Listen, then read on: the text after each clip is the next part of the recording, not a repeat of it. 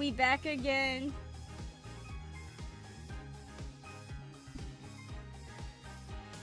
We back. Oh god. I got scared by my own. I had like the other stream up and I got scared by my own voice. Oh god. We back again. Also, something I didn't realize, when we played this last time, how like the sprites looked weirdly pixelated. That was, I think it was because I was in 160, like, what was it? Yeah, so it's playing in window mode with like 160 or 1600 to 900. And so it made it really pixelated.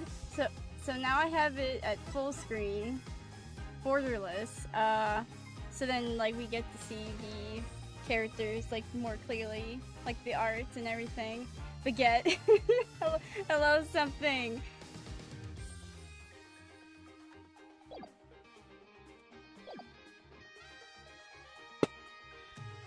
Let's go to the game selection and menu.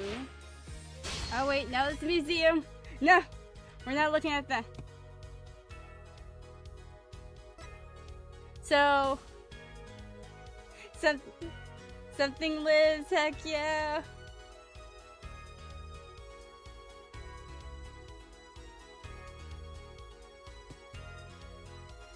Last time we did, episode 1, Turnabout Trump.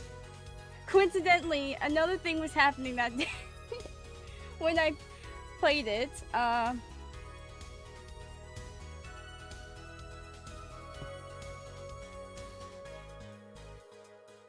now we're doing, I don't even, what's episode 2? Wait. Turnabout Corner, that's the next one.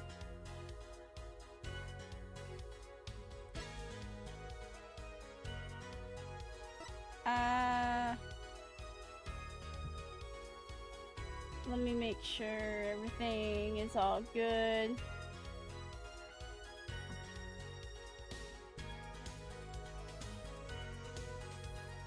Dun, dun, dun, dun, dun, dun. The music is so good, I love it so much.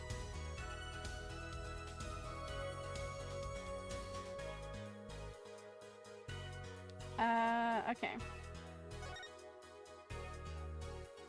Oh wait, I think, oh wait, we can just load the game. Okay. Alright, episode 2, Turnabout Corner. Let's go.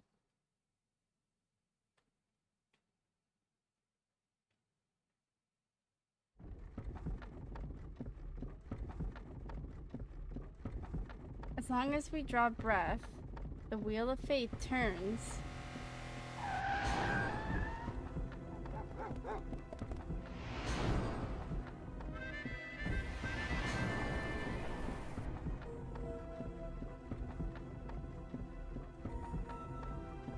Spinning big crimes and little crimes together. And when the wheel stops,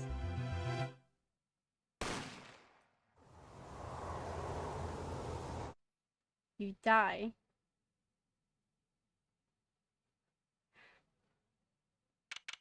Bring out your dead. Huh. 2 months have passed since Mr. Gavin's arrest. My first trial, and I lost both my mentor and my job. Yeah, I'll admit it. I was screwed. But even when I hit bottom, I told myself that I'd never come here. Honest. Here being the legendary Ryan Cole offices. Okay, Justice. Time to stop trembling. Ah, you must be here for the interview. Right this way. Huh? Hello there! You found the right place. Welcome! What's with this girl? Well now, shall we begin? Begin what? Right, first things first. Any special talents? Talents? Yes, well, you must have at least one. Well, I guess defending? Hey, fire, look, magic spaghetti! Magic spaghetti! Magical pasta. Magical pasta. Defending. An unusual talent, but it'll do. With a little jazzing up, of course. You think so? Let's give it a go, shall we? Huh?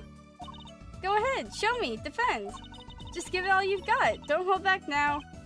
What are you talking about? I can't just defend here.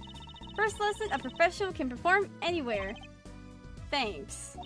We want people to be laughing with us, not at us. Thanks? But I'm not sure why they should be laughing at all. What? What exactly do you think you came here to do? What? Defend... No? Excuse me, but do you know where you are? Huh? The Ryan Cole offices, right? Oh. I was afraid of that. Don't worry, you're not the first. Look, what's going on here? Who are you? I came to meet with the person in charge. Well, you apparently made no fewer than 2 mistakes. Mistakes? Well, I got a call from Mr. Wright this morning. Perhaps you should go read the sign out front again. What's there to read? Look, it says right there. Oh. Why does it say Wright Talent Agency? Welcome to the Wright Talent Agency, where you've always come to the right place. I'm Tracy Wright, CEO. I'm a magician. It all came flooding back. The trial, that girl. Hello, sir. Please pick a card.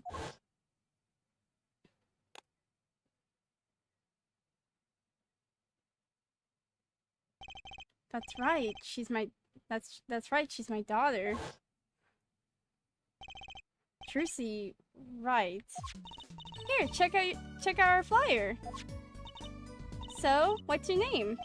Apollo Justice, attorney at law. Oh, I like this. So, is this really a talent agency? You bet. Daddy started it 7 years ago when he quit law. Of course, we only have 2 people signed up right now. 2 people? Does that include you? Tracy Wright, magician extraordinaire. I've done a lot of stage shows, paid too. I'm a professional, you know. Right. Promise you'll come to one of my shows, okay? Let's see. Oh, and the other person our agency represents is Phoenix Wright, pianist extraordinaire. Extraordinaire. Your dad, in other words. Didn't you say he couldn't play the piano? Our agency doesn't see that as a problem. Why, there's so many magicians who can't do magic. At least you're optimistic, I'll give you that.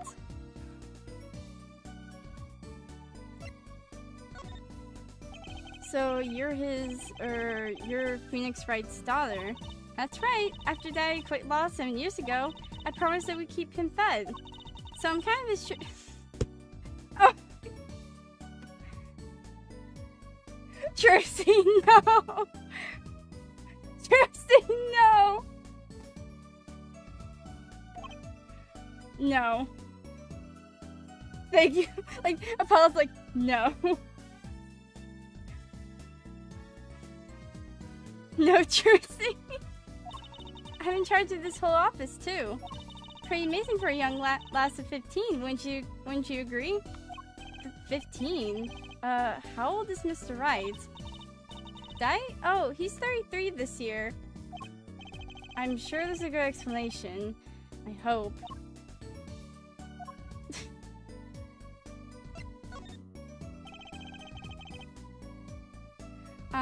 About Mr. Wright giving up law. It was because of that incident 7 years ago, wasn't it? You know about that. Not the details. I remember the news though, it was a big deal. So I hear. I was too young to understand what was going on. See, like, she's gonna keep saying, like, like, Daddy, so, like, I'm gonna have to... I'll ask, Daddy about it next time I get a chance. Why? That reminds me about Mr. Wright. He gave me a call this morning to come in. Daddy's not here right now. He's in the hospital. The hospital? Yeah, he's on strict bed rest until he gets better. What? Okay. Which hospital is Mr. Wright in? I'll pay him a visit. Oh, the Hickfield Clinic. It's quite close. Right. Well, I'll be going now, and I'll, give this showbiz gig some thought, okay? Wait, I'll go with you.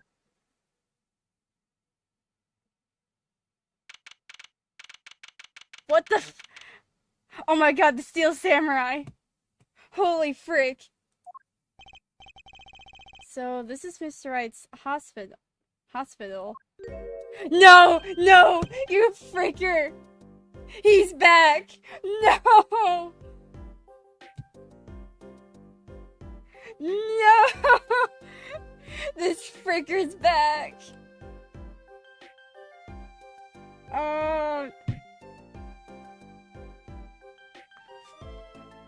It's that freaking doctor!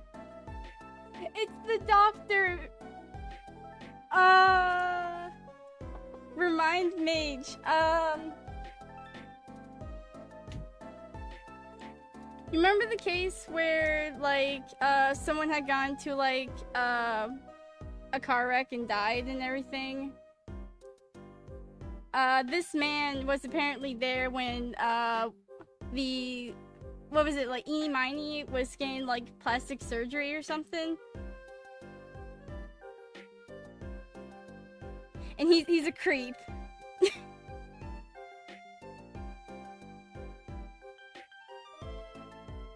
We do not like this man. Eh? Visitors, are ya? Hmm? Yeah. Are you the doctor? Yup. Dr. Hickfield's the name. Good morning, Doctor.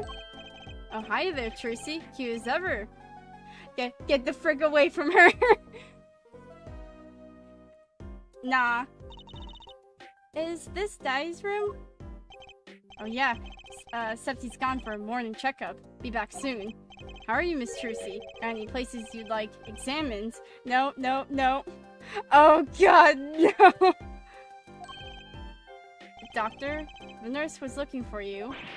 Why, if it isn't... Why, isn't the day of the cutest little thing in town? Hmm? Guess I'll be off then. Later, Trucy. Get the frick away from her. Get the frick away. Wow, what an odd bird that guy was. Good morning. Didn't expect you so soon, Apollo. Mr. Wright. So, the frick, why are you in the... So, what happened? Who could have imagined it? Me, the victim of a hit and run. A hit, and you were hit by a car? Oh, he tried to swerve, I'll give him that. Picture me tossed 30 feet through the air, only stopping when my head hit that telephone pole. Sir, you should be dead. The frick? You should be dead. You hit a telephone pole with your head. Are you okay? Thankfully, my only injury was a sprained ankle. Thank you, Light, for the cookies. Oh my... I'm gonna get one of the Phoenix and smack him on the face with it. How the frick did you... You get hit by a car, flung 30 feet in the air, hit a telephone pole, and the only thing you got was a sprained ankle, man. Dude. He really is as lucky as they say. There's something that, well, it doesn't sit right. I just can't believe you have a daughter, Mr. Wright. And she's so big. Not fat, but, you know what I mean.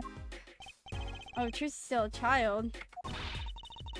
Daddy, how many times do I have to remind you? I'm not a child anymore. He always be... Aww. But you always be Daddy's little baby girl to me, Trucy. My foot, I'm not buying it. Oh, something you should know about Trucy. She's a magician, right? She told me. Not a mere stage magician. She's genius. Aw. What the frick? The lights just flashed. Bro. Nah.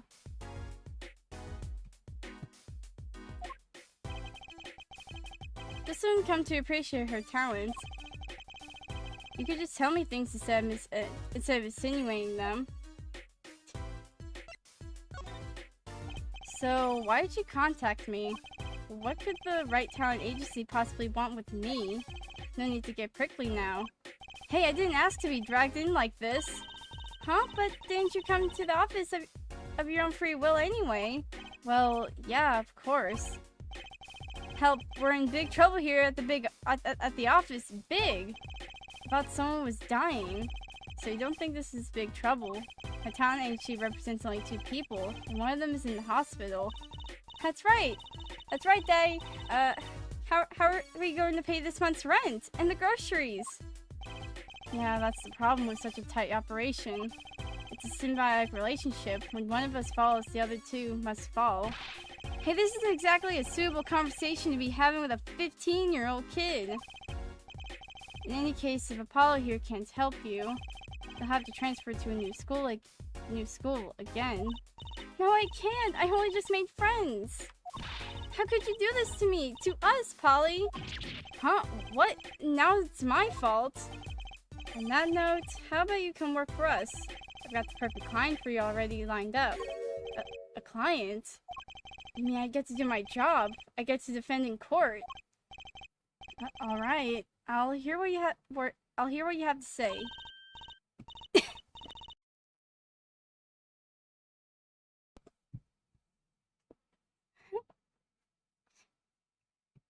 I'm just gonna say Dad. Like, you got him, Dad. Hook, line, and sinker. Now it's time to reel him in. It's official. I'm scared. Like, it's official. I'm scared. Like, I am immediately terrified. Okay, who's the client? Alright, so who's the client? Yes, here, take a look at the map and I'll explain. Last night I left the office just before 9 o'clock. I was going to that, Indochine, pasta joint at Alden's Tay. I played piano there, of course. That's when it happened. The car sent me flying, nicked the telephone pole, and zoomed away. Creepy, huh? Just a tad. It's almost as creepy as hearing you tell the story like it was no big deal. The car sped off in this direction. So, good luck. Huh? You wanted a client, didn't you? Well, I'm your client. Find the guy who knocked me into that telephone pole. Whoa, hold on! I'm a defense attorney, not a detective. Don't worry, once you find the guy, I intend to sue him. Then you can stick it to him in court. I'm not a prosecutor either. I'm sorry, but this is crazy. I'm going home. Don't get so worked up. It was just a joke. Huh? Oh, Ted. Sorry, Apollo. He just loves jokes, you know? Even the ones that aren't very funny. Real clients should be stopping by the office any time now. The office? You mean the talent agency? No harm in going. It's not like I have anything else to do. One more thing. Do look into my accident too, would you? I marked the scene of the tragedy on this map. It's right in front of this park. Should be easy to find. So he's going to make me investigate this after all. Okay, so now we have 2, like, investigation things. Oh yeah, let's examine. Oh, this is so cool.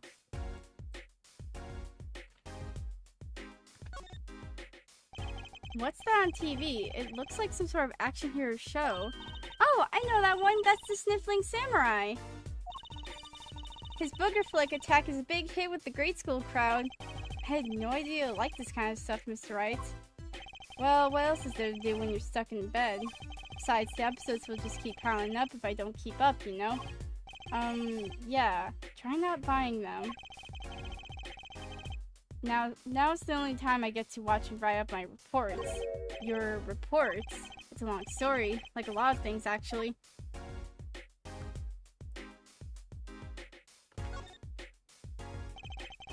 Mr. Wright's bed, it's really messy. Look how messy this is! You're just hopeless without me, aren't you, Dad? Yikes, she's attempting to clean up. Look out! You got me. What can I say? I was raised in the barn. Try not to let word get out, Apollo, if you don't mind. Yeah, I might ruin your illustrious career pretending to play the piano. What a... Wait, I can't read. I can't speak. This looks like a child's toy piano. Gotta practice. Wouldn't want my fingers to get stiff. Pro always keeps his weapon close at hand. Shall I play you a tune? No thanks. How unfortunate. I so rarely get a chance to play. Dad, you stuck some grape juice in again! The doctor said you weren't supposed to drink that here. Trucy, look at the label. Oh! Deep sea mineral water. That's fine, I guess. I switched to labels. Don't tell Trucy, okay? What can I say? The man loves his grape juice. He's a swinging spiral stack of DVD cases. The Steel Samurai, the Nickel Samurai, the Pink Princess, the Zappy Samurai, Electric Bugaboo. They're all children's action hero shows. This kid I know keeps sending them to me. Huh? Like a niece or nephew? Something like that. Quite the collection. This kid's parents must be really generous with their allowance. I like how they're avoiding mine. Yeah.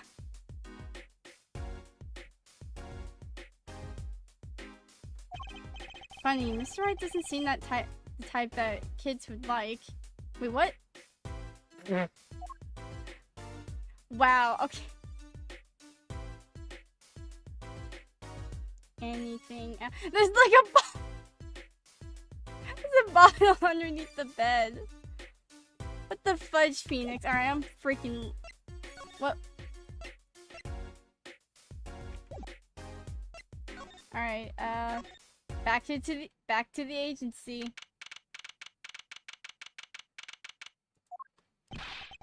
Hey! How long are you planning on making me wait, eh? Good morning. Hey there, Trucy doll. Sounds like your pops had a bit of a rough spot, eh? All's well that ends well, I guess. This is our client. Hey, so there's that Apollo. Is this that Apollo fellow, eh? Oh, yes? The name's Apollo. Look at him. Look at him here. Arms all crossed like ready to fight. Yes, sir. You don't mean that literally, do you? The boss told you what I need, right? Don't let me down now, Apollo. Don't worry about your defense, sir. I'm on it. Defense? The noodle half cooked. It's too late for defense. My castle's been stormed. My cape's been kept. My noodle stand's been stolen. Noodle? You know Mr. Eldoon from the noodle stand, don't you, Polly? No nicknames, please. And no, of course I don't know him. You new in these parts? Not really. Then you know the best noodles in town. Eldoon's Noodles. Whose noodles? My noodles. Help me out here, Trucy doll. This is Mr. Guy, Eldoon, our client. Maybe you can tell us what the problem is, Mr. Eldoon.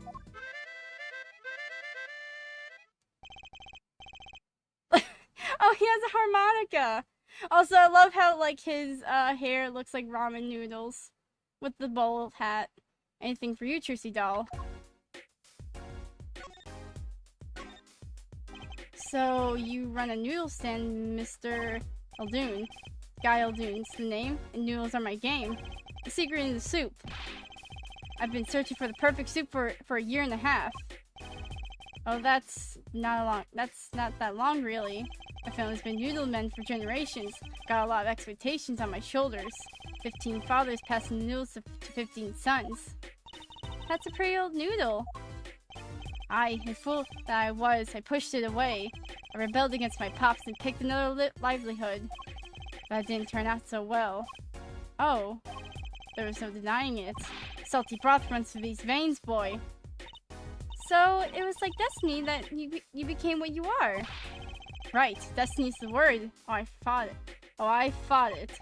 But in the end, I was bound by the twisted noodle of fate. Not a mental image I care to linger on. So last year, I started my noodle stand. The 15th generation of Eldon's Noodles. Okay. What's up with Eldon's Noodles? So tell me more about Eldon's Noodles. You don't know the genius that are my noodles. Make them so salty while they're saltier than salt. Now I really don't want to find out. That's a regular at his noodle stand. He frequented my pop's stand back during his attorney days too. Yep, him and his assistant. I'm sorry. I'll be sure to drop by your stand soon. Wish you could, Sonny. Huh? Heck, I wish I could. I'd give anything for a bowl about now. What do you mean? It was stolen. My stand's gone. Stolen? It was last night. I was doing my rounds, blowing my whistle. It's like an ice cream truck's bell, but louder. He even gets complaints. Now you're just trying to butter me up. That sounded more like the blues than a whistle. Closed up my stand for the night and parked by the house. Then this morning, dark and early, it was gone. My keep, my castle. Is he just playing? Like, is he playing it? Playing his harmonica? Like, oh, frick.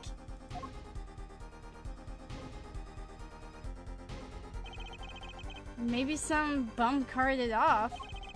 Just guessing here. Well, I don't care who did it. Without that stand, I'm finished. All my noodle bowls are in there, too. That's the saddest thing I've heard all day. You know it, anyhow. That's the deal. Good luck. Good, huh? Wait, what exactly is your request?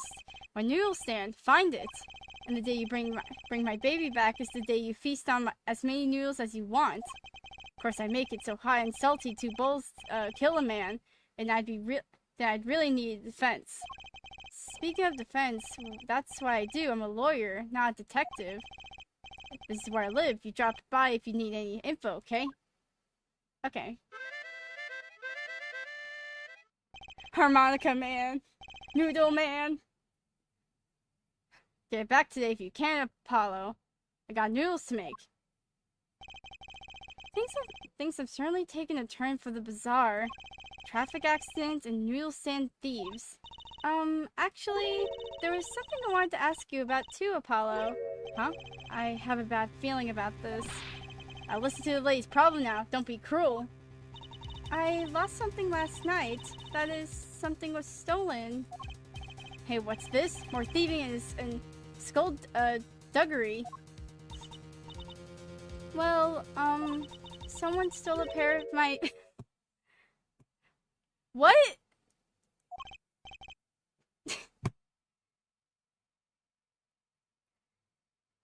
I'm gonna have to... Okay, why? But why, though? Excuse me?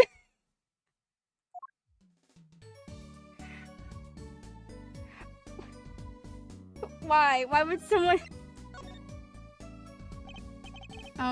So they were, stolen your... This be some Japanese...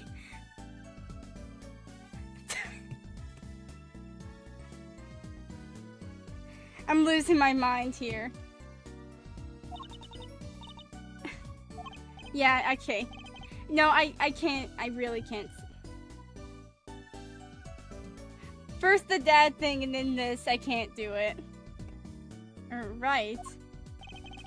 That's crying shame, that's it. That is Trucy Doll. I was alone in the office last night. I had hung them out the window there to dry. Then a thief came and took them. You know. I ran after him. Give those back, I shouted. Wait! Well, that was certainly brave of you. But I lost him. Without those, I don't know what I'll do. Darn crying shame. Yep. Well, at least the scene of the crime is convenient. I'll mark it on your map. I'll be heading home now. Remember to find my stand or there's an empty bowl in your future, Apollo. Right. And you help out Trucy doll here too, you hear? Oh my god, his face. Wait, what's he eating? Wait, what the fudge was that? Was he just eating his hair? Excuse me? Things have certainly picked up, haven't they? We had no work yesterday, and now we have 3 cases. How long is this gonna take? I guess. Let's see where we stand. Not in the courtroom, that's where. Well, the first item on our list. Phoenix Wright, Dad's hit-and-run accident. We have to find the one who hit him. Who's going to pay us for this? Who's going to pay for this again? And the second item, Mr. Eldon's request to find his stolen stand, for which we stand to gain a bowl of salty noodles. And the last request is mine. To find my stolen, you know. That bowl of noodles is looking better and better. I'd rather find the noodles. Let's go, Polly, to the streets. Aren't you enthusiastic? How could I not be? Let's crack these cases, you and me. Guess we might as well get started. Let's see, a hit and run, a stolen stand, and last but not least, yeah. I want to take a look at this place, because, like, a strange split box leers at me from the wall. Is this one of those boxes for cutting people in half? That's right! Its cabinet is used for an illusion called the zigzag. I've seen one on TV, but why is one just sitting here in your office? Oh, it's a little big for me, you see, so I'm using it as furniture. Hats in the top, shirts in the middle, and pants down below. I think it's a nice touch, don't you? It's not exactly what I call a welcoming decor. That table doesn't look very sturdy. You've never seen one of these. It's a magic table. So, like, you make this teapot disappear. So you might think, but that's not it. Before your very eyes, the contents of the pots change. From early grey to Darjeeling. Darjeeling? Kinda hard to see the difference, I think. Magic spaghetti. Whoa, that fork is floating. Not. Why do you have a plate of plastic spaghetti here? That right there is the whole reason I became a magician. Do tell. I saw a plate just like that in a restaurant once. Floating fork looks so real, that's when I knew. Someday I make magic more amazing than that spaghetti. Aww. That's one of those hula hoop things everyone was crazy about way back when. Really? I had no idea these were that popular. I'm not so bad with one myself, actually. I'm still learning. So you can really make someone levitate with it. Show me. Huh? I have no idea how. It's just a normal hula hoop, isn't it? Not in this office. There are all sorts of strange paraphernalia sitting on top of the piano. Those are my magic props. Practice, practice, practice. A professional never leaves their weapons far from reach. But you can't play the piano with all this junk on it. Oh, no one plays here anyway, and the neighbors complain. Guess Miss Wright really can't play. Man, that's sad as heck. Who's this? An old, sepia-tinted photo of a man in a silk top hat. That's my favorite magician. I want to be just like him someday. sure. Nice. Guess it's good to have a role model, even if he's gotta be well over 100. How rude! Plant. Don't touch Mr. Charlie! Mr. Charlie? He's been in this office much longer than I have. Dad's mentor had a great fondness for Mr. Charlie. He's lived here since Dad was a rookie attorney. Huh. Mr. Charlie. Right. How I take care of him. Mr. Charlie makes a freaking appearance. Let's go! All these legal books must be Mr. Wright's leftovers. There's a lot of unrelated books in here too. One Trick a Day, Match for Idiots. I think a pro magician would aim a bit higher. Anything else? Oh, hat. A blue silk hat, just like the one Trucy is wearing. Oh, that's just for show. Don't worry, please. That's thought of my mind. For my mind, honest. I put it here so clients can see it and know who I am. Nothing says magician like a silk top hat.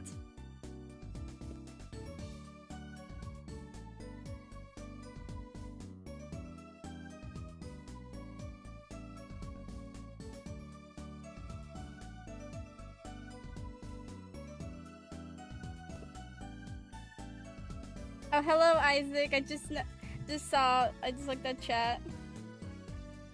Hello.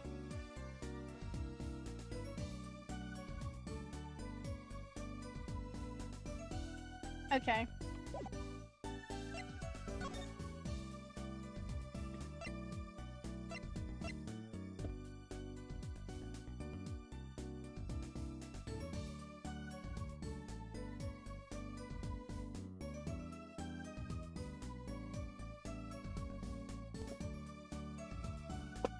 Oh my, why is my throat giving out?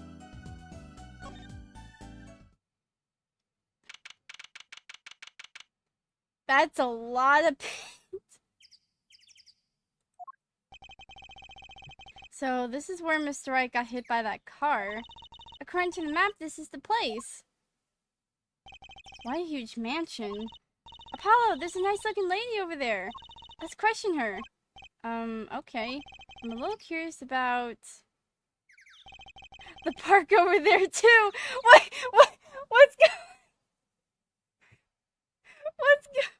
What's going on? Wait a second. Wait. I swear to God, if that's old bag, I swear to God. Oh, I'm curious about that park over there too. Oh.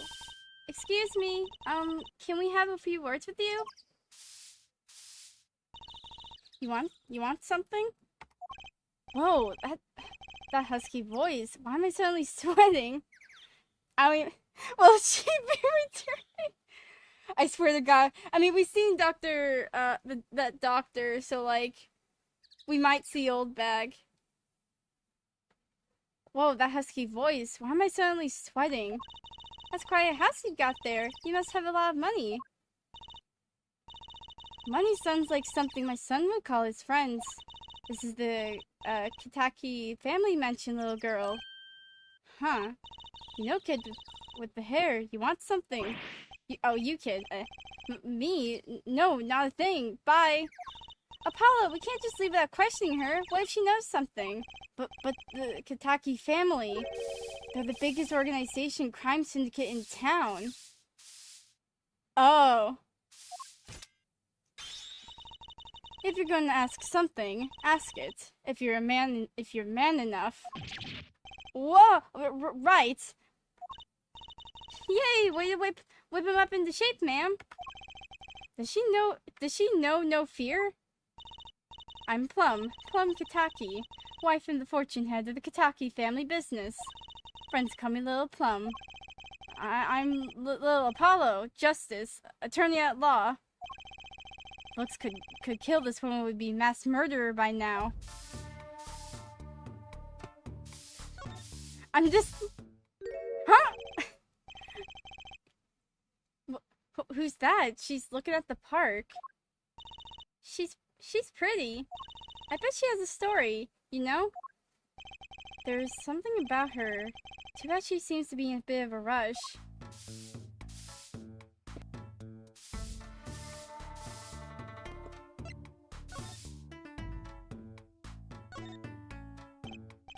Looks like there's some trouble by the park gate. I smell an incident. Ma'am, there's no entry to the park. Now don't you tell me where to go, young fella. I always walk through this park on my way home. Please go down from there. You'll hurt yourself, ma'am. That's quite the determined old lady. Personally, I'm a little more interested in this park. You know what I think? I bet they're filming a movie. Let's go take a look. Maybe we'll see someone famous. Hey, miss, stay out of the park. He got mad at me. Did something happen here, officer? Huh? No, move along, nothing to see. Why don't you kids go play someplace else? We're not kids and we're not playing. I'm an attorney. Something wrong. Detective Sky. We're fine, ma'am. Nothing to report. Detective? Oh my god! Why is she wearing a lab coat? I hardly want to comment on how people are dressed. And these kids are curiosity seekers, ma'am. They claim to be lawyers. Why don't you kids run along and play someplace else? Look, we're not... Or I might spill something on that pretty face of yours. Wants us experimental hydro... Oh my... I don't even know how to say that. Come again?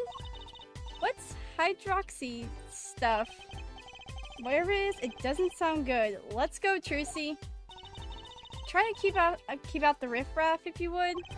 Yes, ma'am. How are we going to get more information like this? Why don't we ask that nice woman across the street? Oh yes, that nice woman.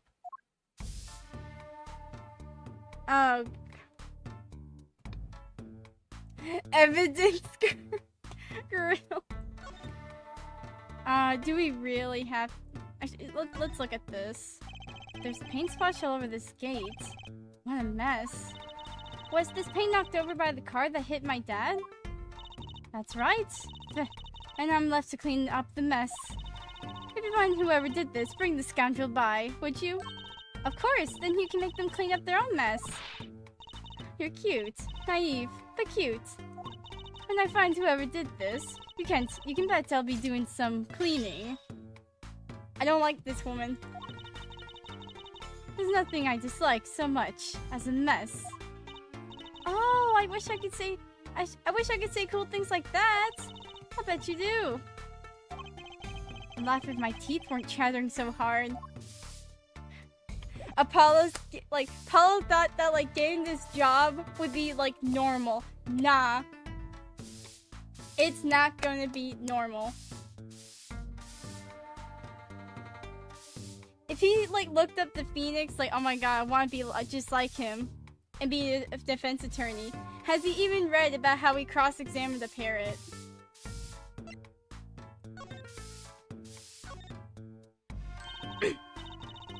Little Plum? That's a really cute name for someone, so... Yes? Whoa! What is it, Apollo? How about you go through me when talking? To her, okay, Trucy? Huh? That seems like a bit of a needless procedure. I'm a lawyer. I'd live for needless procedures. Oh, little girl, you should know. We're gangsters. Oh, that means you're the bad guys. Trucy, through me. Please, I'm begging you here. The bad guys. I like the sound of that. I'm going to need some warm tea after this. It takes lots of hard work to protect the family fortune. Things aren't as easy as they used to be for us bad guys. So, you're saying that business is in a slump? Let's not ask about business if we can help it, please.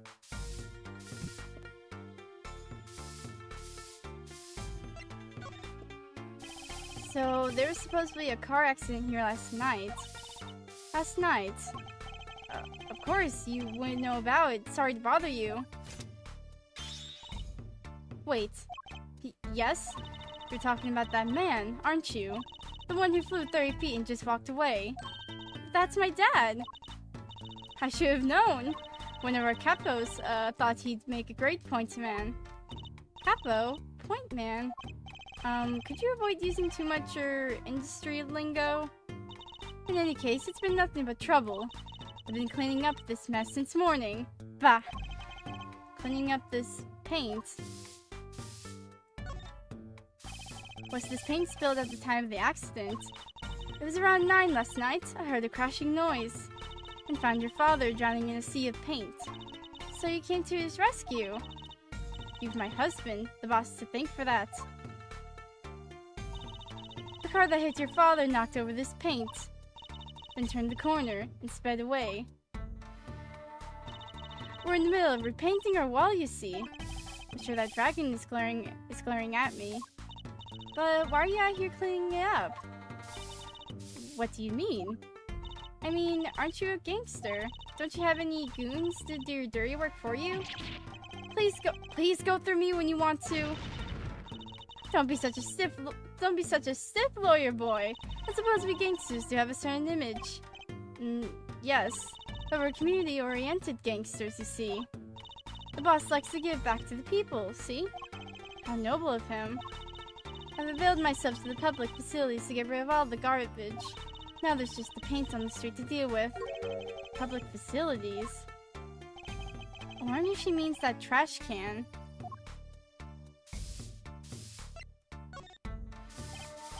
Tea-aholic. Oh my god. Can I ask you a question? What? What happened in the park across the street? Oh yes, quite the commotion.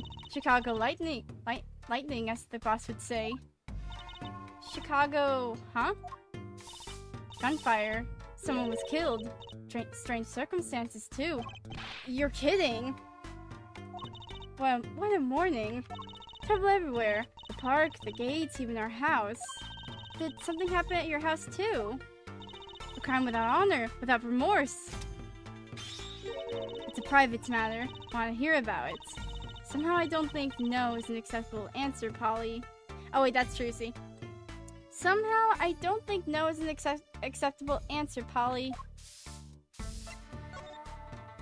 So, what happened at your house? Bloomers, last night. I got a bad feeling about this.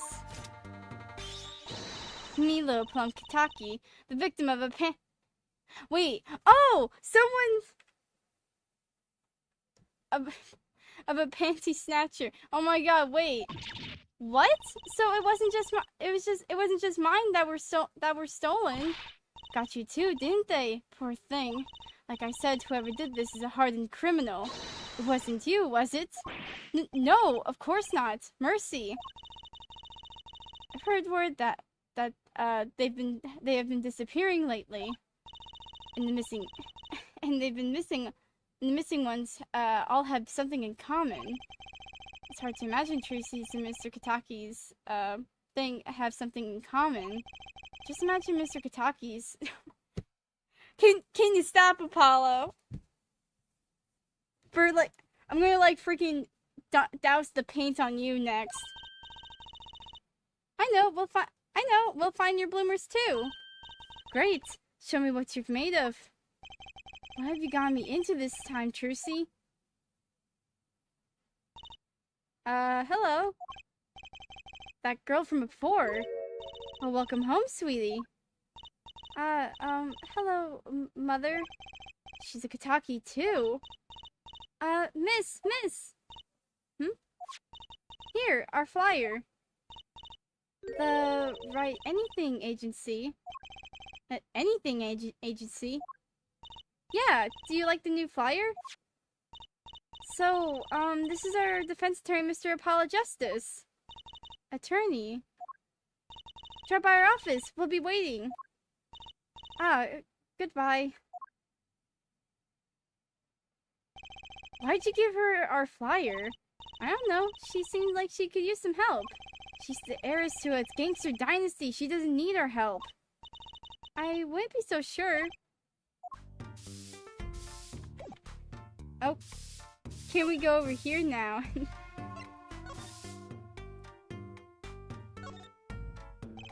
I gotta say, I'd really like to know what happened here. Hey, I said no one goes in. Unless you want a face full of hydro yada yada what's it? No dice. There's a big trash can on the way into the park. I guess we could check it out. A detective's life sure is a hard one. I'm an attorney, huh? 2 pieces of garbage with paint on them. These are slippers. They look like the slippers you get at the hospital. Look at this, Apollo! Doesn't this go on a car? It's a side view mirror. Looks like it was torn off when smacked into something or someone. Wait, you don't think... I do. This could be from the car that hit Mr. Wright. How? And he took off its mirror. I never knew Dad was so strong. I only have room in my pocket for one of these, though. Which do you want to take? What? Why do you...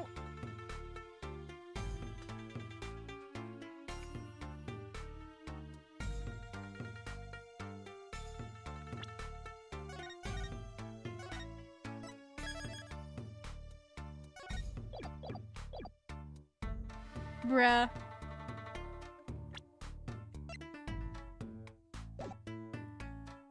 I mean, why would there be a pair of slippers from the hospital?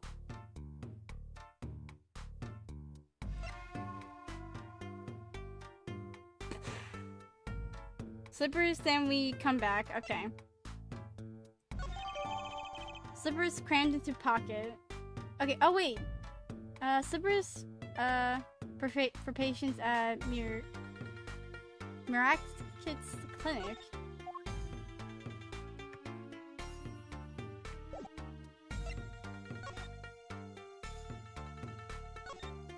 Wait, which? Oh wait, that's a different clinic. Wait, okay, wait, hold on. Let's go back here and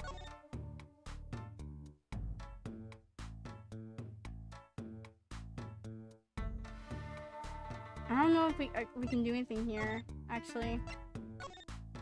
Let's check out the stand thief.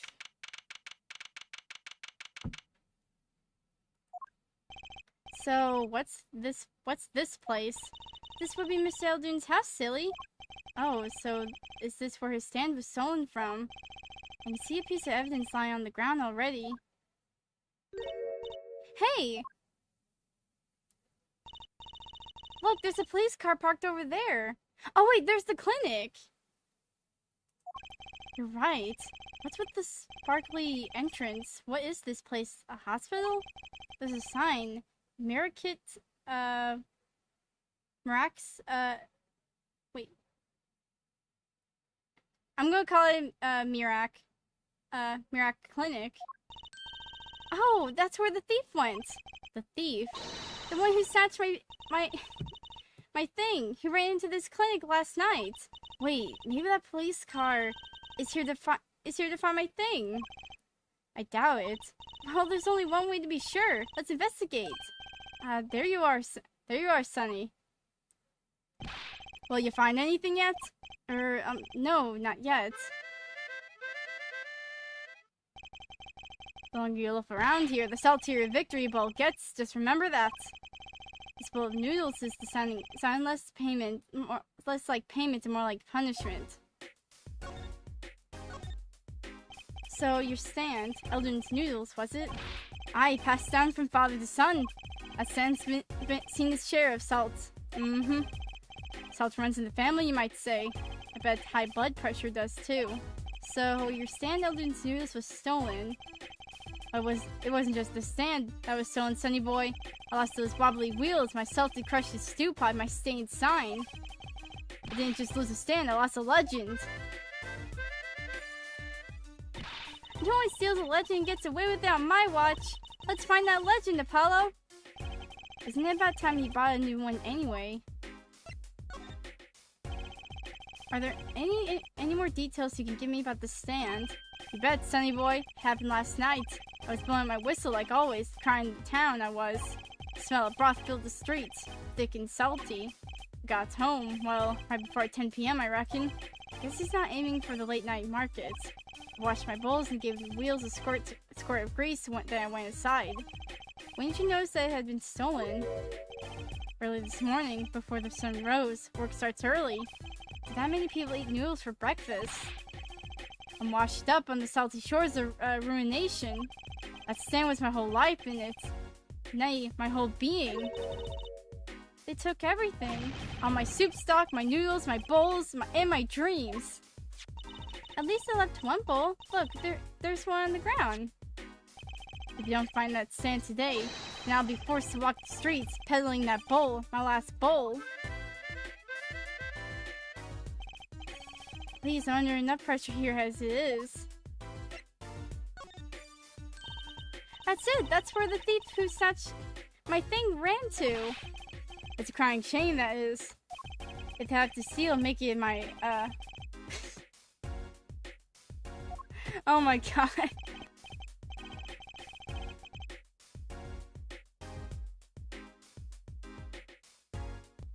I'm gonna die.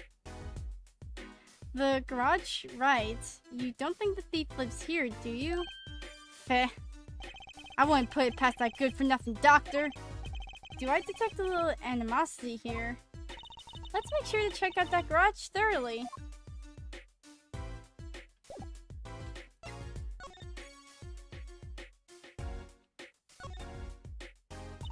This house is, well, it's old. It's been well loved, that's for sure. I've lived here with my wife for many years now. It's got character, though. Just like my soup. I always thought character was a positive thing. Dog! Look, a doggy! Good boy, Salty. I'm sure the dog has a real name, Trucy. Yep, sure does. Name's Spoon. And it's a she, by the way. Spoon doesn't seem so lively. She didn't get her bowl of salty broth this morning, that's why. Poor little thing. Does he... Wait, he's eating his... What the fudge? Apollo, let's find that stand soon, for Spoon's sake. I'm pretty sure dogs aren't supposed to be... supposed to eat noodles.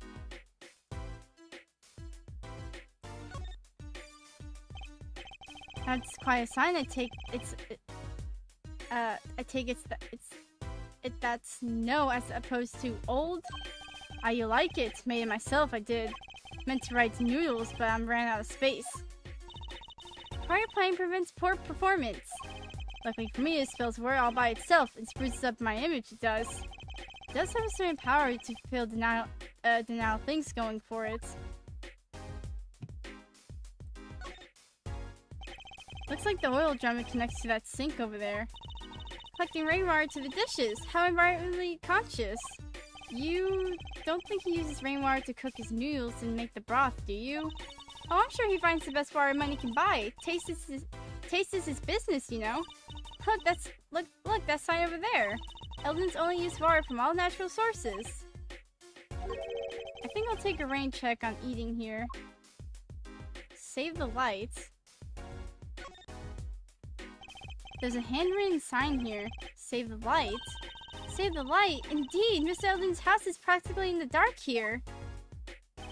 Guess the hospital clinic next door blocks the sunlight. Everything's gone wrong since they built that monstrosity. Broth needs sun or it rots. What's a man to do? They just want my customers to get food poisoning so they can turn a pretty profit.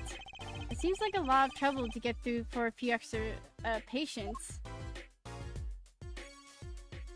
Bowl. Is this yours, Mr. Eldoon? Hey, there's the heart of the soul of Eldoon's noodles. The bowl absorbs my salty soup. Pretty soon it's gonna taste just like noodles. Wow, it does smell like noodles. All my other bowls got taken away with my stand. Get it back from me, sonny boy. I'm begging of ya. Bowl added to inventory. Okay, let's check this out. Why is there a cop car here?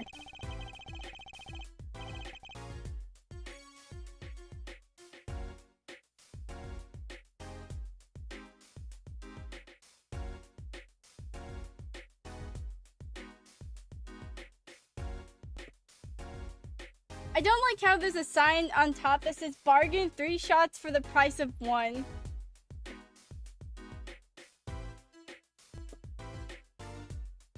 I understand if there was an ambulance outside, but a police car? Maybe they're tax evaders.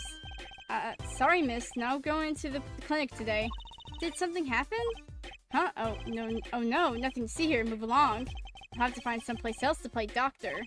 Do we look like the right age to be playing doctor? We need a little more info on this, Mirax, clinic. We could ask Mr. Aldoon, he is their neighbor and all. And we should check out that garage. What if the thief who stole my, stuff is still in there?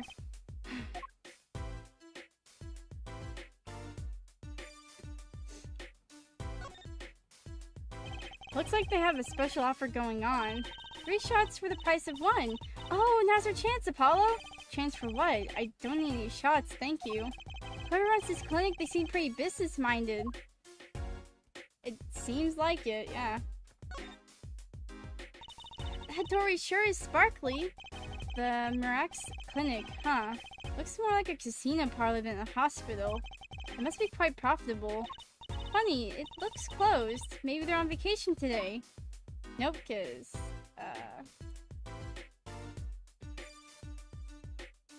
Can we go over here? No clues here. Ah, my god.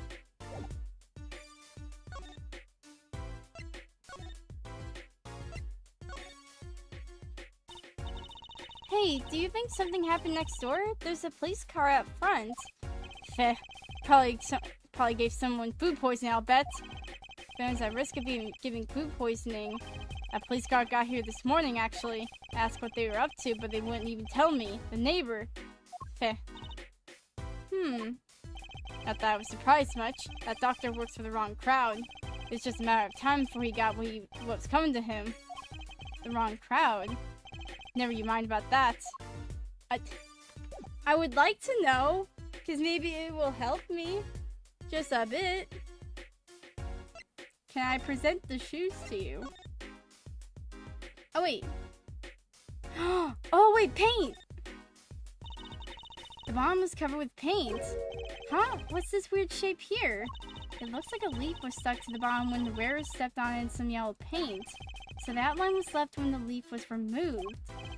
I got paint on my hand. Apollo! I saw you try to wipe your hand on my cape. Okay. Someone from this clinic had stepped in some paint.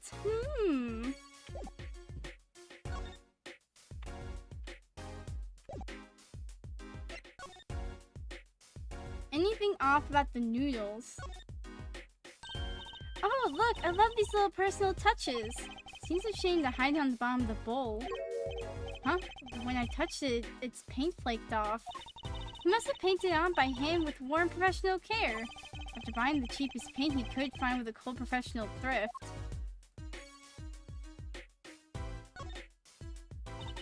It's Eldon's new mascot, Mr. Salty. He's so cute. It's not very endearing mascot, is it? No, come to think of it. It looks a lot like you, Apollo, especially the red parts. Can I help if I like red? Okay.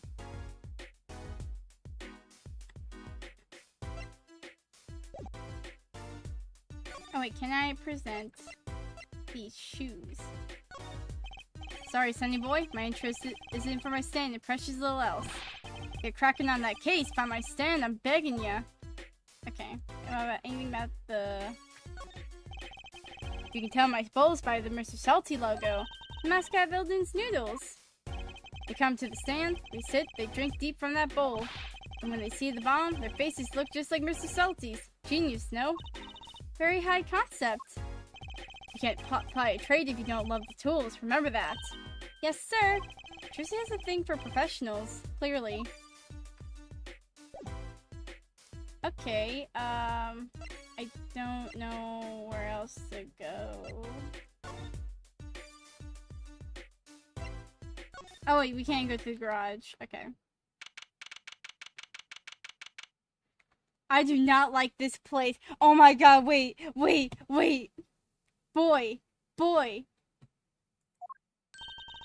This is the place. This is where, that snatcher ran. Are you sure? Maybe. Let's look for clues. Clues to a snatching. Clues like a pair... Okay. Trucy? Could you try not saying that so many times? Thank you, Apollo. Boy. There's something about this car. Let's take a closer look. Oh, wait, what? Oh, wait. There's something in the exhaust. That reminds me. Once read a record of a case that Mr. Wright worked on many years ago. Apparently there was this car with a piece of cloth shoved into the tailpipe. That piece of cloth turned out to be a vital clue to solving the case. Wow! I remember that case record whenever I'm checking out a car, and I always check the tailpipe. Everyone's gotta have a hobby, I guess. Wouldn't it be funny if... Hey, there's something in there. What? Wait a second. Are these your...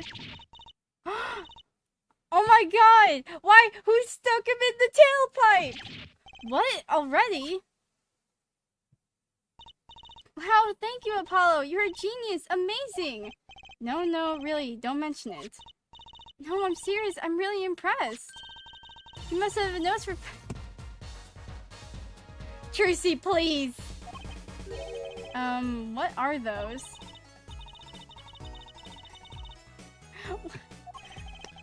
What is going on? No, just no. You're gonna put them on now. No, Trucy.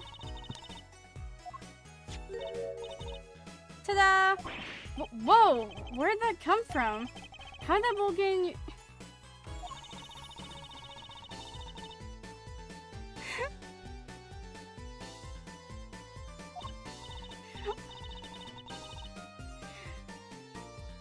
They're magic. It's one of my best tricks. Magic. Oh, they're magic ones. Okay. They load them over at the Wonder Bar. I do shows there nightly. You mean those are a prop? You could have told me a little sooner. Okay. They're just a stinking... They're a prop. It's... Well, that's one case closed, at least. What are you saying? We still have to catch the sly devil that ran off with the tool of my trade. Oh, right. Something tells me we're not finished searching this garage. Anyway.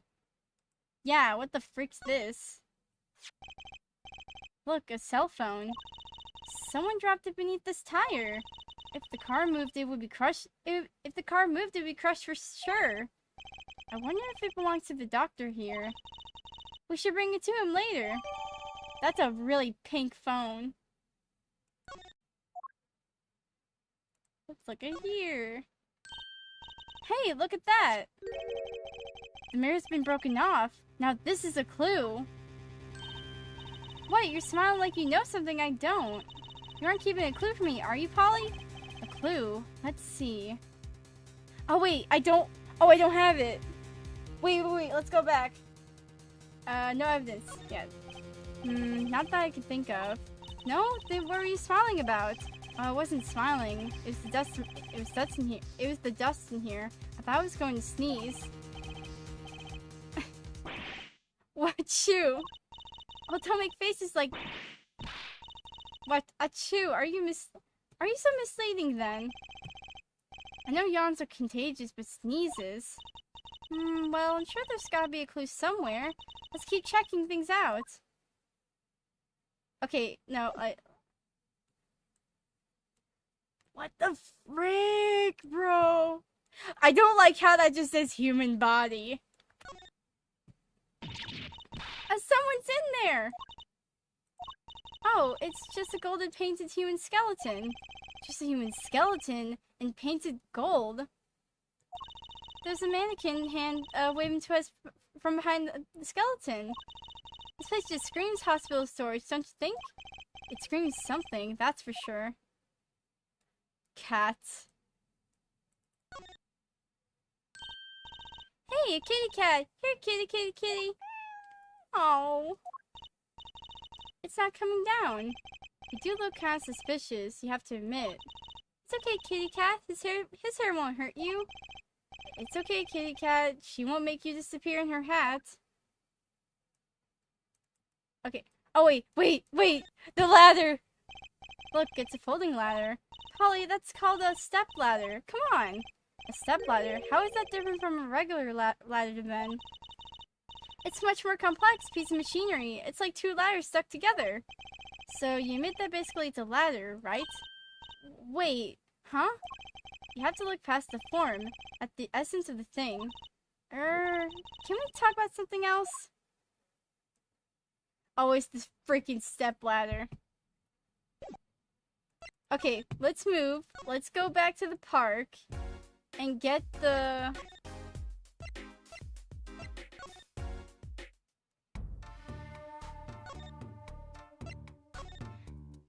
I love how we're not allowed to enter here, but like we're allowed to dig through the trash.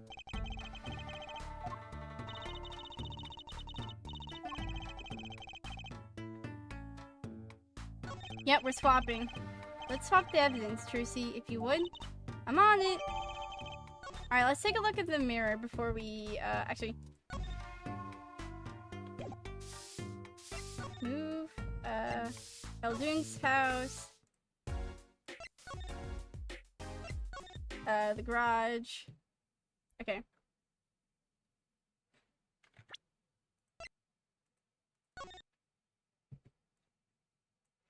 Yellow paint.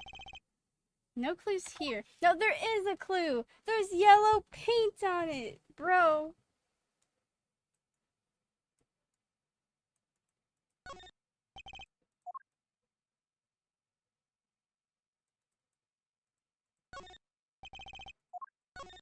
I have to be really specific. There. It's cut clean off. I wonder what's in there. Don't. There are bare wires hanging out. Let's see. Let's see. Oh. What? Are you okay? Just a little joke. Don't scare me like that. You mean don't shock you? Zap. Bruh. Wee.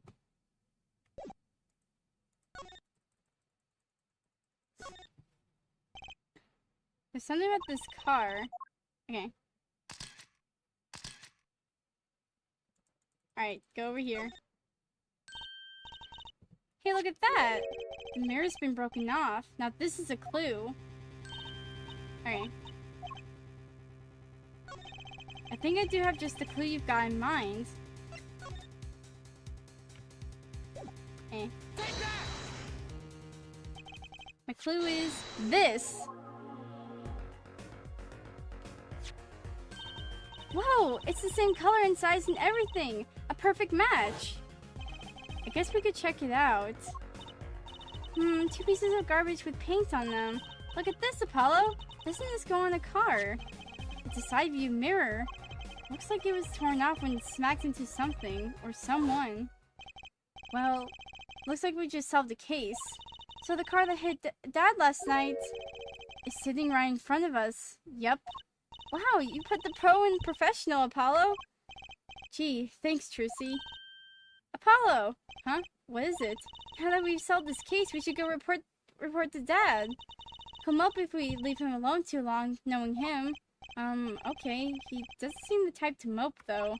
And this is hardly a case worth reporting.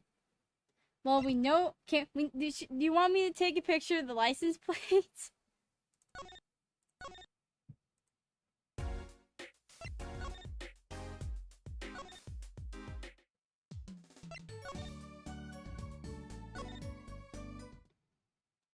Phoenix, we got you, man. Yo, how goes it? Dad, how do you feel? Not bad, Trucy. Not bad. It's good to have you youngins on the case. Let's hope Dad gets some well-deserved R&R. They really need the rest. Isn't he only 33? We've cleared up most of the cases. I was right about you, competent, capable. Tell me what you found out if you want to. Your enthusiasm is overwhelming. Okay, well, I certainly didn't expect you back this early. Holly's amazing! He found my stuff so quick! Almost like he was the one who stole them. You have an interesting concept of praise. And? Did you find the mad driver who gave me that 30-foot toss? Apparently, it was a doctor from the Mirak's clinic. Mirak, eh? Heard of him. Nothing good, mind you. That reminds me, a police car was parked outside the clinic. Maybe something happened. What is this Mirak clinic anyway? Miractus, the. All I've heard are the rumors. That clinic's been making good money, in a bad way. Bad. Ties to organized crime. The Kentucky family. The frick. The motherfricking Kentucky family. Good God, it's Colonel C.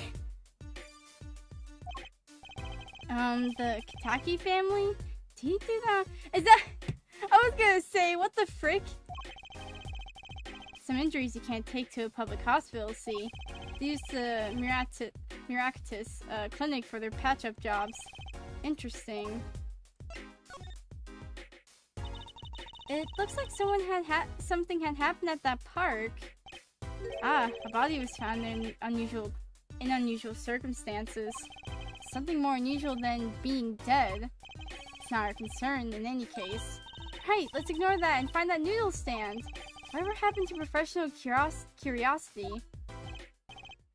Thanks, really. If I get tired of sleeping, maybe I'll head down to the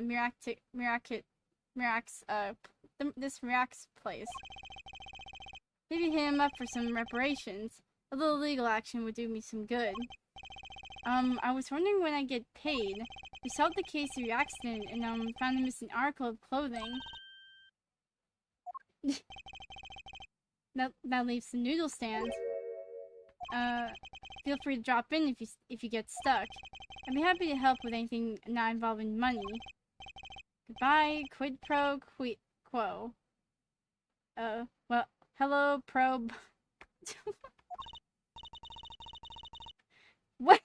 I don't even know what the frick's going on.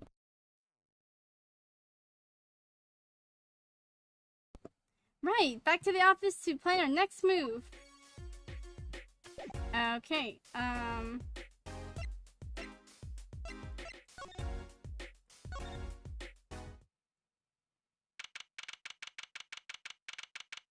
oh, it's changed, right? Anything agency. Oh, she's here.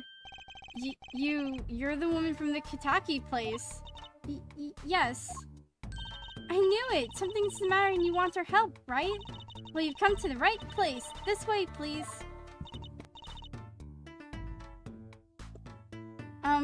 Thank you. My name is Altia, Tiala. I have a request. Oh, that's not what I mean to do. Talk. Your request, let me guess, something's been stolen. Your flyer. It says now defending, so I thought... What? You mean you want me to defend you? Me? Maybe you could tell us what happened. Were you hit by a car? Did someone steal your stand? Or your stuff? No, I'm not the client, actually. The client would be my fiancé, I suppose you'd call him. Fiancé? What happened to him then? He was arrested this morning. The charge was murder. Murder? Have you heard about what happened at the park? Quickly. So, what's your story? You frequent the Kitaki mansion, yes? Are you a member of their, organization? No, not yet. Not yet. You see, I'm to be married next month to the boss's son. the boss's son, so he's a gangster. Yes, but the Kitakis are locally responsible gangsters. I thought it'd be nice for a change, quit my boring job, live the good gangster life. I think you're onto something, Mrs. Kitaki. I like the sound of that. I'm not sure your dad would care much for that. What happened? I haven't been told all the details, but I know a body was found in the park near the Kitaki mansion. There were a lot of police cars there. Apparently the victim was shot with a pistol, but I heard the circumstances of the shooting were rather unusual. And your fiancé was arrested for this. So what sort of person is your fiancé? Your fiancé is the Kitaki family's only son, correct? His name is Waki Kitaki. I brought a photo. Well, that's quite a photo. Wait, what the frick is that? What the Blue Badger? Blue Badger shirt? This kid looks cool.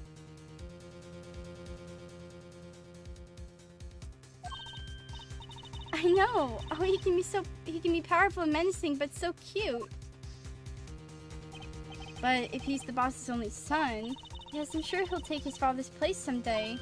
Say, I'm a boss already of this agency. Please help my Waki, please. Right, my first solo defense case. Crime boss's son or not, I'll prove he's innocent. I prepared a letter of request. I know you need those. Okay, and we can give that to the detective. Right, let's go check out the scene of the crime. Oh wait, I have well, not present, but I'm going to the court record. Okay, who do I have now? Okay, she's 21. Huh?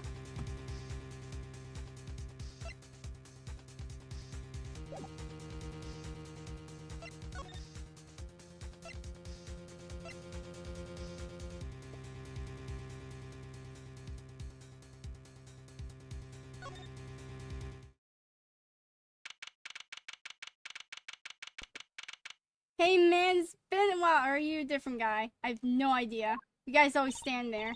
Polly, you look so happy as a clam in its shell. For a lawyer, this is it. This is place where battle begins. You need something. Yes, for attorneys. I was hoping we could see Mr. Waki Kitaki. Sorry, he's in questioning right now. Could take a while. Drat. Oh well, guess we'll have to come back later then. So much for that battle. He was so amped up, like, oh heck yeah. I get to be a defense attorney, not be an errand boy.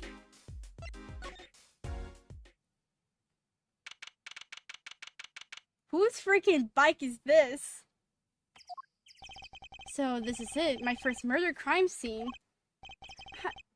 It's you kids again. Look, can't you find some other place to play? We're not playing. We're investigating. Aren't we, Apollo? Sir, I have a letter of request here. Letter of huh? Why does it say hit request on it? Miss Talia must have used Kitaki's stationery. Excuse me, coming through. Who are you?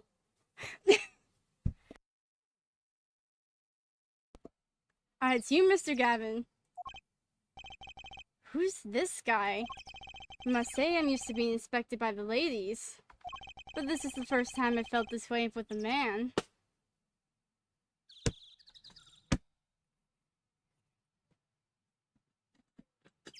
I need to lay down on the floor for a second.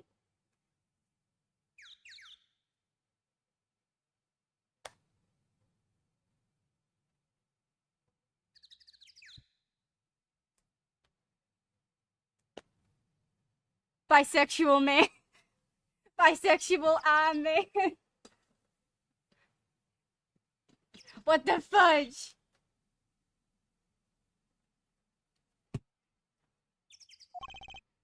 Mr. Gavin?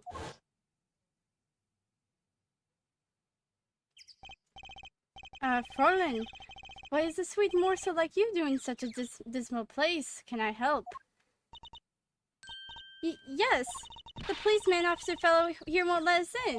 We even have a letter of request.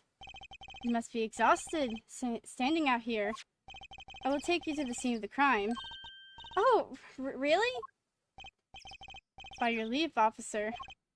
Yes, sir. Of course, sir. Very well. This way, Fräulein. Whee! Hey, what about me? Wait, the noodle stand! Boy! On that note, enjoy your investigation. Thank you. Will we see you again? Ask the wind, Fräulein. I'll be riding on it. Who was that? Apollo, look! A corpse! What? Hey, it's just a mannequin. Wow, it sure got me. I ask what exactly is you're doing here? Oh, it's you. How'd you kids get in here? Oh, this guy, well, he was more like a prince, really. He let us in. Him again. That glamorous fop always getting in my way. Anyway, this scene is off limits. Excuse me, we have a letter of request. One moment. Why is she holding that big magnifying glass?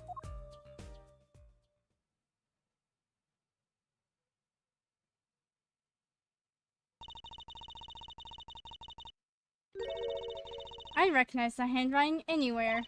Scientific analysis says this is written by Tiala. Thanks. Took you 30 minutes to figure that out? So, what's up with the mannequin there? It's taking place in the body preserving the scene of the crime as it was found. The body was pulling the stand? So, you're a defense attorney, are you? Detective Emma Sky. I'm in charge of this crime scene. She doesn't seem that happy about it. She doesn't seem that happy about many things. I trust you know how to stay out of the way. I always carry 2 pairs of handcuffs, just in case. Alright. Detective Sky. Quiet, please. It's snack time.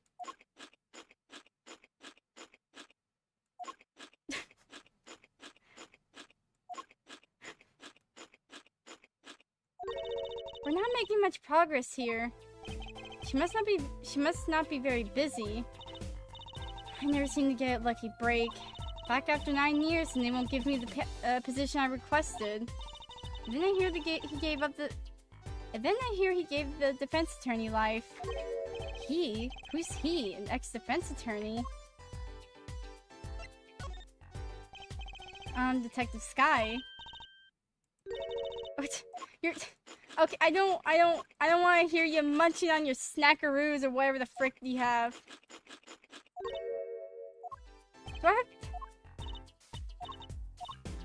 I have to show you my badge, ma'am?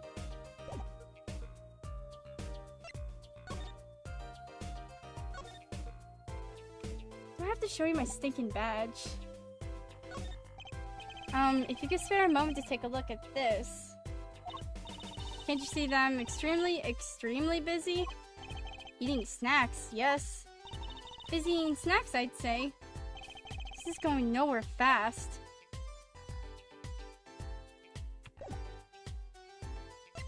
I'm just gonna look at the crime scene. God dang it, Emma. What? There's leaves. Leaves!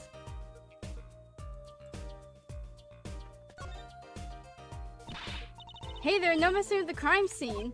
But we need to investigate. Investigations are to be carried out by professionals, scientifically. She's not going to let us check out this crime scene, is she? Hey, Apollo?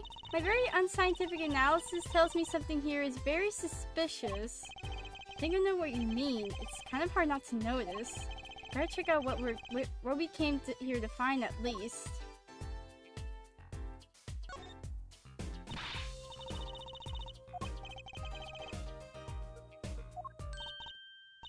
Apollo, look! That stand!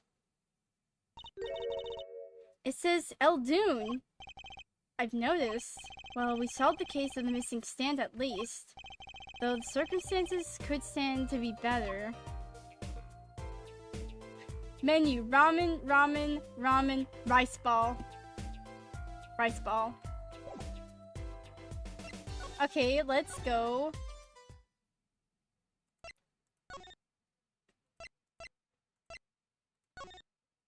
To Eldoon's house and tell him what we found. Oh, Mr. Eldoon! Hello? Looks like he left. And we found his stand and everything! What about our free bowl? Oh, too bad. Looks like we'll have to wait a little longer for that bowl. Oh, sorry. Oh, what a bummer.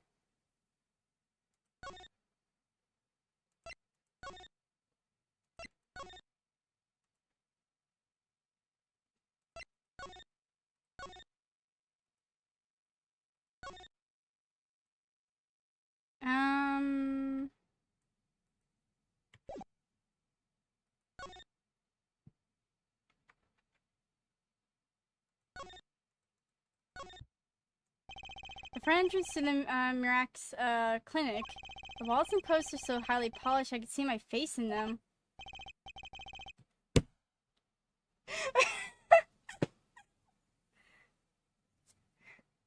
I'm gonna like, hot dang, my hair looks good. It's, oh my god. Why, Apollo? You're supposed to be a professional.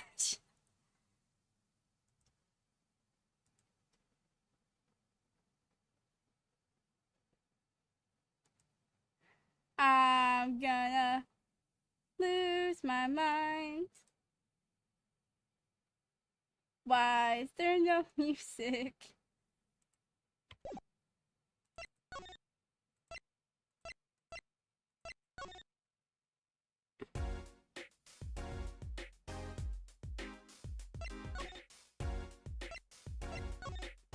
Is Phoenix still here? Or did he left?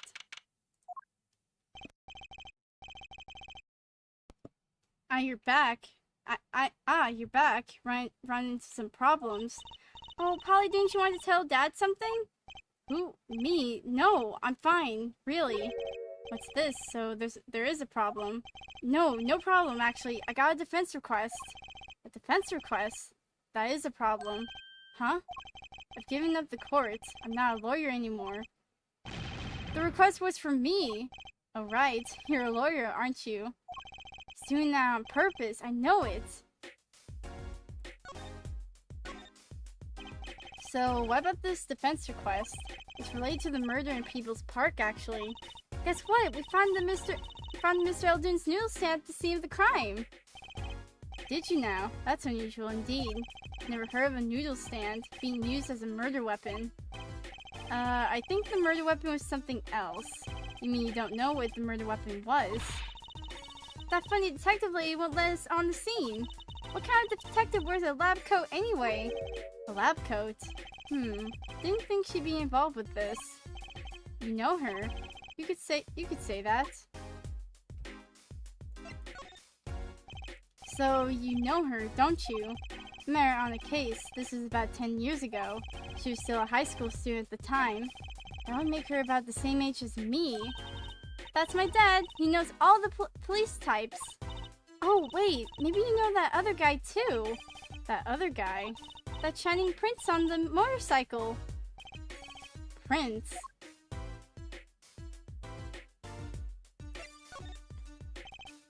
Apollo, tell me about this Prince of Trucies. Indulge a concerned father. He was at the crime scene. He looked just like Mr. Gavin. Did he now? You know him. I guess he's Christoph Gavin's younger brother. His brother? We're acquaintances, after a fashion.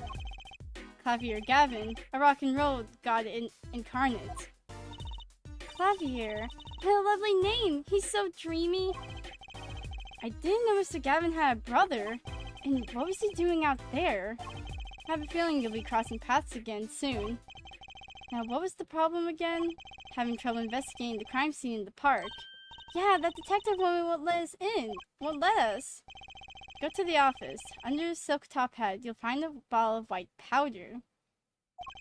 Try taking that to this detective. White powder? Hope it's not what I think it is.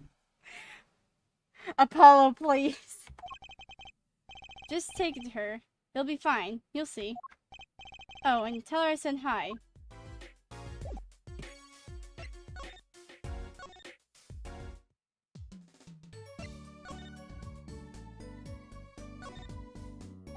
So this must be the silk top hat Mr. Wright mentioned. Let's take a closer look. Huh? Whoa! You know what this is, Trucy? I remember finding some in Dad's dresser when I was little. I thought it was sugar, so I licked it. He got mad at me. This is getting more and more suspicious. White powder placed gingerly into pockets. Let's go talk to that detective. She's sure to know what that white powder is. Okay. Man, we have to go, like, all over the place. Is the bike here? Nah. Man's gone.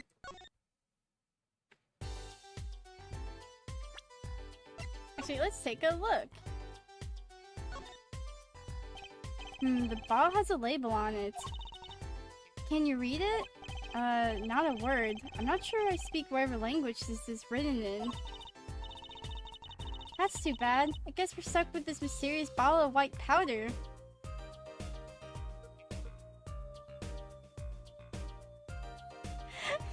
Bro, she would totally drink liquid emerald.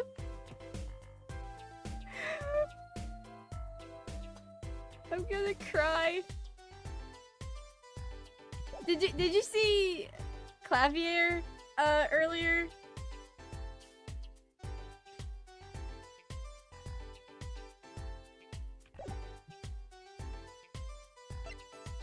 Okay, hold on. Actually, yeah, I present this. Does this ring any bells? Is that... It couldn't. Where'd you get that? I brought it from the office. You work at the Ryan Cole offices, yes? Yeah, sort of. Detective Sky, how do you know my dad?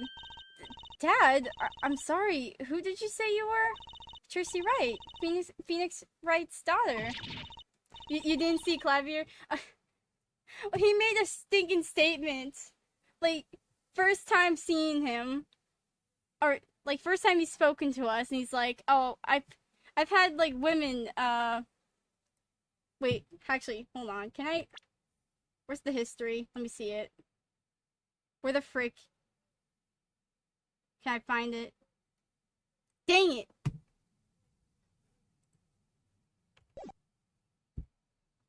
Well, he makes a statement like, "Oh, I usually have like women like look at me this way, but I've never felt this way with a man." And I'm just sitting there like, bisexual man, bisexual man.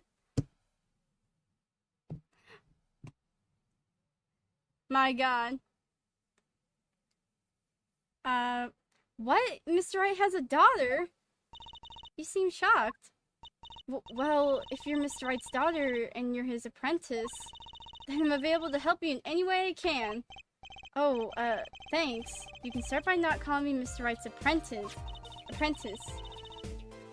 This powder is used for detecting fingerprints. Fingerprints? I guess you might call it a memento from the time I spent with Mr. Wright. White powder memories. Don't call it that! If you find any evidence with fingerprints on it, please let me know. We'll dust for prints. Well, she's quite the eager beaver all of a sudden. Okay, let's talk. The reports came in last night. The body was found much as you see it now. Except there's a real body. But why? Why was the body put in a noodle stand? If I knew the answer to that, I wouldn't still be here. Well, what was the cause of death? Bullet wound to the temple. He was shot by a pistol. A pistol? Not the easiest thing to come by in this day and age. Unless you're a cop or a gangster. Incidentally, the victim's name was Pal, Mirakits. Wait. I just received the autopsy report, in fact. June 14th, after 10 p.m., cause of death, single bullet to the right temple. I mean, really, what's up with this case? It's enough to make me want to run off, pulling a mysterious noodle stand behind me. Not so mysterious, actually. We should tell her, Apollo. After all, we know where the stand came from. A likely story. I didn't come here to play games, you know. Actually, we do know where the noodle stand came from. The noodle stand's owner is...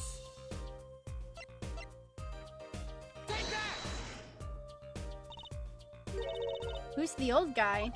This is the proprietor of Eldun's Noodles, Mr. Eldun himself. He's famous in this part of town. Not bad. I guess Mr. Wright picked the right kids for the job. That saved me a lot of work. Thanks. Noodle stand added to the court record. What sort of person was the victim anyway? You mean that what did he do? He was a doctor. A doctor? I'm starting to see a connection here.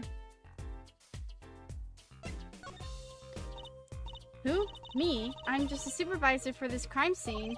Detective Sky. I was out of the country for a while. I came back to be a forensic scientist. Oh, were you studying abroad? Something like that. I was studying in Europe. Forensic science, mind you. But when I got back here, they threw me into criminal affairs, just like that. Why didn't you just become a forensics expert in Europe?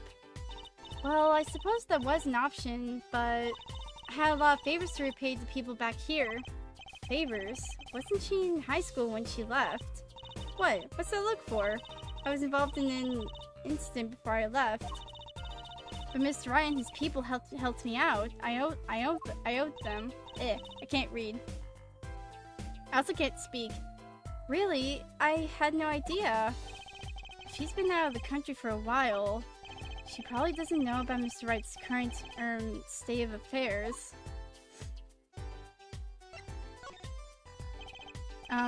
Could you tell us a bit about the defendant?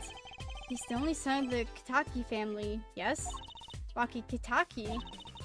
I don't know if he is the boss's son, but he's certainly throwing his weight around violently in the detention center. I see. Why was he arrested in the first place? You're a defense attorney, aren't you? You're not his by any chance. Actually, yes I am.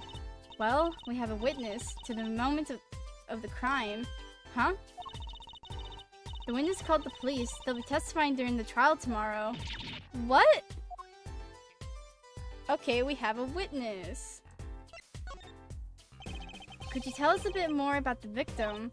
Well, let's see. Apparently he's the physician clinic in the area. Quite well off too, from the sound of it. The clinic's name is the Mirax Clinic. Maybe that's why the cop car was parked there. What? You've been to the clinic? Yeah, though on a related issue. I told the detective about the case of the stolen noodle stand. I see. So that means Dr. Mirax stole the stand and pulled it all the way here. That would seem to be the case. But why? Don't ask me. Okay, let's examine the crime scene. This mannequin is dressed up to look like a police officer. I've seen one at the station. The mannequin in place of a body. The body of the victim has already been removed. Do you think the victim was the noodle stand thief? What, do you think someone killed him because he stole it? Yeah! Taking care of business. Little plump, Kitaki style. Try not to sound so too eager about that, please. And this is Mr. Eldun's noodle stand, obviously. It does say Eldun in big letters, doesn't it? And that mark on his paper lantern looks familiar. It's gonna be a little weird telling him what with the corpse and all. Anyway, that wraps up 3 of our cases. That's right! Congratulations, Apollo! At least that's with one case that's worse than all 3 put together. Murder. Blue tarps have been placed on the ground around the stand. Apollo, I bet the victim was going to have a picnic here. I guess he could have eaten all the noodles he wanted. Don't touch those. Those are preserving the crime scene. Oh, I guess the police put these tarps here after all.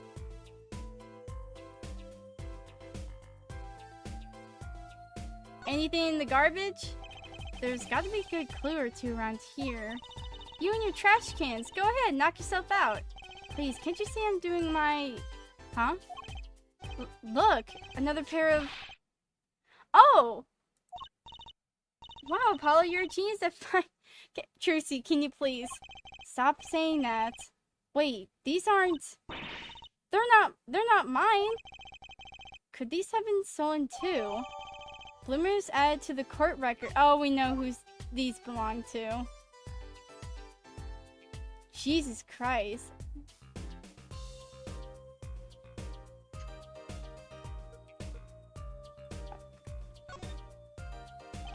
It's a knife. A shiv, to be precise. Oh, lingo. The defendant, Wakitaki, is the son of the known gangsters. The police are assuming this belongs to him. Wait, but wasn't the murder weapon a pistol? Huh, look at this. There's a handprint on the shiv. A handprint? Then there might be a fingerprint. Let's investigate. Ah, heck yeah. Right, first choose the fingerprint you want to examine. Choose a fingerprint. Look closely at the handle. See there? There's more than one fingerprint there. Those black spots. That's right. Pick the one that you want to analyze. Well, this one seems a bit more...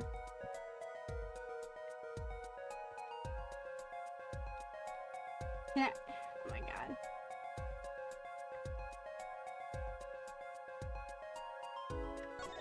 Okay, I guess I'm examining this one. Fine then. Right, let's get detecting. Wow, she's practically glowing with excitement. First, sprinkle some aluminum powder over the print. With a press of space like this, see? The oil left by the print absorbs the aluminum powder, so you just dust it on and blow it off. But blow? It's like whistling. You know how to whistle, don't you? Just use R and... Wow, amazing! It's like magic! Isn't it though? Right, let's give it a shot. Incidentally, it's important that you cover the entire fingerprint with the powder.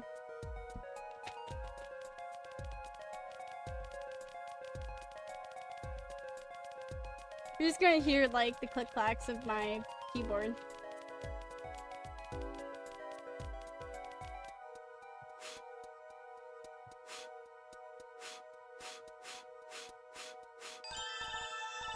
Good.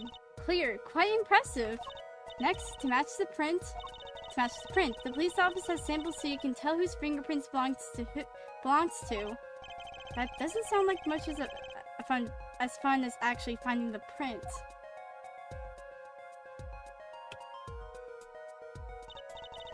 Okay, pick the person whose print you think this is. You probably have a good idea whose knife this is already. Ah, man.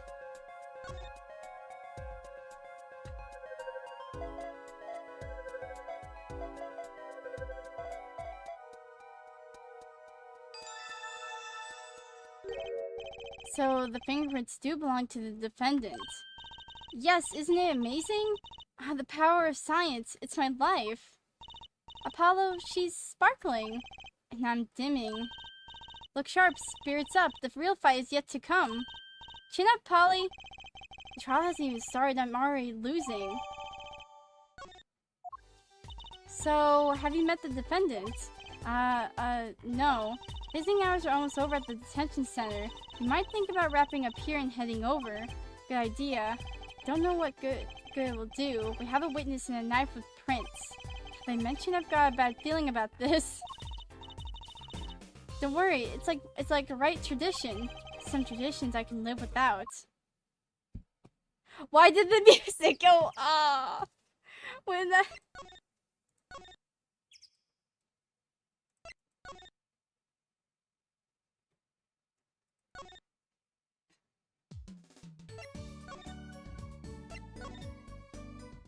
Alright, let's talk to this kid. I'm sorry, meeting hours for the day are all done. But we still have 3 minutes. I'll put you in request, but don't expect anything. The father's talking in the main room with him. The father? You mean like a priest? I mean the suspect's father, Mr. Winifred Big Wins, Kataki himself. Not someone I care to meet. Die you! You're the one on your way out, old... they're here. Whoa, this guy radiates power. Power with a cute apron? Iwaki's lawyer. Yes, sir. Well, I'm Big Wins Kataki, 4th head of the Kataki family. Capiche? Actually, I came to speak to your son, Mr. Justice. Yes? My son's innocent. He killed no one. If he were found guilty, it wouldn't be good. Capiche? Yes, I'm all about, capiching. Capiche out loud and clear.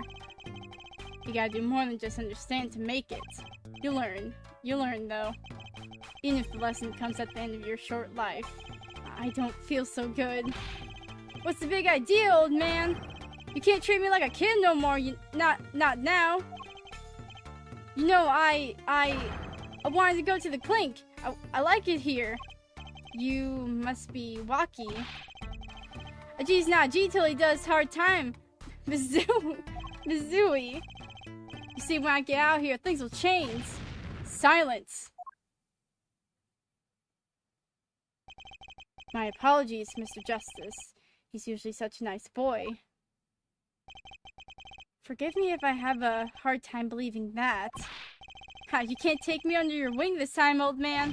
You heard me. I don't need no trial. I did it.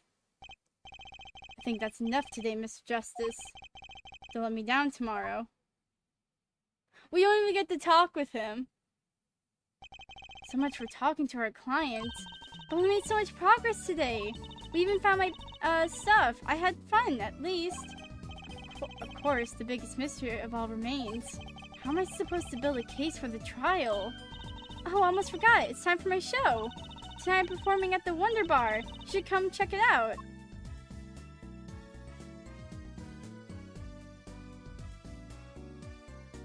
What the frick just happened?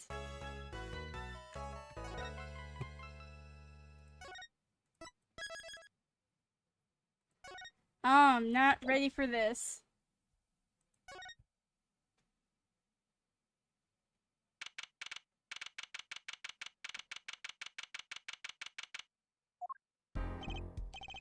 Huh, Mr. Wright's not here today. He said his old foot injury was acting up. Old injury? He was all smiles yesterday. Yes, he smiled when he said he'd be fine, as long as you're there, Trucy. Yes, fine. We'll be fine. Here comes justice! I started my voice training at 5 this morning. Oh, do some now! I want to see! Here. Huh? Oh, okay. My name is Apollo Justice, and I'm fine! That sounds more like a self-mantra than training. I'm fine, you know what I'm saying. Good morning. Yo, sup? Hit me with the guilty verdict, G. See if I care. You just hang loose and let things go with the flow. You know what I'm saying? Not really. Waki, don't be running your mouth like that in here. See, that's the difference between me and you, old man. I ain't afraid of no cops. Real G's can't keep it real till they spend some hard time in the pen. You have absolutely no idea what you're talking about. Sounds like they've both been voice training too, Apollo. My worst fears realized. The trial's starting and I still haven't had a real talk with my client. And this kid's about ready to, like, I feel like he's gonna run out from behind the defendant's chair and just, like, try to beat up the judge. Or something like that. I don't know. He's gonna beat someone up. Oh, there is Gavin. Court is now in session for the trial of Waki Kataki. The defense is ready, Your Honor. Ready to rock and roll, her judge. It's him, the guy from yesterday. He's a prosecutor? It's Mr. Gavin's brother. Long time no see, Prosecutor Gavin. Were you taking a leave of absence? You know that little band that's starting in my free time? Things is, we got real popular. Hard to say 9 to your fans when the 3 of your singles go platinum, ja?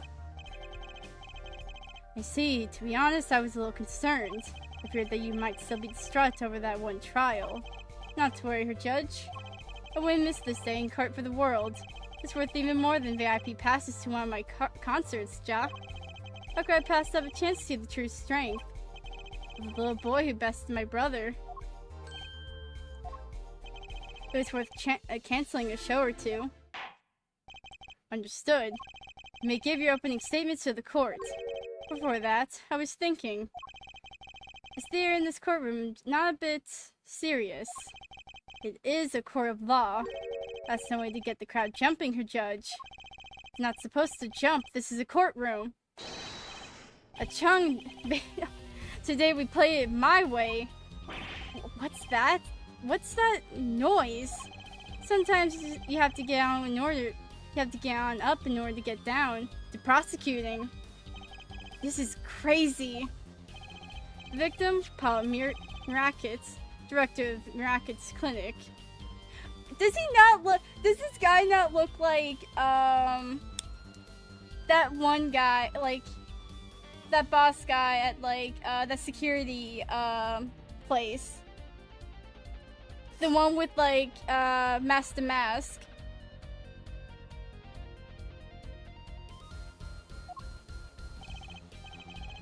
The scene, People Park, he was found pulling a noodle stand. Where in the world was a doctor pulling a noodle stand? Yes, I believe. You will only find that out by asking the defendant, right here, right now.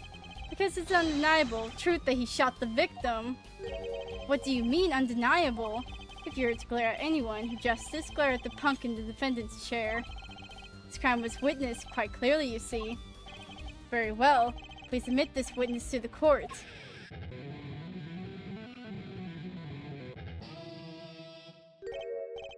Nine. Not yet. First, there's a little matter to be cleaned up. Could you talk without a accompaniment? I swear I could see the guitar for a second. What is it, Prosecutor Gavin? The motive, her judge. Why did the little punk do it? Why he killed the director of the Mirax clinic? Objection! Not so fast, the defendant doesn't have to explain that. Oh, but what if the defendant specifically requested to do so? And as he did this morning, I want to give a shout out to all my homies, I believe he said. What? What is right? They always say that on stage. You should hit the crowd with speed and ferocity. Sounds like he got you good, huh, Polly? Well, this is highly unusual, but the court will now hear from the defendant concerning his motive in the crime. So, you, son, are the defendant. Waki, are you? I ain't your son, old man. You stepped into a Kataki, you best prepared to step strong. You step to a public official, you best be prepared to step into jail. You got to hand it to him. Waki sure has guts. It's not his guts I'm worried about. Well then, the court will now hear testimony on the defendant's motive from the defendant himself. This kid's face. I'll tell you one thing, that doctor was a quacker. So I had to show him what's what. I was in his clinic about half a year ago. He messed up my op something bad. And he just lets me go without a word. See you later, bye. So I gotta go in, get another doctor to patch me up again. That was the day I done figured it out. No OG's gonna let that pass. That's why I went to his pad that night. Know what I'm saying? You're saying you were one of the victim's patients. A lot of stuff goes down when you're keeping it real on the street. True that. I'll tell you one thing, that doc was whack. Very well, the defense may begin the cross-examination. I can't believe this is the first time I'm hearing about all of this. I can't either.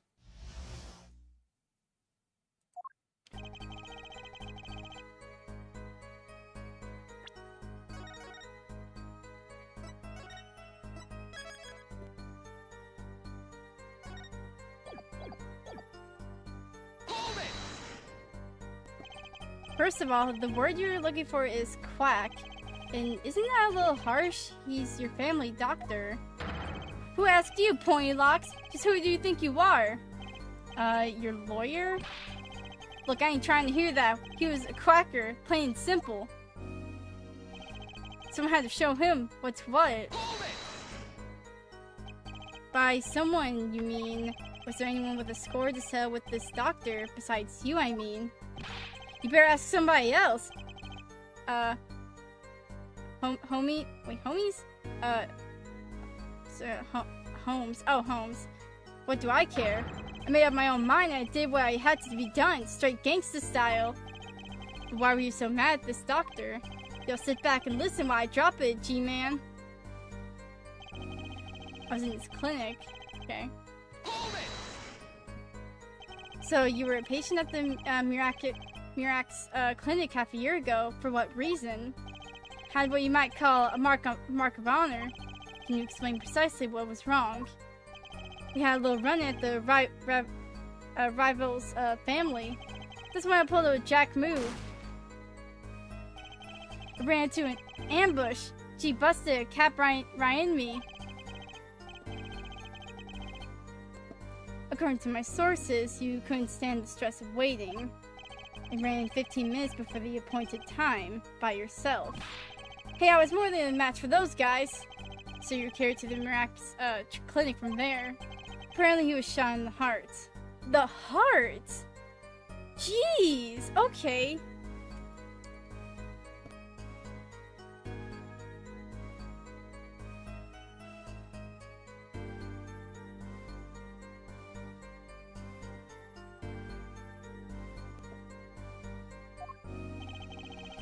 Shot in the heart and he's still alive. I can catch bullets between my teeth, but I never learned how to catch them with my heart. The bullet stopped just short of my thumper. You know what I'm saying? It would have been golden if it weren't for that whack doc. Can't even take out a stupid bullet. So as you say, the surgery was a failure. That ain't all of it, Holmes. He just lets me go without a word. See you later, bye. What do you mean, he just let you go without a word? What do you think it means? It's whack, that's what. I'm not sure what that means, but it sounds bad. It sounds as though her doctor wished to hide his mistake. This is why he let the defendant go. He's a liar, straight up. He's a badder G than me. So I gotta go in, get another doc to patch me up again. So this bullet is still... You know it, I can still feel it. Right there in my chest, pressing up against my heart. Your words are like a bullet shot straight into my heart. Or something to that effect. Incidentally, that's from one of our hit singles. Well, that sounds like a straightforward case of malpractice. Word, G-Man. Word no accident. Word no accident. That's faux shizzle. This kid's killing me. Seems that there were issues with this doctor. Man, putting him down was like doing the world a favor. Rocky, please consult your lawyer before saying things like that. Chin up, Apollo. Back straight. But why did this mistake only come to light that day? It was found during the family health checkup. The family checkup? That was the wackiest thing of all. All of us G's lining up, taking eye exams and all that. Better to die young than fade away, Bizoy. A relief to hear. Eh? What's a relief? Oh, did your father not tell you? That bullet you carry so close to your heart, if not attended to immediately, it could kill you. What? Yes, her Dr. Maracus had acknowledged concerning this ticking time bomb in you. Knowledge that could have saved your life. No way! That's whacked! There is proof. There is proof. Your checkup report. Waki's checkup report. Okay. How ironic that you would kill the one man capable of helping you. You're almost as careless as he was.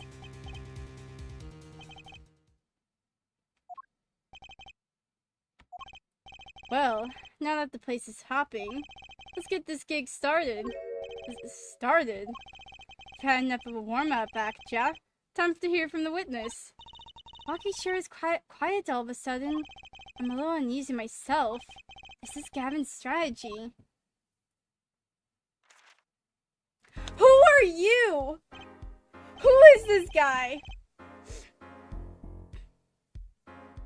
So, you'll tell us your name and occupation.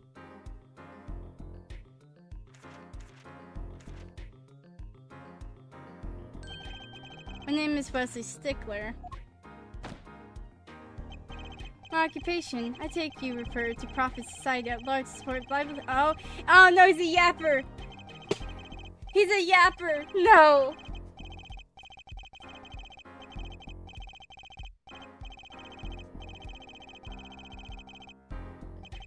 But what he means to say, he is a student.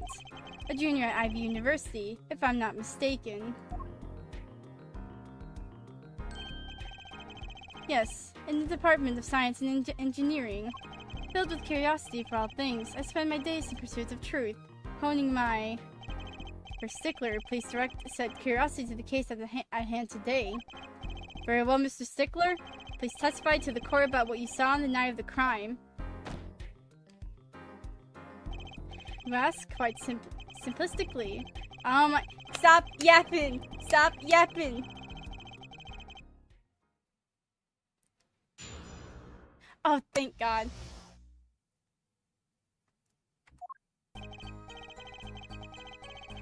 That night, I passed through the park on my way home from shopping. When I saw them, one man pulling the stand, another man facing him. I saw them quite clearly. The man facing the victim was the defendant. In his hand, he held, yes, a pistol. It was pointed at the man pulling the stand. A shot. The bullets hit the man, pulling the stand from the front, square in the forehead. Was there anyone else in the park at the time? I can say with 100% accuracy that there was not. The pistol our witness refers to is this. The court accepts this into evidence. Very well, Mr. Justice, you may cross-examine the witness. Yes, Your Honor. Trucy, why are you staring like that at the witness? That man, I can't help but feel I've seen him somewhere before. The freak you mean? Okay.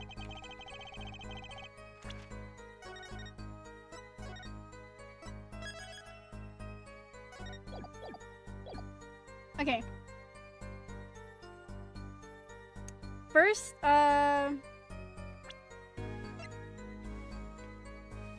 let's look at the details. Okay.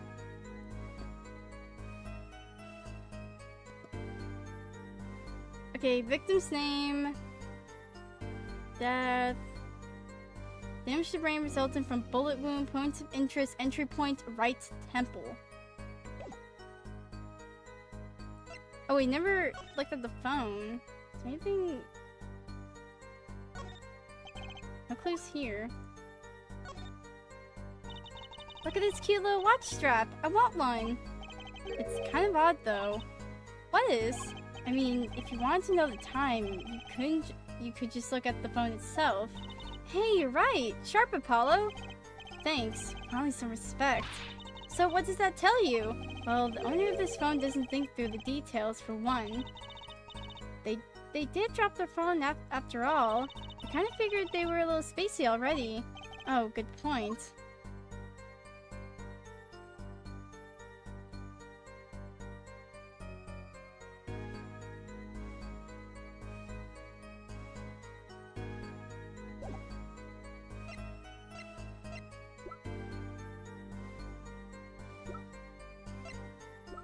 Okay.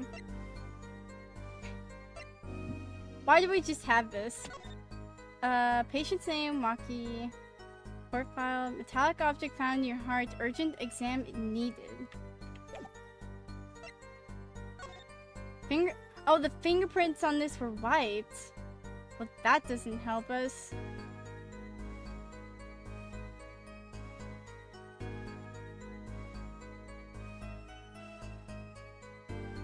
Oh, wait. Whoa, don't point that thing at me. Don't worry, I can handle myself around guns. Magic guns, at least. The ones that pigeons come out of. Very reassuring. Okay, well... How are the prints wiped cleaned off, bro? Oh my god. Okay, alright.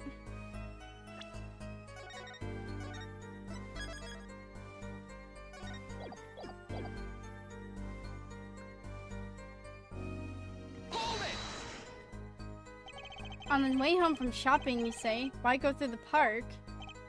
Fascinating inquiry, revealing me culpable of being insufficiently verbose. Let us consider the time saved by passing through the park on the way home from the store. In that time, I'm capable of solving 2 GMAT problem sets. On average, it requires me 3 minutes, 24...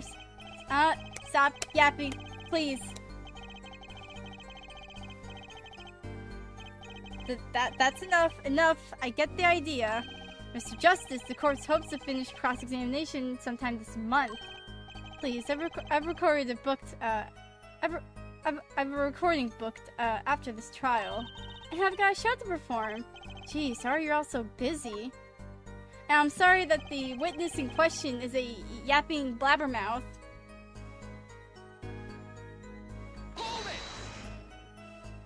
Were these men talking by any chance?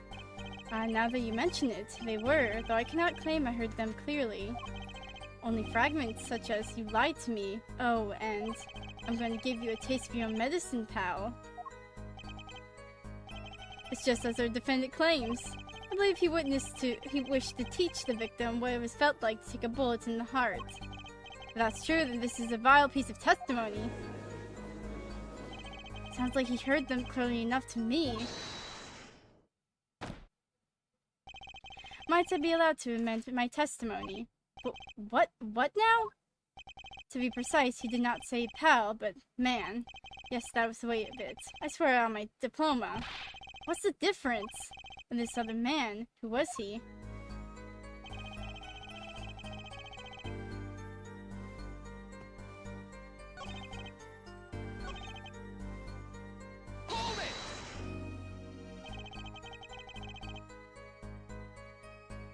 Wesley's the type of person that can't differentiate spoken language and written language. Yeah, it seems like it. How can you be so sure it was the defendant? The crime took place that night. It would have been too dark.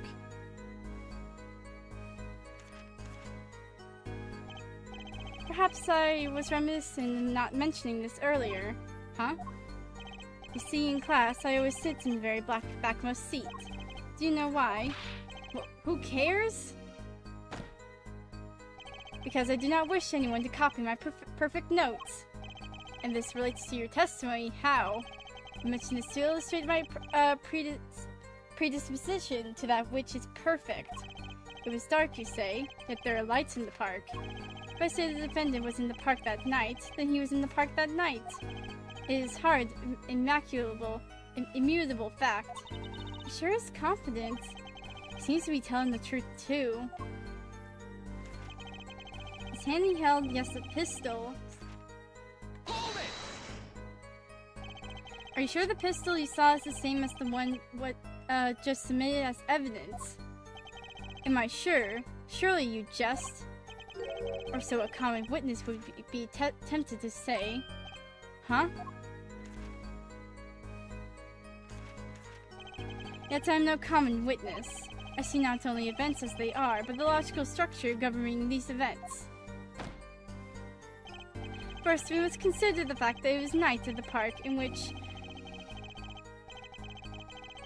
Oh my god.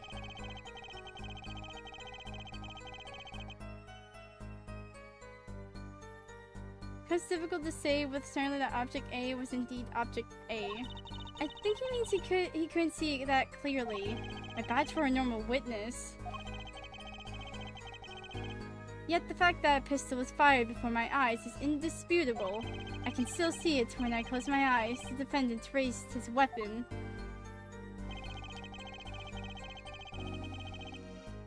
Wait, it was not square in the forehead though. It was not.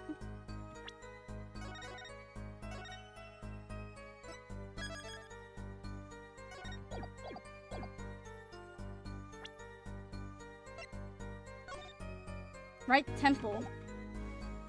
Objection! Oh, if that's all of it, I think I have a chance. Is that you? Relaxing, I see her, Justice. Objection! Once is quite enough, Mr. Justice. Apollo, pace yourself. This trial is not over yet. Right. Look at this. The autopsy report. Is there a problem with the autopsy report? Right, a problem. Problem. Yes, the problem is the location of the entry wound. The location? You testified that the killer shot the victim square in the forehead, did you not? I have already determined your angle of inquiry. Allow me to explain. It's quite simple, really. First, understand that when I say square, I mean...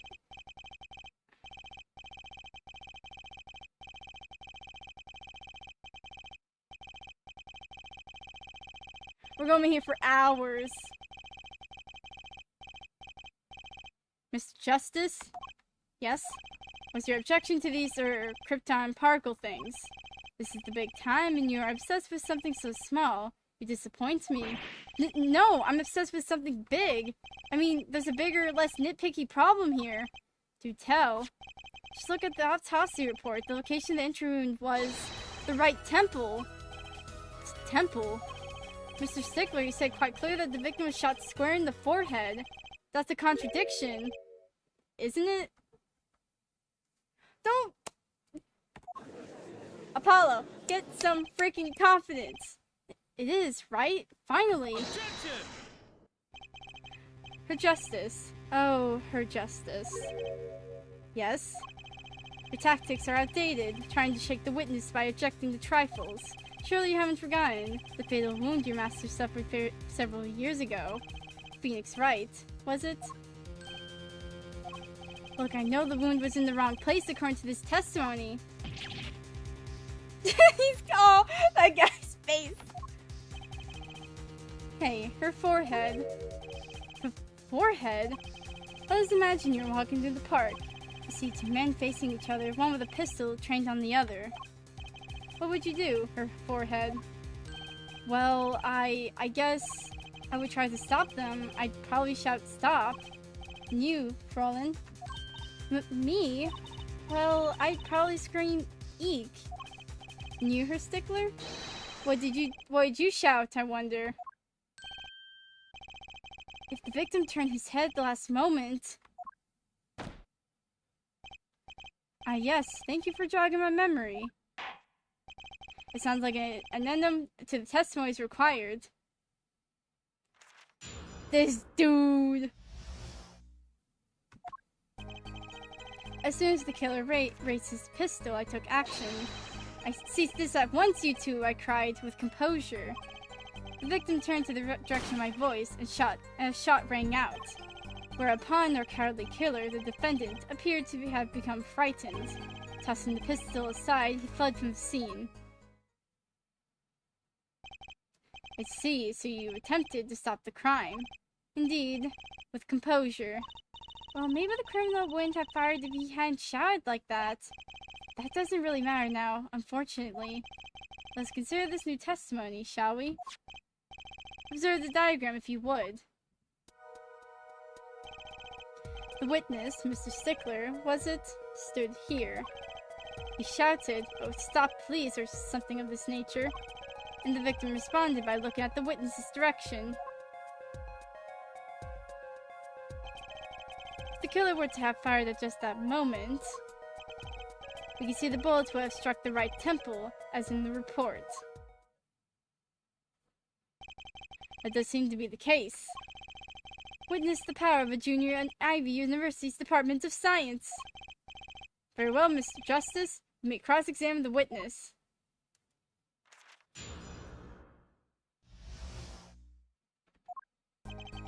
As soon as the killer raised his pistol, I took action. Okay.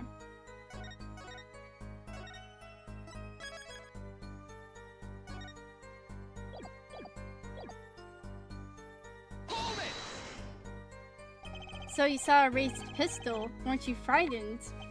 It can't be said we students at Ivy University know no fear. The moment I saw that pistol, my inner senses of justice compelled me to take action. That was certainly brave of you. You might have gotten shot. Huh? You certainly were lucky. If I were in the killer's shoes, I certainly wouldn't have left a witness behind. He actually looks like he had no idea he was in danger. Regardless, I attempted to halt the bloodshed. This man's jawline, I swear to God. Are you sure both men were able to hear your voice? They were, of course. My high, exquisite voice echoed through the park, and the victims responded to the, clarion call. Quite. The victim turned the direction of my voice and the shot rang out. Did you hear the gunshot at the same time as the victim returned? As the victim turned. Indeed, I would say about the same time to be precise. And the victim didn't ask you for help. It can be said that he didn't have time to ask. He didn't even have time to take a single step. I'm totally sure that the killer fired because Mr. Stickler startled him. Don't say that too loud, Trucy, please. Whereupon our cowardly killer, the defendant, appeared to have become frightened. Can you describe the killer's actions more clearly? He seemed quite surprised, especially considering that it was he who did the deed. As we can see, human psychology is a tangled web indeed. He simply couldn't believe what he had done. He shot, he panicked, a common tale, but true. Fortunately, before I could take further action, tossing the pistol aside and fled from the scene. He didn't try to apprehend the criminal. It all happened so fast, I'm afraid I hadn't the time. Doesn't something about that strike you as odd, Apollo? What? The killer was in a hurry, right? He fired the pistol and tossed it right away. According to the testimony, that's what happened, yes. In that case, I expect to find something that we didn't find. Find something? Find what? I like that contradiction, I like that contradiction. Kind of sad to see it go. Not as sad as I feel. What do we do now? At least the testimony's getting a little clearer. She's right. Maybe I can find something to use in this new testimony. Oh wait! If he had truly threw the gun, then like, there should have been prints. Because it says they were all wiped cleaned off. Present. Where's the gun? Objection! Wait a second. Another misleading request. Yet you're so beholden to your own mode of discourse, you can't see how it affects you. Come again? Wait a second, you say? A second? Are we intending to wait just that? A single second? Not 1/16th of a minute. That's hardly enough time to draw a breath, let alone make a statement in court. Now, had you asked for a longer period of time, I say 3 minutes, 35 seconds. Mr. Justice? Yes, Your Honor? Am I to understand you were objecting to the length of a second? Yes, I mean, no, here, just look at the pistol. It doesn't have a single fingerprint on it. Common ploy may all the more common, I fear, by the prevalence of television. Criminals these days are to love leave fingerprints. Wait, but you said the killer tossed the gun and ran. That's right. He didn't have time to wipe the gun for prints. The little girl sticking to the university student. There's a song in there. I'm not little. Then let's think like adults, shall we, Fraulein? Huh? What if the killer, the defendant, was wearing gloves? Gotta admit, I didn't think of that, Apollo. Well, Mr. Justice, could the killer have been wearing gloves?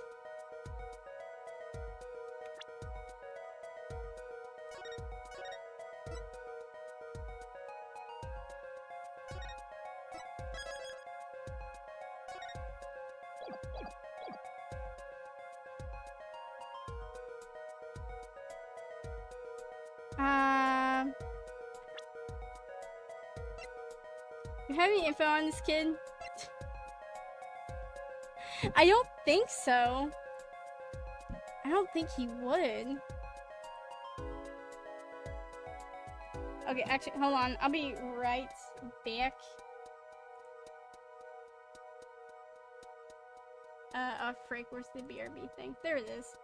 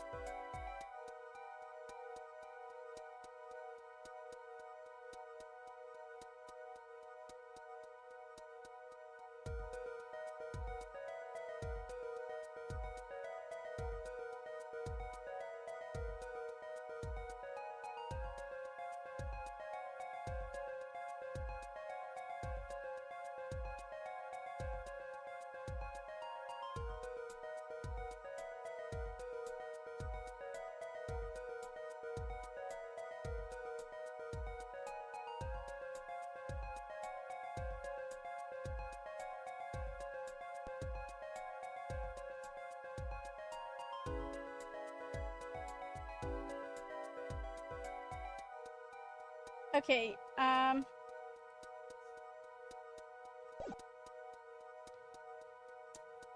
I don't think, okay, oh wait, I need to uncover this. Sorry. Okay. Yeah. I don't think he would be wearing gloves.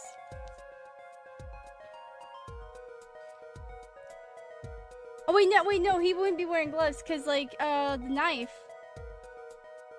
Because his fingerprints were on the knife in the park, so no, yeah, no way. The record of the murder weapon is very clear about one thing. The fingerprints were wiped, which means someone traced the prints someone trace of the prints remains, which contradicts your testimony. If everything happened as you say it did, he wouldn't have had time to wipe the pistol.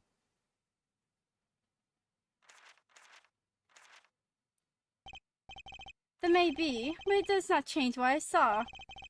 The killer, the defendant, he threw down the murderous weapon from his hand and fled. And this pistol was found at the scene of the crime, strongly suggesting that this was the weapon he disposed of. That sounds solid to me. Well, her forehead? Any of precious objections? What gives, Apollo? Let's see that voice training go to work. You know, I've only recently realized something. No matter how much you train your voice, it doesn't matter if you give anything if you have nothing to say. It doesn't matter if you have nothing to say. What do you mean, nothing to say? Isn't it obvious from what the witness just said? Huh? Isn't what obvious? When he restated that he saw just now, he said he saw Waki drop the murderous weapon. But that's not the same as being 100% sure of what Waki threw away. You're right. He's just confused because the pistol was found at the scene. Poor Mr. Stickler. It must be hard to be so perfect and yet so wrong. But, well, it can be said that I'm quite offended. While it is indeed the truth, indeed true that but... He's crying. But what we can say for certain is that the witness saw the killer throw something. Does the defense have anything to say about this? Well, if what he threw wasn't a pistol, then it had to be something else. At least one person on the defense team seems to be thinking. I'll wipe that smile off your pretty face, Gavin. There's a cat! No! Ah, there's a cat! Hold on. Where's the thing?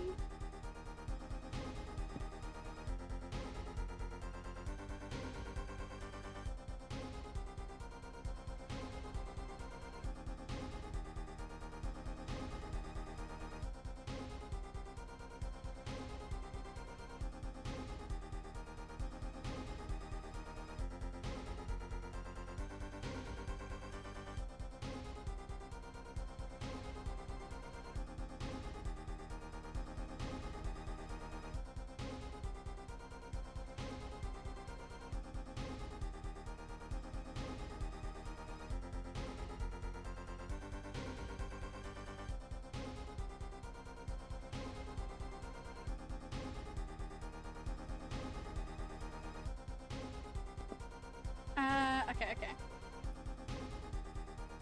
You heard of that? Perhaps you can inform the court as to the nature of this something else. What did the killer throw away before fleeing the scene? Take that!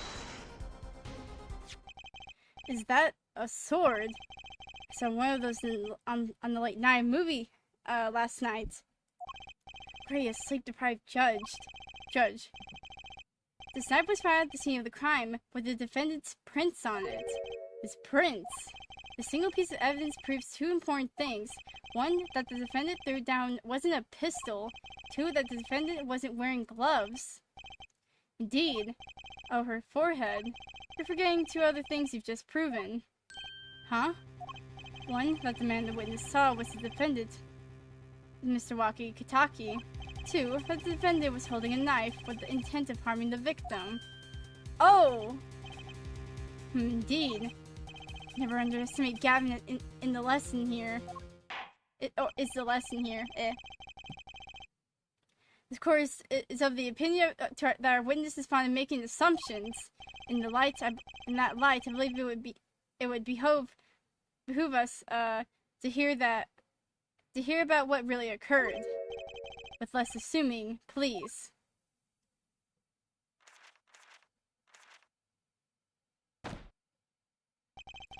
It is always the same with you people. Mark left the house on foot, and 5 minutes later, his brother left after him. How long would it take for Mark's brother to catch up to him? Assuming that Mark never had to stop for a traffic light. Assuming. Yes, that's why I said assuming. As if that were a probable situation at all. Yet here you are, assuming that my assumptions is no better. What this court assumes is that the witness will testify as to what happened after the shot was fired.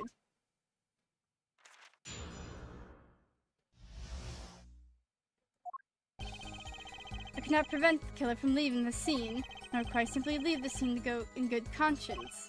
Ergo, I used my cell phone to call the police. Until the police arrived at the scene 10 minutes later, I saw no one else. Why didn't you chase the killer? He was, as you say, a killer. Of course I could have run him down, yet what would he have done when cornered?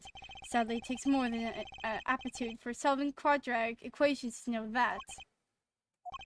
The testimony earlier not prove the defendant's presence at the scene.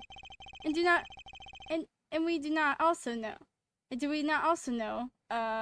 there was no one else there. Seems clear that we have our killer. Does it not? Does it not, Mr. Justice? I better find a way to take this testimony down quick.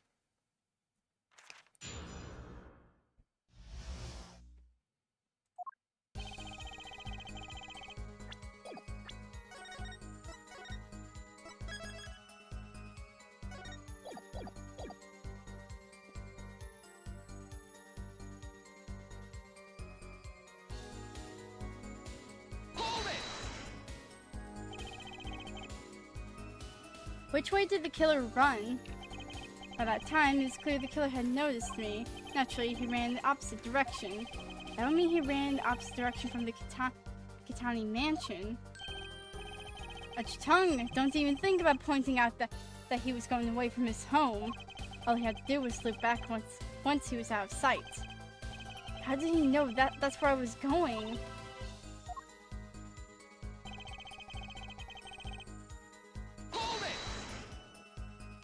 You were certainly composed for someone who had just witnessed a killing. If one is to devote one's life to the pursuit of science, one must never flinch at the sight of a little blood, nor be moved by a chemical discovery that one drops one flask upon the lab room's floor. Oh, cool answer. Very cool. So nothing strange about how he acted. Tracy looks like she has something to say. Trucy, what you gotta say to me? Hold it! Wasn't your first thought to call an ambulance? It can be said that I have dabbled in medicine. The injury I witnessed, namely a single shot to the head, tends to result in death. Ergo, there was no need for me to call an ambulance. Oh, a perfect syllogism. A proof in 3 parts. Exquisite, simply exquisite. He actually looks like he's going to cry. Trucy's about to freaking blow. Hold it! Can you tell us in detail about these 10 minutes? I stood in a state of heightened awareness. Anything could happen at any moment. Anyone could appear from any direction. Is that all? No one came. Nothing happened at all. I saw it all. Which is to say, I saw nothing. It was late that night. It's not odd to think that there would be a few people around in the park. So he just stood there, watching. Not much to go on there. Trucy, if you got something to say, by all means, say it. I can't find a single problem with that testimony. Had enough at last, her forehead? Maybe it's time to back off a bit.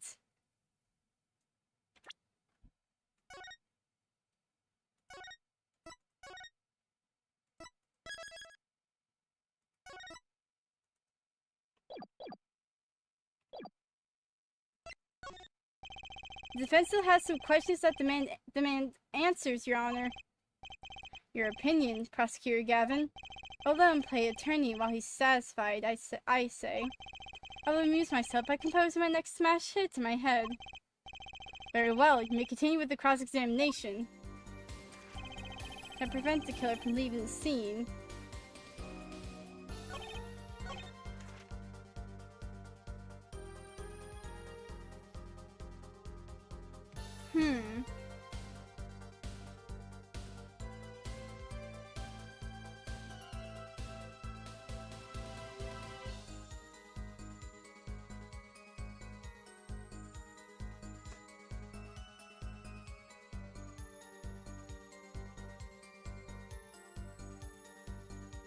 Is there...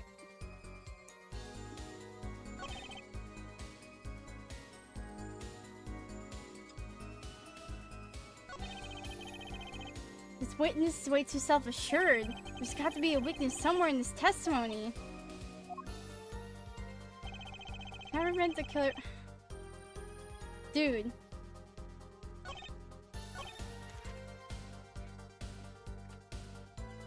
There's nothing I can think of. Hold it!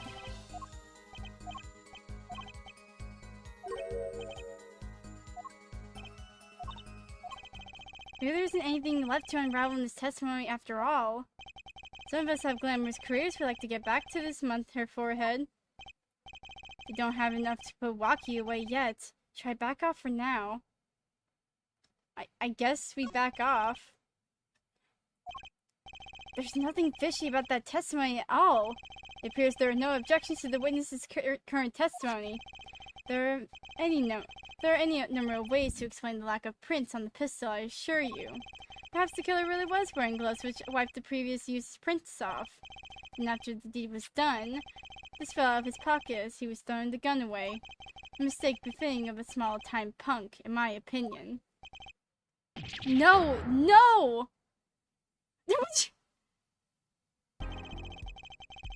What the freak face was that, Apollo? It seems we've come to the end of the line here. No, that can't be all. How unfortunate.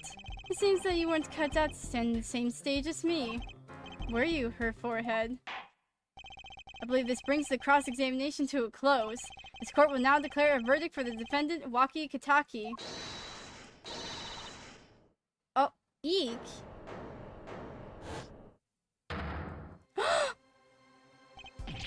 Trucy! Trucy, what the Nobody move. What's the meaning of this? Who are you? There will be no verdict in this court, not yet. Wait, are you one of the Katakis? The Katakis? You mean the notorious gangsters?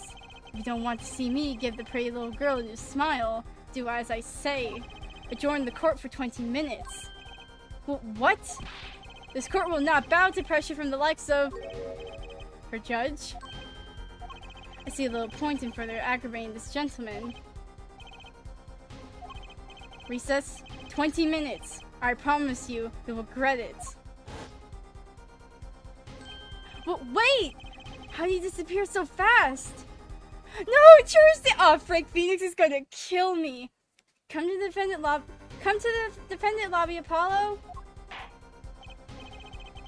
I suppose I have no choice but to adjourn for a 20-minute recess. Bailiff, catch that mysterious man. Oh, Phoenix is gonna kill me.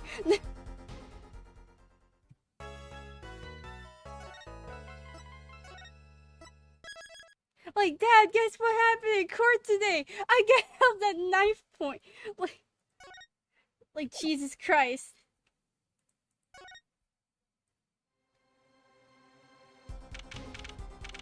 Holy frick, this is the second case. What the fudge? Trucy! Trucy? You move quick, Apollo. Good show, good show. Oh, that's Trucy. Trucy! You're okay! I thought... Oh.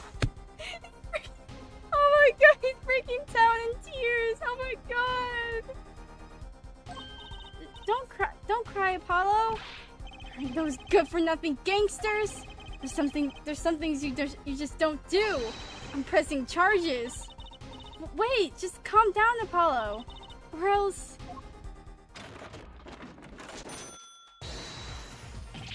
What the heck is that? Surprise? This is one of my best tricks, the amazing Mr. Hat. You look marvelous, darling. He's a big hit on the stage of the Wonder Bar. Yes, I am a big hit. Well, what do you think? Do you like it? You mean you, Trucy? There are some things you just don't do. I'm pressing charges. Apollo, now's not the time to be threatening me.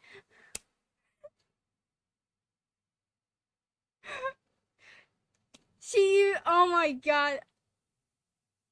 What the fudge, Trucy? It's you who's being threatened here. Huh? Remember what you said to Waki's father yesterday? You promised to save his son. But that testimony was rock solid. What are you suggesting I do? Look, once the judge declares a verdict, it's all over. If I can use my talent to stop that from happening, I will. Trucy, no more stage abductions, please. I'm not talking about magic, Apollo. I know when the witness isn't confident. I can perceive what he's feeling.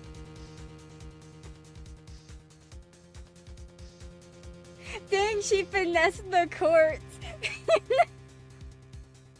Dear God, and she's really smart. It might not mean anything, but it's all we've got. You can see what he's feeling. Think back, Apollo. Think back to the times when there was a contradiction in his testimony. All the times. All the times where there's a contradiction. Wait. Was he doing... Wait. What was he doing when we made a contradiction? Wait. Oh, frick. I keep forgetting, like, oh, this is the times where, like, you have to... I've been paying attention, but, like, I don't know what to look for. Oh, I don't remember, Trucy. I'm sorry.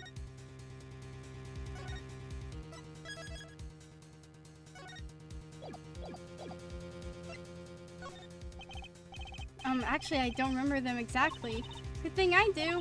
There were 2 times when he made statements he wasn't confident in. And each time, there was a contradiction. In his hand, he held, yes, a pistol. It was pointed at the man pulling the stand. Tossing the pistol aside, he fled from the scene. He said the man tossed aside a pistol, but it turned out he wasn't sure, and sure enough, there was a contradiction. Well, that's true, but how does that help us? Didn't you notice anything? Whenever he made a statement he wasn't confident in, he displayed a certain habit.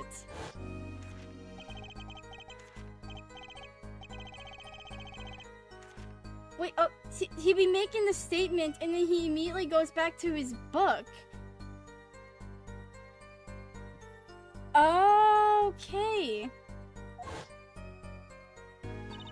Did you see at the very moment he said the word pistol? Oh! Every time he says pistol, he moves his fingers got all tense and he filled with the corner of the page in his book. How am I supposed to see that? Well, I could see it. How else do you think Dad went several years without losing a game of poker? What?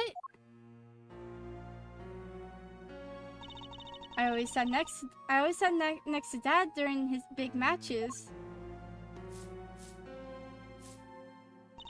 I could see what his opponents were feeling.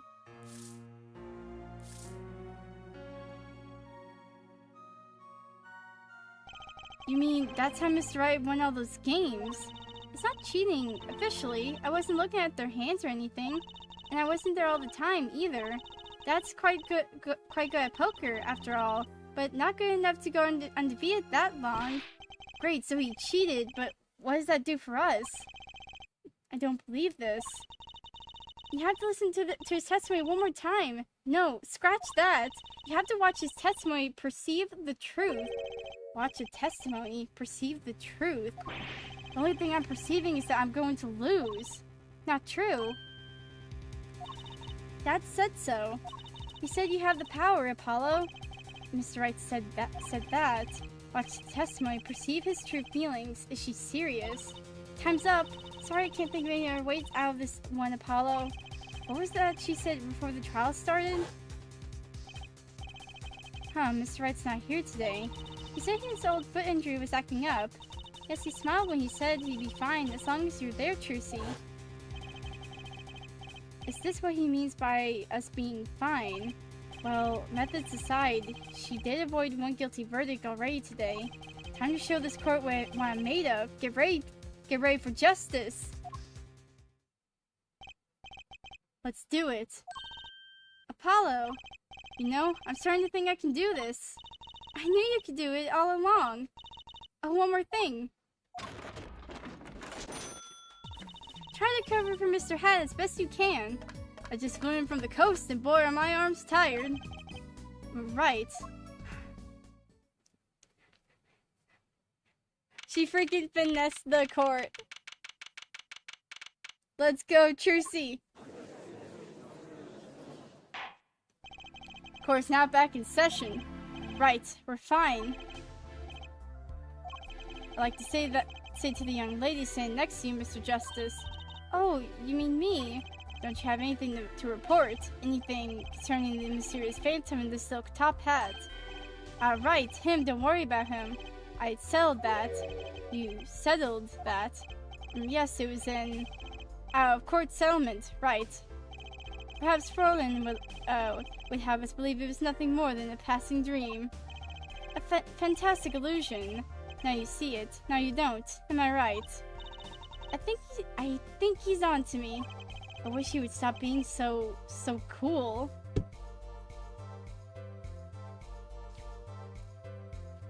Paula, can you shut this?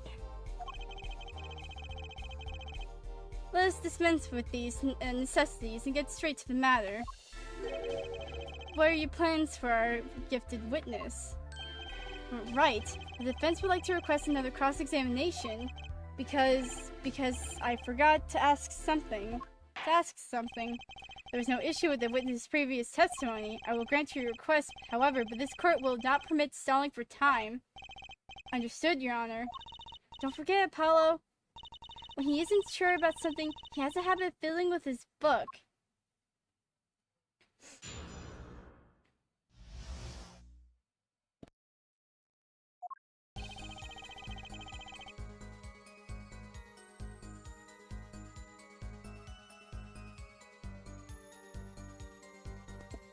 You cannot prevent the killer from leaving the scene, nor can I simply leave the scene in good conscience. Ergo, I have my cell phone to call the police. Until the police arrived at the scene 10 minutes later, I saw no one else. I'm not sure I'm qualified to watch testimonies after all. Focus, Apollo. Find his weak spot. Focus. If only if it were that easy. My ears hear what he says, but my eyes see his expression. Do I have to do something more? What other senses do I have? What's this? My bracelet?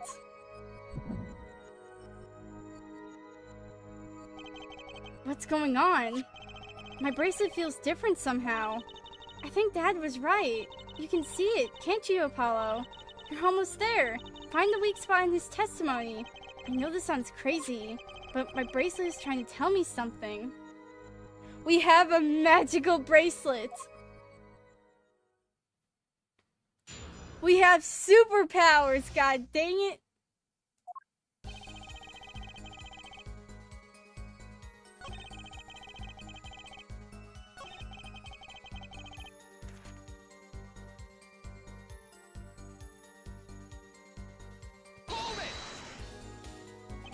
So you called immediately after witnessing the murder. Police undoubtedly have a record of the call. Why not check with them? Wait, Apollo! This has to be it! Wait, you mean his habits?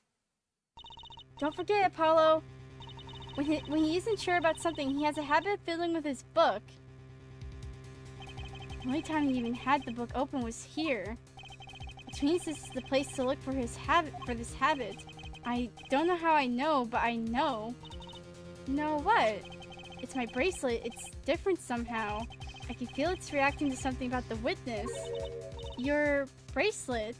Oh, look at that! Why are you looking? I love how she's like looking up at it. I'm not sure I get this focus stuff you were talking about, Trissy, but I have a feeling that trusting my bracelet is the way to go. Okay, I just need to touch my bracelet with R as it reacts to the testimony. What's going on? I can see the witness's face. His expression so clearly, it's filling my mind. I can see nothing else, hear nothing else. Apollo? Trissy, what's happening to me? This is what I meant by focusing. Focusing. In this state, you can see everything, Apollo. Everything the witness does. That's great, but this is kind of freaking me out. Just look for Mr. Stickler's twitch. His habit. Do you remember it, right? Sure. When he says something he's not sure that he fills with a page of his book. You got it. Right now, you're looking at the witness's face, and your eyes are sort of bugging out. I bet they are. First, move your focus of attention down towards Mr. Stickler's hand. His hand? You know what to look for now, but you have to look at the right place. She's right. I can only see his face like this. Time to try to changing my viewpoint. Wait. Oh, okay. Why is it freaking inverted? I don't like this. Perfect. Now you're really ready. Ready for what? Ready to perceive the truth behind the twitch. Perceive. Try listening to the witness talk as you focus. Then watch for his habit. Right. You mean when he fills with a page? That's right. That's your signal to look closer to perceive with R. Find his weak spot, and I'll guarantee we'll be able to give him the royal flush. Spoken like a true pokerhead's daughter. I'm a magician, thank you very much. So I have to pay attention to his words and his fingers. Don't worry if you miss it. You can always try again. Right, look out, nervous twitch. Here comes justice. Ergo, I used my cell phone. Gotcha!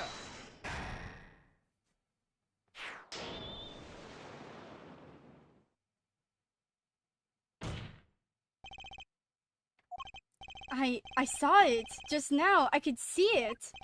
Mr. Justice, do you have something to say? Oh, this banging of desks, it's quite bad for my circulation, you know. Mr. Stickler, allow me to ask you a simple question. Why did you fill it with the page of your book just now?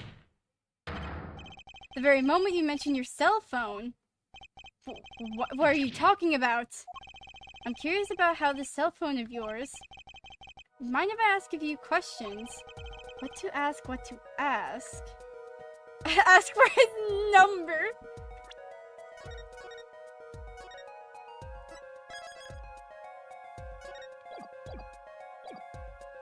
Ask to see his phone. Mr. Stickler, please show me your cell phone. But why? Whatever for? Show me and you'll find out. Well, I can't. I don't have it, you see. You don't have it. Mr. Stickler, is this your cell phone? Yeah, where'd you get that? That's the phone from yesterday. Look, a cell phone. Someone dropped it beneath this tire. If the car moved, it would be crushed for sure. I wonder if it belongs to the doctor here. His phone is pink, so you're the one with the pink phone. How strange, Mr. Stickler. Can you explain why your cell phone is sitting here in my hand at this very moment? Wait a minute, what is the meaning of this? The cell phone was found yesterday in the Mirax clinic garage. Mirax? Why, that's where the victim lived. That's impossible. Mr. Stickler, you lied to the court, didn't you? If your cell phone is here, how could you have called the police?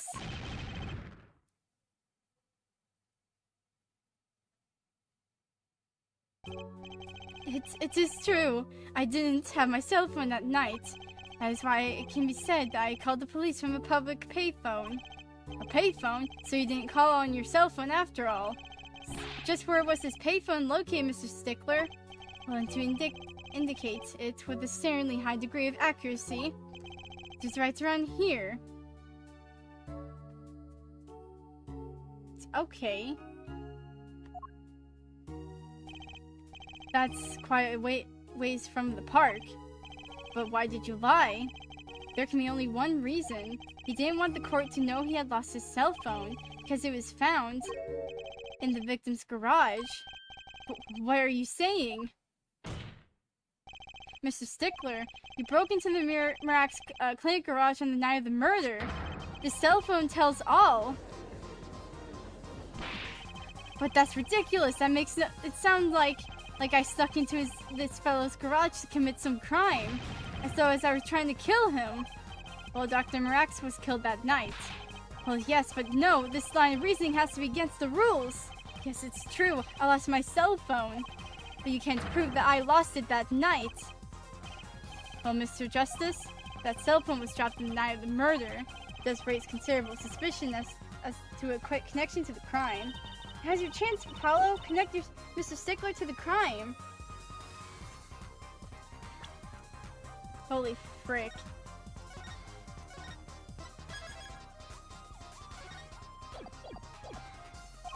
Oh, he's already connected enough. I just have to prove it. Well, do I have a piece of evidence that can do the job? Can I prove the cell phone was dropped on the night of the murder?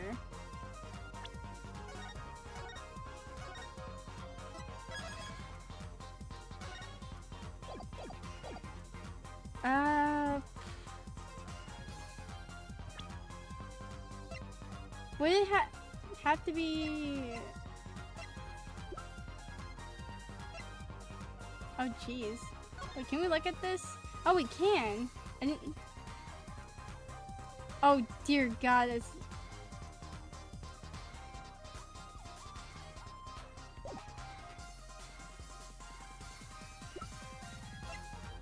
It would have to be the mirror?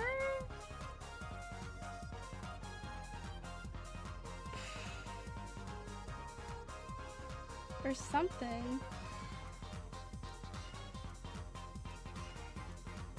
Yeah, it had to be. It would have to be the mirror, because that car was there, and like if that car had moved at all, then that phone would have been crushed. Of course, I have evidence. Oh, I like your swagger. Her forehead. Hit it. The court will see this evidence, Mr. Justice. Hit it, as they say. The evidence that proves the cell phone was dropped on the night of the murder is. It would be this. That's a side view mirror. As it so happens, Dr. Mirak's car was in an accident that took place the night of the murder. An accident? An accident. It happened at a little after 9 p.m. just outside People Park, our murder scene. Dr. Mirak's car hit a pedestrian. What are you trying to say? In the absence of a mirror, it's clear that the car was parked after the accident, which means it was parked there after 9 p.m. on the night of the murder. If the cell phone had been dropped before the car was parked in that garage, then it would have been crushed.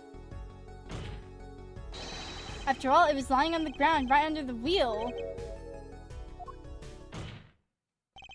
Ergo, Mr. Stickler, the only time you could have dropped this in that garage was after 9 p.m. the night of the murder in the park.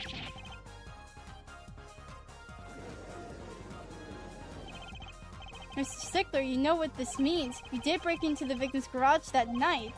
This is most unexpected, Mr. Justice. Are you naming the witness as the suspect in the murder of Pal Mirak? No, stop. This is too much. This can't be happening. Prosecutor, say something. I suppose it is worth saying this. No connection has been found between Wesley Stickler and Pal Mirak. That is, other than this.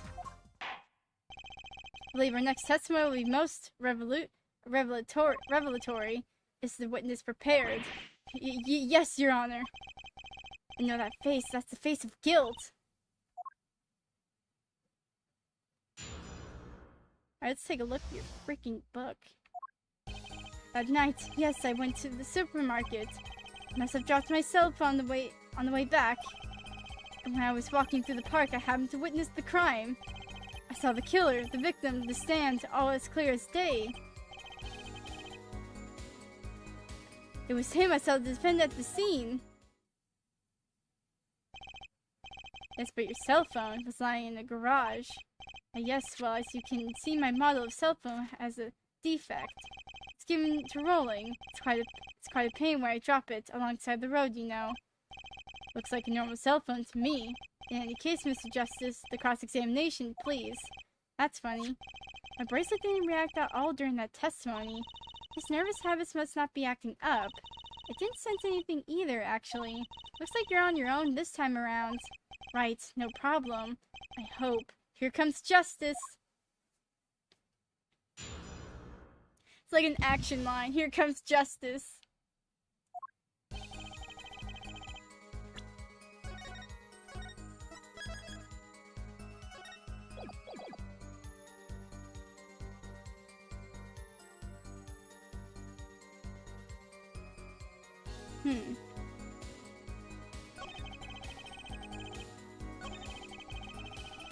Hold it!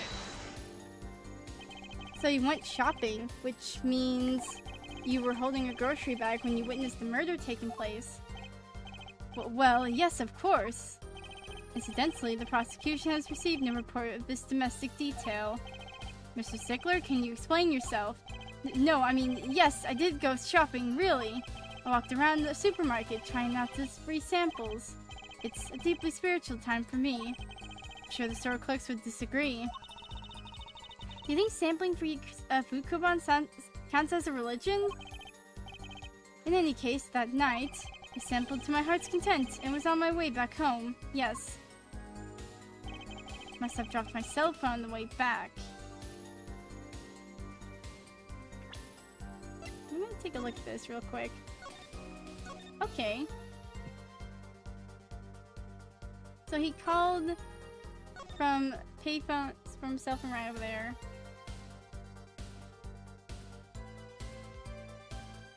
Wait.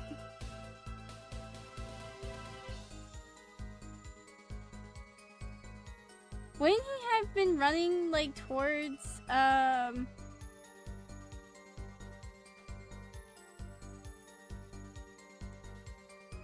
where the supposed murderer went?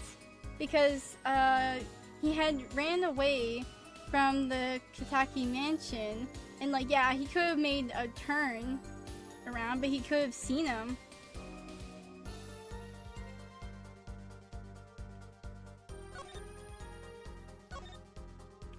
I must have dropped my cell phone on my way back. How do you drop your cell phone in the garage of a doctor in the garage, though? Hold it! That's when you passed in front of the Mirax clinic.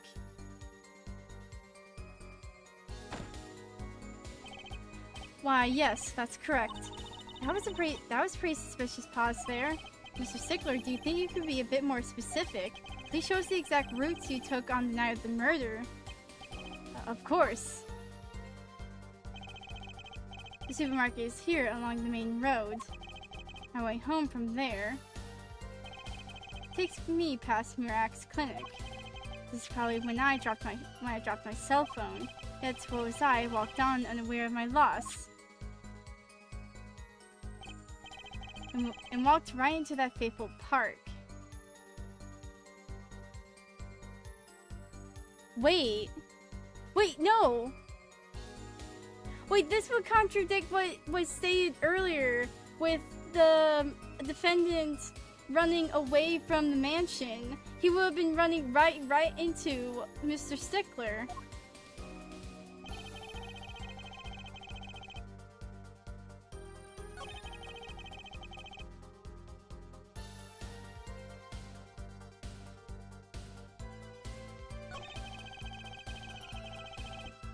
When I was walking through the park, I happened to witness the crime. Which entrance did you enter the park from? Well, to be exact, One might say I went in from the entrance closest to the Mirax clinic. The same entrance our victim used. Did you notice anything when you entered? Oh, hold on.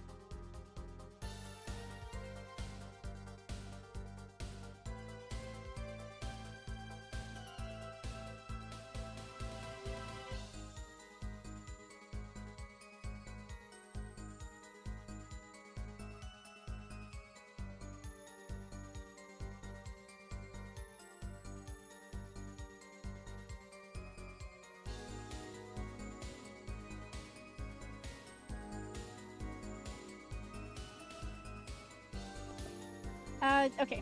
Did you notice anything when you entered? Wheel marks from a noodle stand, for instance? I have no recollection of such a thing. No. Yet, though I might have missed the tracks, I could not miss what happened next. I'm a keen observer of the obvious, you might say. Saw the kill of the victim of the stand, all clear as day. Hold it! This part of the testimony is the key, I know it. Should I press him about the killer, the victim, or the noodle stand?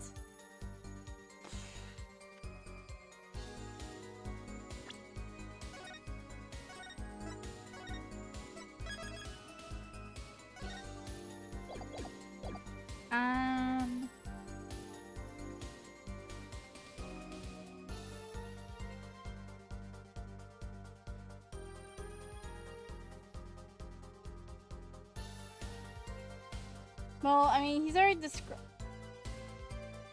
I mean, we don't.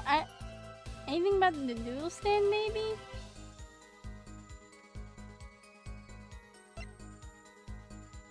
Because, like, I don't know how much he can give us about the victim or the killer, because he already told us. Do you happen to remember the noodle stand? Quite well, yes. For a student of the sciences, been keen observation. Oh my god, I'm gonna die. For a student of the sciences, keen observation and healthy curiosity are vital. I remember everything. I could even read the sign. I believe it said, noodle. Yes, that was it. For remembering something quite well, it sure took you a while to tell us. And thank you for telling us that a noodle stand sells noodles. Very enlightening. Well, Mr. Justice, what about that sign? Could that be important? So the sign on the noodle stand said noodle. It appears the defense has just obtained a vital piece of testimony. Is this noodle stand's broth really that delicious? I'll have to go sample the wares of one of these days. I think you would die, Judge. I think that's worth adding to the testimony as well. Whatever sort of noodles that stand sells, I can't match up to IBU's cafeteria. Some aptly to the school merely for a taste of our smart noodles. Or some apply. I wouldn't mind a taste of that myself.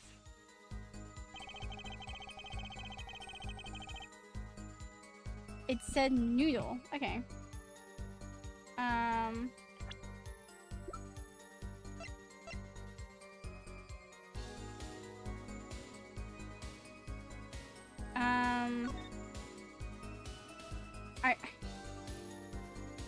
Okay, this side says okay.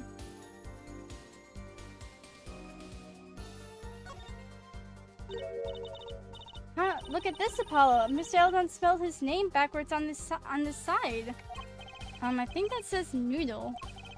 As in Eldon's noodles. Huh. Oh, I get it. So the name of the store is the name whether you read it backwards or forwards.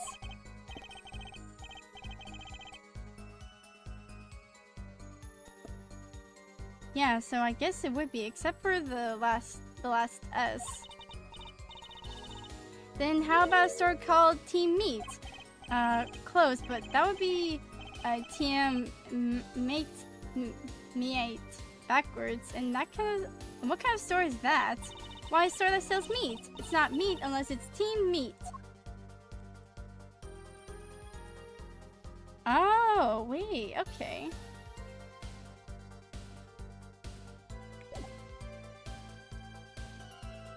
Do you remember the sign on the stand Vic was pulling? It said noodle.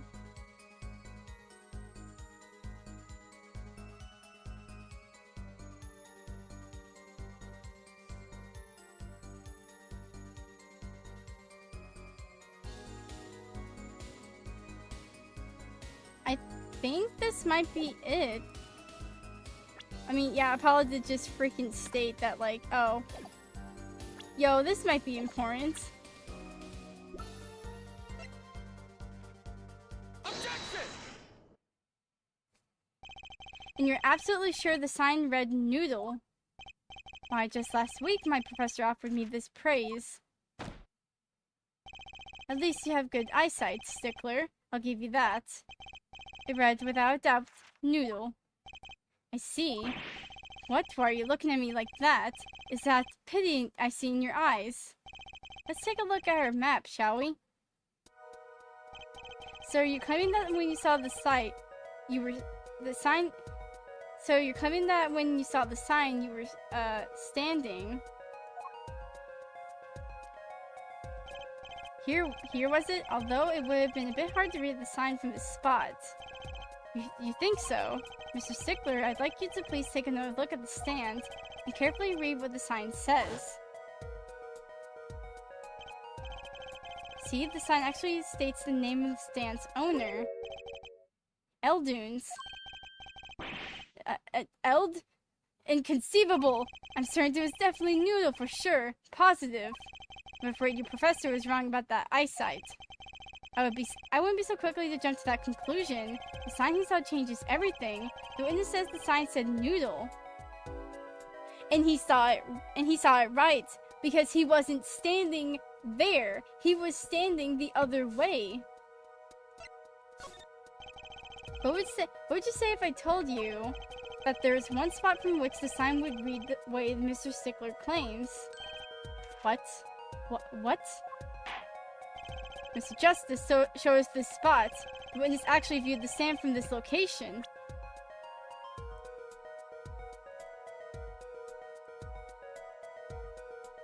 Take that! The witness was standing here, on the opposite side. How do you know that? When viewed from the south, the signs of the stands reads Eldunes, as we know. However, observe the other side of the stand. Oh, this side says noodle. Exactly, the name of the stand is split between the front and back signs. Mr. Stickler, you lied to the court. You witnessed the crime from the northern side of the park, not the south. You got me. Objection! So what? So what? What does it matter if you saw the killing from the north side or the south side? It makes no difference at all. He's right. Travel far enough to the south and you'll end up going north. Viewed on a global scale, directions are utterly without meaning. Actually, maybe he's right. What does it change? No, it changes on where, Kitaki was. It changed where he was. Or at least where he was running to. It changes everything, Apollo. Thank you, Trucy. Trucy? Remember his testimony from before? Though, to be honest, I'm a little scared of where this is leading. 3D. killer and the victim are facing each other here. Then, at the moment the killer raises his weapon, Mr. Stickler shouts, at which point the victim turns his head to look. Oh yeah, that too! Wait. And the killer fires his pistol right at the right side of his head. That's why the bullet hit him right in the right temple. No contradictions, right? Right. But if Mr. Stickler was standing on the north side of the park, that reverses the whole scenario.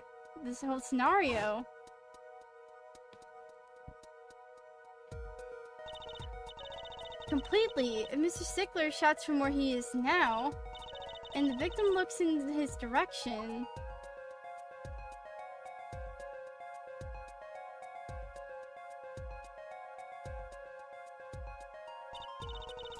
the bullet would have to hit his left temple.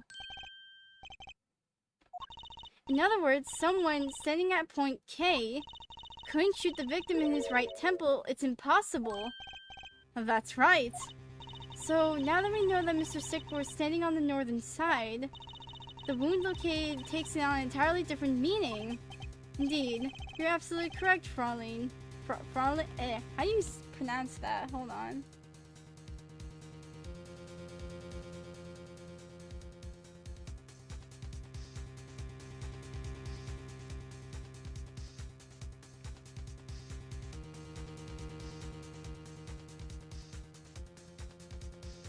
Fraulein. Alright, Fraulein. What meaning? The entry wound on the right side of the victim's head, correct? Well, the right side of the victim's head is north. North. That's where the witness, Wisely Stickler, was standing. Correct. So if he was standing to the north, then the only person here who could have shot the victim in the right temple was Mr. Stickler himself.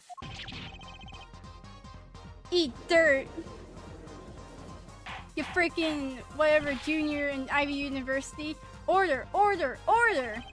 Wow, the apple didn't fall far from the tree. She flipped this whole case on its head while I was still figuring it out.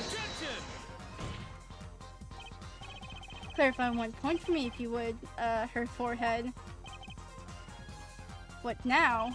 Are you truly accusing this college student of murder? Well, I can't say he exactly looks innocent, but something still doesn't feel right. I just can't picture him as the real killer. No, please look aside. I'm really a nice guy. All my friends say so. Let's hear what the defense has to say. What are you going to do now, Justice? Should I really accuse Mr. Stickler? Oh my god. Do we want to accuse him?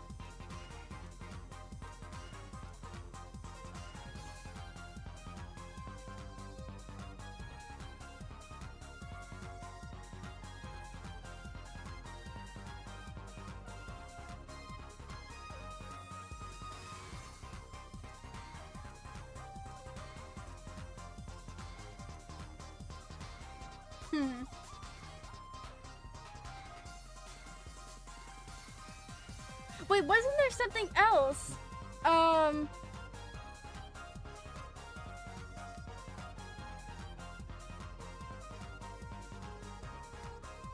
Wait, wasn't there something else we also, found? Wait a minute.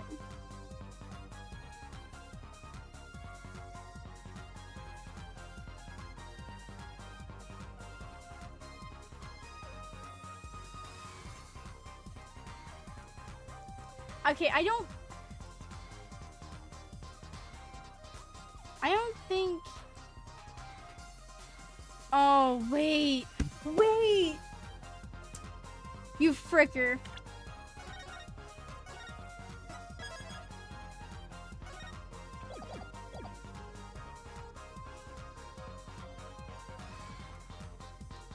I want to see, like, what happens if I accuse him of murder. I accuse Mr. Stickler of murder. Are you quite sure? Her forehead. Yes, yes. Accused of murder. Only 3 words, but a very, very long sentence. You have evidence worthy of such a bold accusation, I hope. Ah, frick, wait. I don't think I have any. No.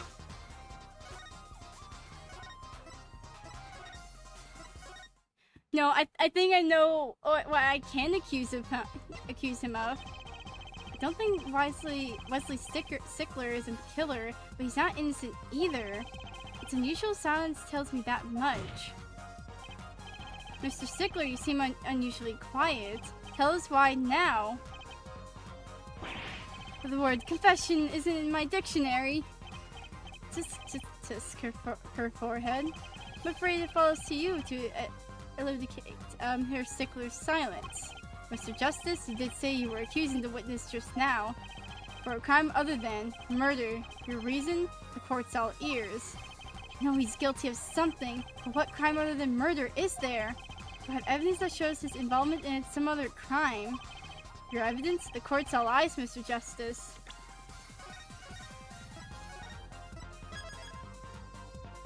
I know what he could be, a crime. Show us evidence that points to the witness involvement in a crime. This man's going away for life. The evidence is this. What is that? Woman's underwear. Hey, those are mine.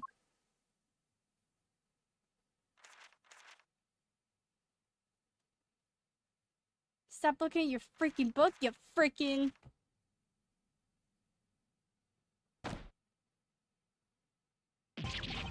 Don't look at me like that! Order! Order! Order! Mr. Stickler, while I can't say this comes as a shock, it's not what it seems. My whatever. On the night of the murder, just past 9 p.m., a young girl catches a snatcher red-handed. Briefly, she gives chase, but the snatcher flees and hides himself in no other than the place the Mirax clinic garage. Incidentally, these were found in the exhaust pipe of the car there. Presumably, he was trying to hide the evidence of his crime. Ergo, while you may not be a murderer, you are guilty of snatching, snatching the first degree. Please hear me out. It's not what it looks like. You freaking weirdo. Order, order, order. Mr. Stickler, you should be ashamed. It's not what it seems.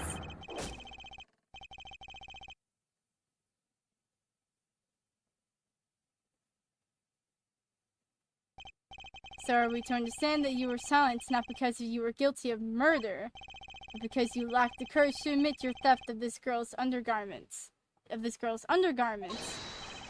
Perhaps you are not aware that my school's name was originally written IV.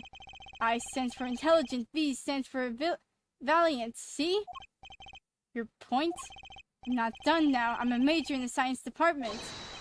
And what does science teach if not curiosity?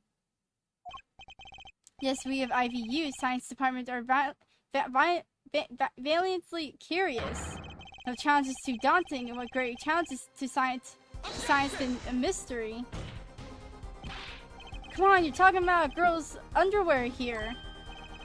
When you don't understand, the mystery is the unknown, and the unknown is unacceptable. And my friends, when it comes to mysteries... This man's going... yeah, you're going to jail for life. You're getting the death penalty.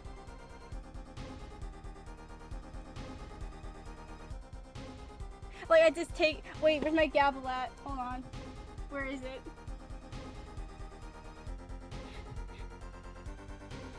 I say that the witness... Wesley Stickler, I say he's guilty. Death penalty to you. Death penalty to... From the moment first lady...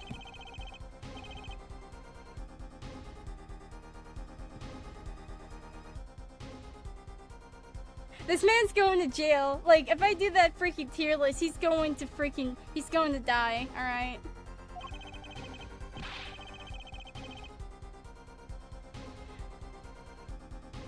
What? A tire? Yes, I saw her do it. She pulled a tire out. Is he talking about her magic? That's not all. First there was the tire, then a stew pot and a frozen chicken. One mystery after another. It was magic. Oh, I remember now.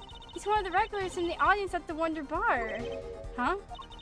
He's talking about my magic trick. I just don't understand. You're still going to jail. Because why? Why of all things? Wait, but someone else's. Wait. I just don't understand. A broom from a pair of those, it mocks the very laws of physics. A broom, a frozen chicken, Trucy? Whatever happened to doves and bunny rabbits? Mr. Stickler, you stole this girl's undergarments to understand a magic trick. You say that. Like a serious study. I wonder. There has been a recent rash of snatchings in the area. Were they all you? I am sorry, but I did it for science. Yeah, you're still going to jail. Each time Yeah, no, I'm glad that he's yapping now, so I don't have to read that.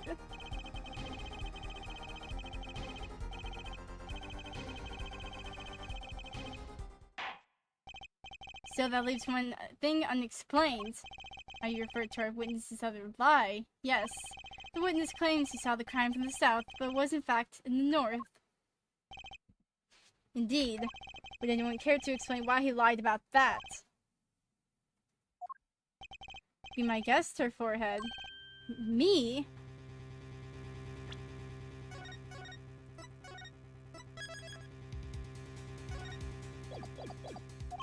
Did I not hear you correctly? Did you not say you do not accuse the witness of murder? Why then, did the witness lie about his location at the time of the shooting? Or have you no idea? Apollo, there's something about the way the diagram is arranged right now. When you think about it right here, right near where Mr. Stickler was standing, isn't there a... Well, Mr. Justice, what say you? Okay.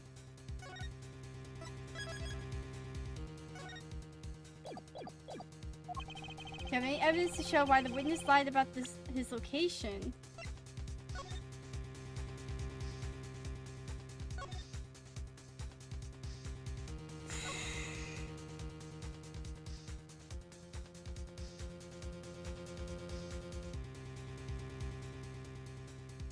Oh my god. Oh my god. I'm gonna absolutely cry if it's this. Take that! The evidence that shows why he lied is this. What? More? More of those? How many of those are you carrying in your pocket, her forehead? These are the last, honest. These were found in a trash can at the park. Looking at the diagram. Oh yeah, they were right there! You can see that the trash can was right next to where the witness stood. Mr. Stickler, you didn't... Alas, I'm a failure as a scientist. I can't unravel the mysteries of the universe. I can't even unravel a... You're so going to jail because you stole, like, some people's, like, underwear. So these are your handiwork as well. That night, I had been hounded into Mirak's clinic garage. Weeping in frustration, I was forced to abandon my prize. Don't you see how I felt? Believe me, I'd rather not. I hid in the garage for a short while, and abandoned the thing I made for home to avoid the office where the girl works and went towards the south entrance. when I saw them hanging there on a clothesline by a giant mansion. Apparently he didn't know those bloomers belonged to the mob. I had them safe in my pocket, ready to take home, when I stumbled upon a murder. The murder of Dr. Marax. I reported what I had seen, but as I waited for the police to arrive, I got scared. But if they searched me, that's when you disposed of the bloomers. Yes, it was a severe blow to the progress of science, but one that had to be born. A fascinating, if disturbing tale.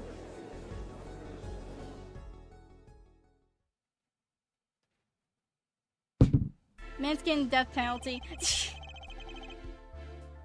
I believe this brings today's proceedings to a close, and I'm more than pleased to dismiss this witness for the remainder of the trial. One last thing, if I might. Yes, prosecute. Oh my god.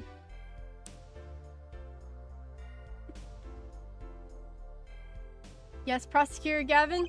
Regardless of where we ended today, some vital points were made.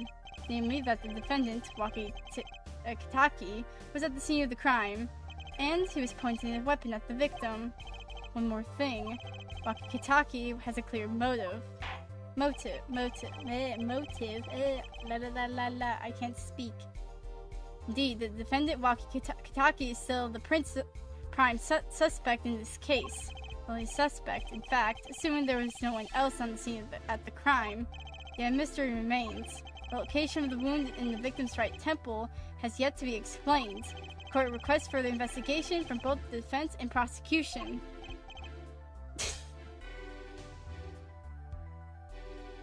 I'm not saying that. Ja. Just saying ja. No problem.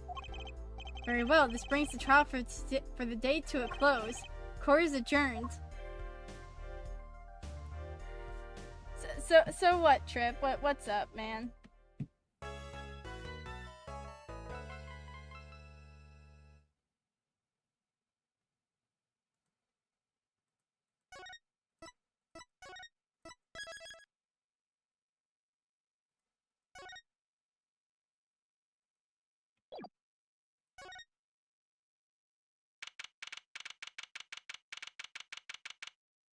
This guy, that's what's up.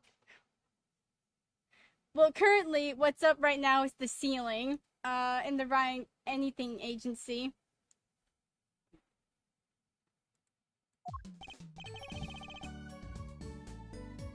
What a train wreck that was. I'm glad we made it out that trial alive. Really, I had fun. And Waki made it through the day too. Everyone was too obsessed with that to bother with the real case. But it was good publicity. Imagine the crowd at my show tonight. You should come, Polly.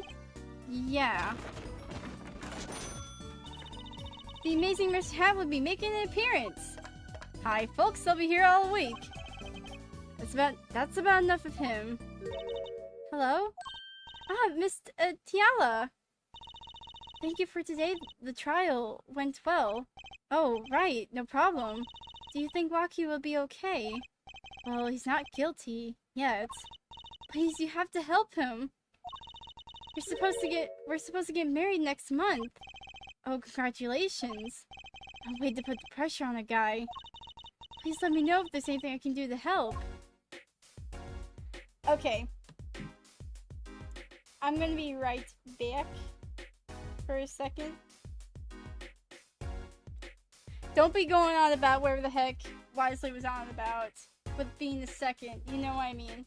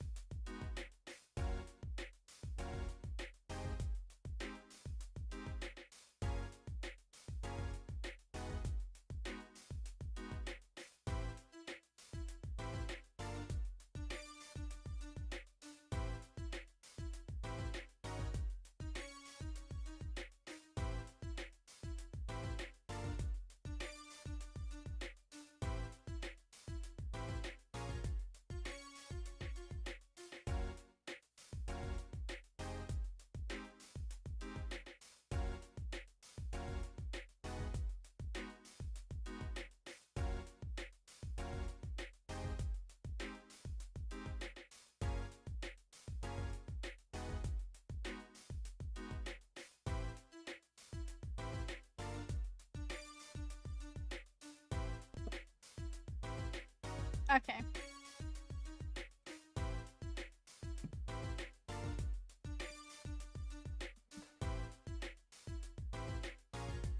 Dang, has it almost been 4 hours? Man, alright.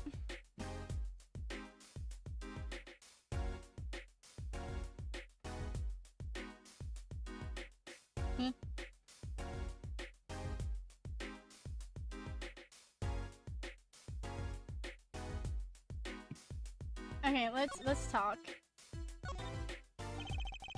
Are you sure about marrying into the Kitaki family? I'm fine with it, and I love Waki with all my heart. Aw, that's so sweet. So it doesn't bother you that you'll be, married to the mob? I don't think so. My parents are against it, of course. Say, where'd you and Waki first meet anyway? Good question. Miss Tiala doesn't look like the type to have gangster connections. Oh, we met at my old job, actually. Ah, office romance. She's not very forthcoming with information about herself, is she?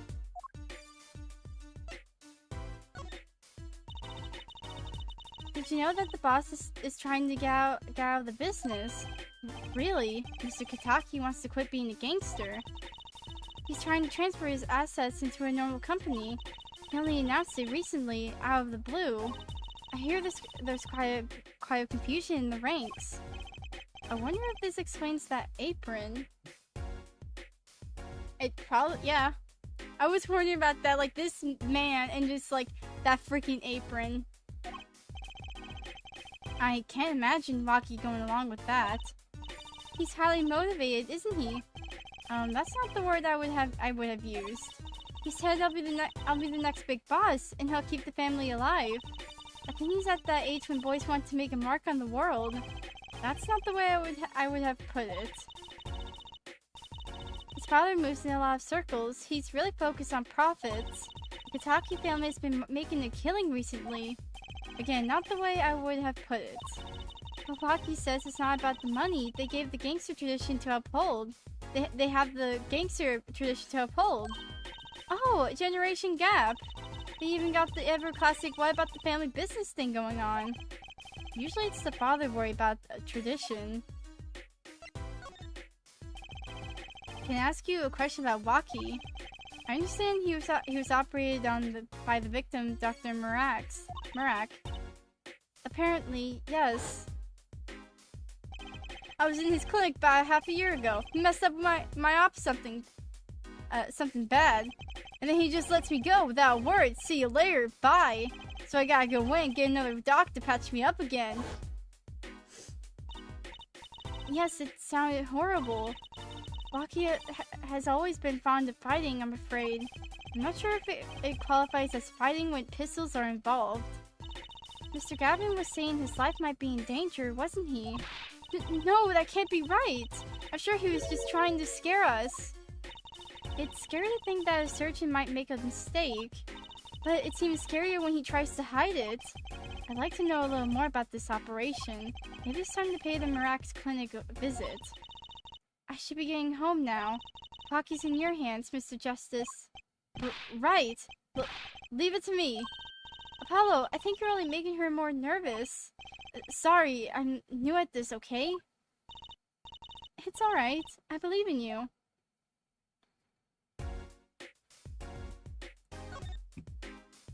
No, I don't think we need to examine any of things.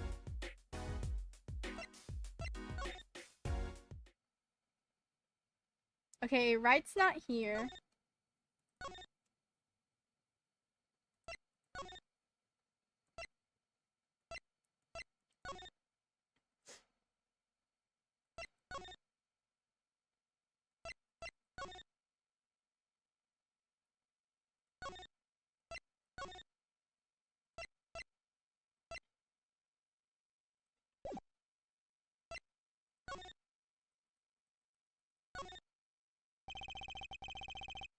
Front entrance to the Maractus.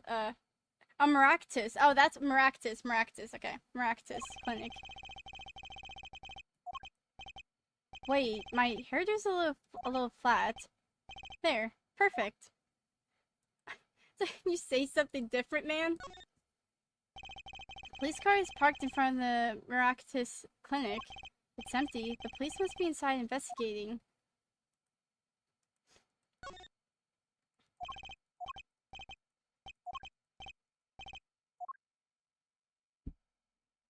Okay.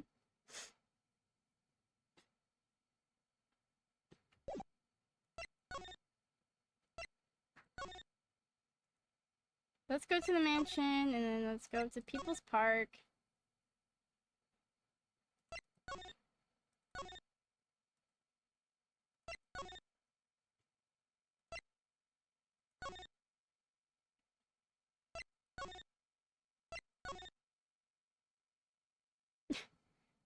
Where? Actually, wait. I think I know. Hold on, I forgot. Go to the mansion. Since we don't need the... We're looking at garbage bin. This trash can, this is where we found the mirror. Come to think of it, wasn't there something else in here? Something near the bottom. Look at the paint on these. That means these must have ended up in here after Mr. Wright's accident. Maybe they're connected. Let's pick them up. Oh, now we have room. Now we have room to pick up stuff. All right. Old lady's still at it. Looks like the old lady's at it again. Look, I told you yesterday the park's off limits. And I told you yesterday this is how I go home. Okay, you want me to go around? How about giving me $5 like yesterday? The con artist strikes again. The park's crime scene is off limits to the public. Police officer on guard by the gate is yawning. He noticed me staring and snapped his mouth shut. Too late, Mr. Officer, I saw you. Okay, now do we...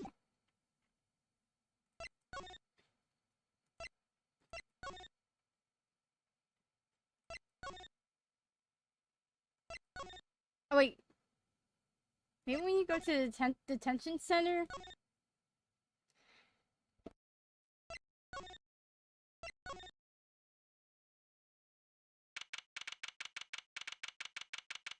Oh my god, something. Looks like Rocky's out for questioning. I really need to talk to him. Guess we'll come back later. Excuse me. Yes? The other suspect is all through with questioning, sir. The other... Ah, you mean the snatcher. Wesley, Stickler. So they arrested him too. Alright, let's have a little chat with Mr. Stickler. Hope I don't regret this. He is a valuable witness. He is a bit precious, I'll give him that.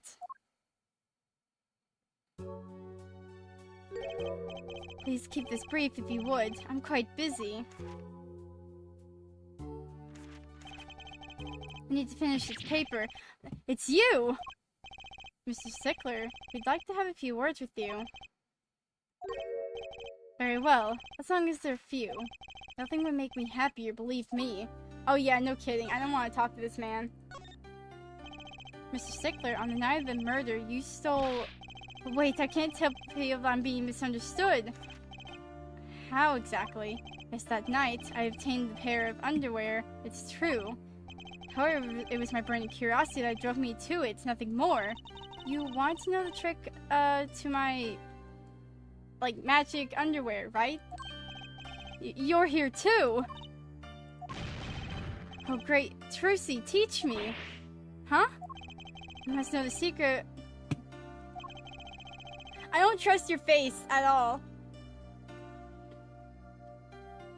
You know that meme of like Timmy Turner? It's just like God, what was it? Freaking...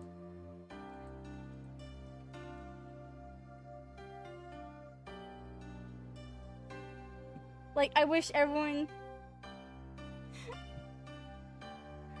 Like, I'm like doing that, like, same pose as, like, this Timmy, just like, my god, like, I don't want to talk to this man.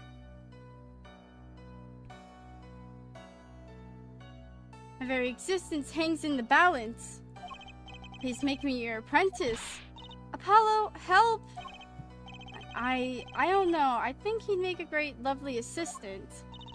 Don't say that, Apollo!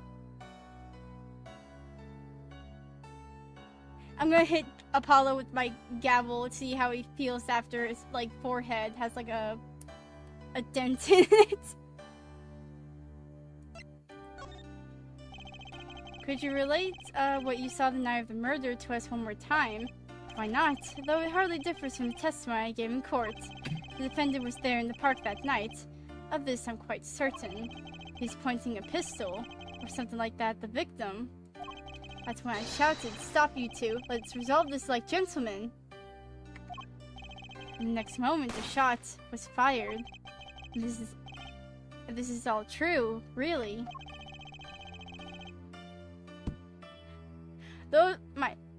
That's gone, my innermost heart revealed, but for the reason could I possibly have to lie? I can't think of anything he wants to hide more than the snatching, true.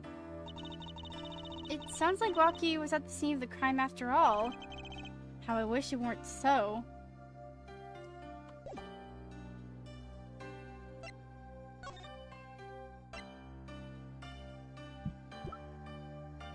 Do you want your phone back?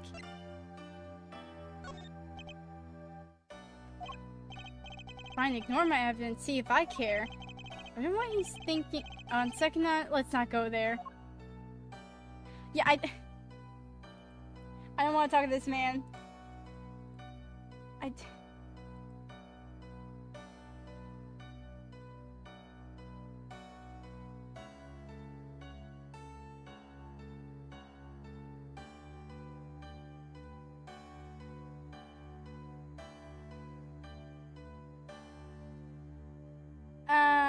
don't wanna.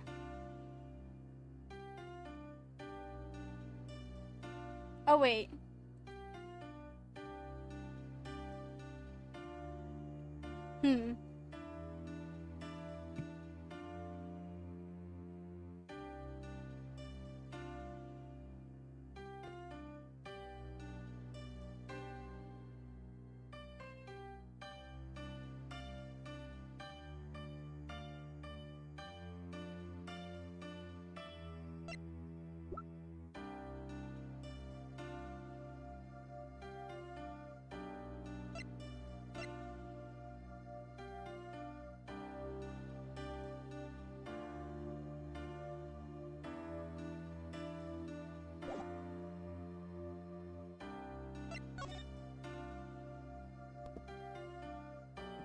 You are of no use, good sir. I shall take my leave.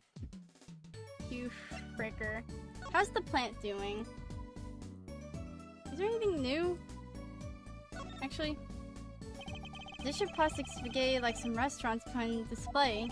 Where'd you get this anyway? It is a birthday present from Dad. I was so happy. You don't know how long I wanted one of these. I fell asleep with it, cradled in my arms, the spaghetti bent. I meant to know what she really wants for her next birthday, a bowl of plastic food. There are all sorts of strange paraphernalia sitting on top of the piano. Seems a shame to have all these props and not do a trick or two. Yeah, you asked for it. Hey, Mr. Righteous, was it? Waka waka. Justice, Mr. Hat. Justice, Mr. Hat. Apollo Justice. Justice? Apollo Justice what? That's what I want to know. Oh, you're hopeless. Please make it stop. Just let me know if you ever want to visit for Mr. Hat. Any other tricks in that one, please.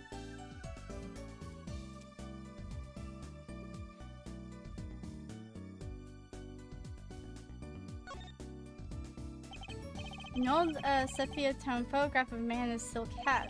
His outfit looks a lot like Trucy's, come to think of it. Aren't those clothes the best? I had mine made to match. Why do I... Weirdly enough, like, that looks like a spade... Not a spade, but... Oh wait, no, maybe it's spade. Well, not... Oh wait, no, a club. That looks like a club. And hers is a diamond. Oh, same with the, oh, okay. Huh. Even like the, like, under bit of, like, Trucy's cloak. It looks like cards, like the hearts, diamonds, and spades and whatnot. Or, yeah. If you're going to be a magician, you gotta look the part. Trucy's is big on appearances, I found. Okay, that's neat. Hat. Blue silk top hat, just like the one Trucy's wearing. It's my trademark color, Trucy Blue. I don't think you can trademark the color blue. Standing out is everything when you're up on stage. Bet you didn't know you've got your own color too, Apollo. Crimson Justice. You make me sound like some second-rate superhero. At least it's better than being a first-rate Super Zero.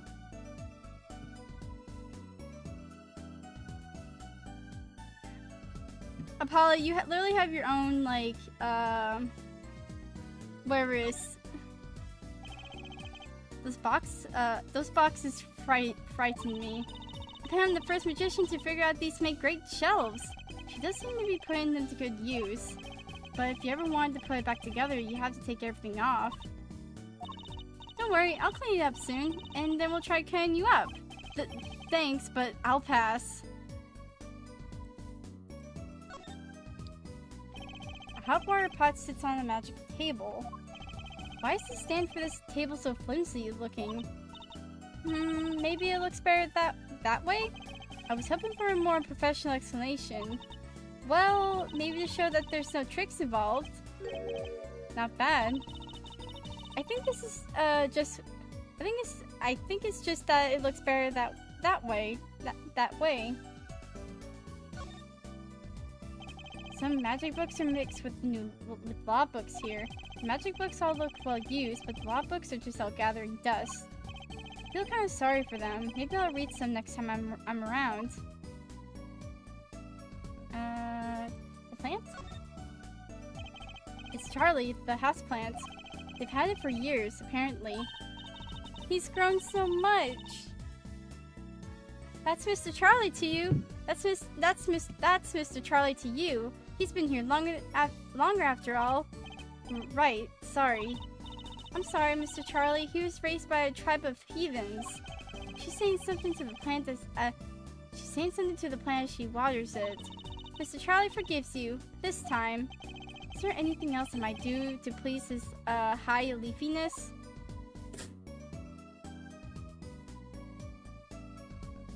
Don't disrespect the plant.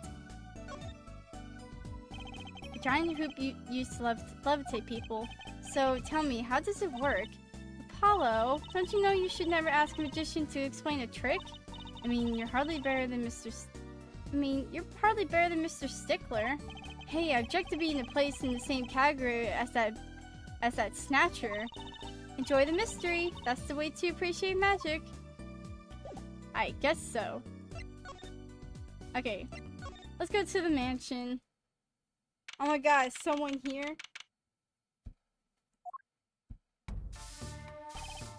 Yipes, she's back. Hey, you two, over here. Us?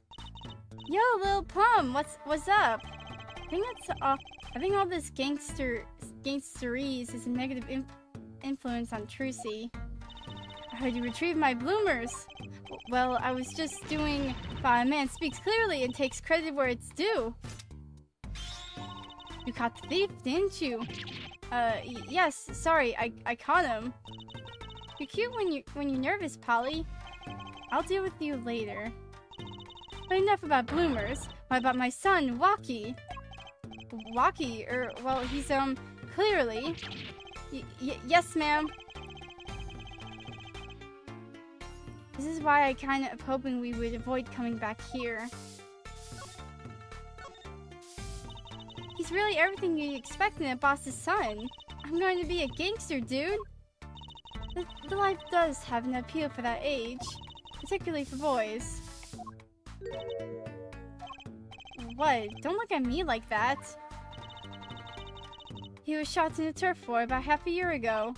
Yes, we heard the story from Waki, but he didn't tell you the whole story.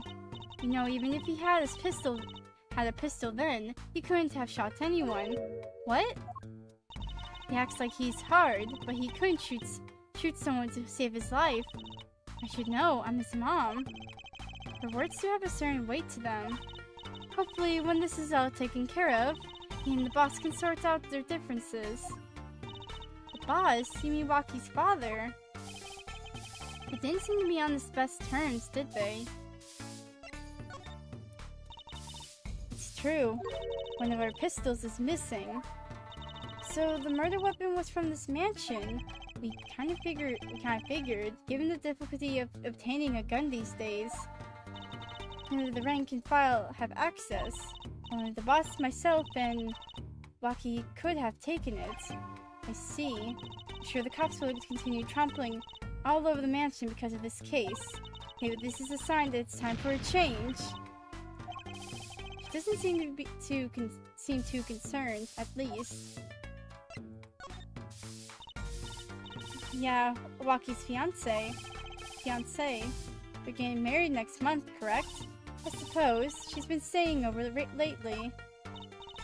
You don't look too happy about that little plum. How'd you guess? Even I could tell that. Could you tell us more about her? Waki brought her home one day. Says he wants to tie the knot. I can see why. She's so pretty. Well, she's pretty enough, but you know. Nah, it's probably just me being suspicious. Staying in this business too long. And you start to only see darkness in people. You get a nose for it. A nose for people, a nose for trouble. I wonder what the problem is. It's like a gangster's only version of female intuition. The boss may act tough, but the boy means the world to him. But Waki seems like he's against his father's position. That's to be expected. We're in a bit of a transition now. Trying to cut our ties to the shadier side of the street and do more on the up and up. Waki isn't too enthusiastic about the change, it's true. But why the change? Is the gangster thing just not paying the bills? It pays, but we need a lot of money right now. Cleaning money, that is. I see. Something must be up. He'll see things the way the boss sees them someday.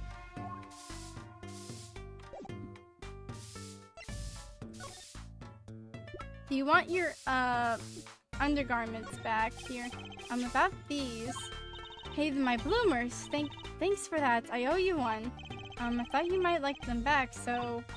Oh no! Why don't you keep them as a souvenir? Oh no, I couldn't really. Thanks for the offer. I can use those in my magic act. I'll pull shifts and pieces and God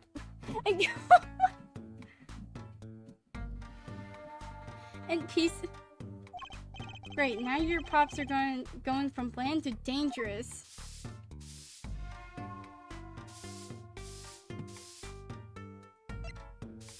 Ask about this, maybe? Sorry, kid, I got no idea what you're talking about. So you have no idea of your son's...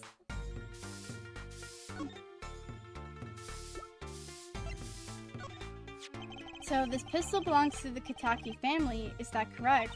It's one of the pieces we keep around. That is, we used to keep around. They're all gone now. Oh?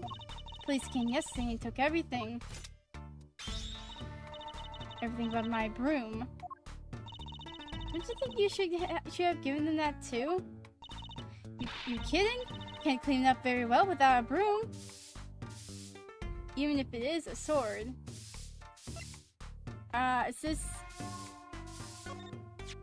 Can you tell me if this knife belongs to Waki? Oh, that's his knife, alright. Bought it for him for his birthday. Wow, that's a pretty hardcore present. I remember him falling asleep with it clutched in his arms. Oh, I know the feeling. I bet he was just as happy as I was with my plastic spaghetti. What the fudge?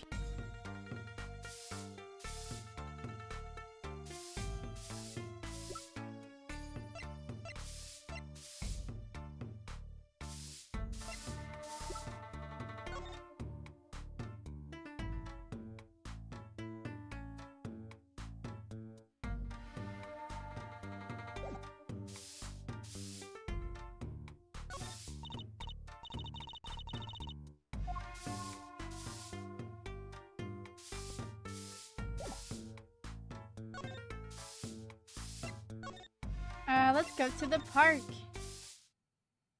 Nope.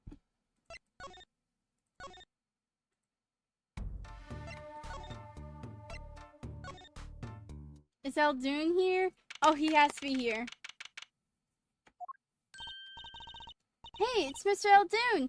Oh, Mr. Eldoon! What's wrong? So you found my stand. That's why I'm here to thank you. But now it's a crime scene, they won't let me have it back. That's also why I'm here. Got no other place to go. I see. How can a noodle stand be a crime scene? That's what I don't get, Trucy doll. Even in death, he's after my neck, I tell ya. Can't even cook an honest noodle.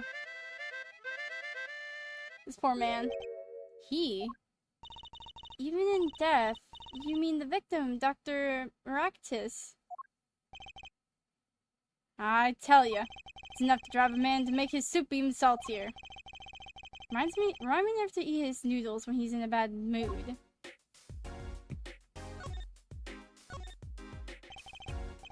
That stand, for generations, has served up the best noodles us Eldoons can make.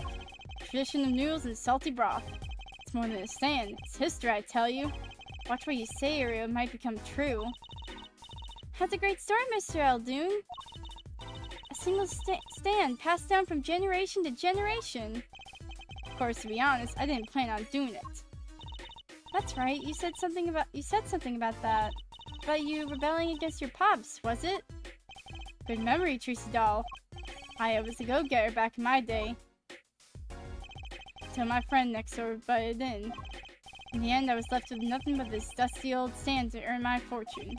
Mr. Eldoon, I don't mean to pry, but what exactly did you do before you became a chef?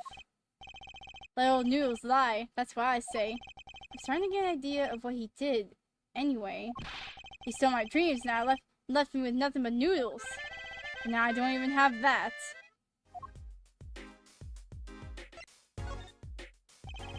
Mr. Eldoon, if I might ask, what exactly happened between you and the Maractus, clinic? Huh? I couldn't help but sense anonymity here. Anonymity? I hate him. Or I hated him acting like he smells like roses when he's rolling in mud. Excuse me? He's the only doctor at that clinic, you know. Pretty impressive, eh? I'll tell you the secret to his success. The mob. You mean the Katani family? They're always having one of them turf wars or whatnot. Always an injury or two that needs fixing. Maractus saw a chance for some business. So he started giving the Kataki family a good deal. A deal? Every fifth operation for free. He stole the idea from my pops. One free bowl of noodles a week, he used to say. Can a doctor just decide to do that? What about the insurance companies? Oh, no doubt it's illegal. They got him good with the family. Pretty soon he was getting all the businesses in town, leaving me here in the dark. Up to my neck in soupy noodles. I think I figured out Mr. Eldoon's former occupation. Can't hurt to ask, Apollo. Mr. Eldoon, or should I say Dr. Eldoon, figured it out, did ya? That's right, I was a doctor, surgeon, till the year before last. Oh wait, were you the other doctor? Wait!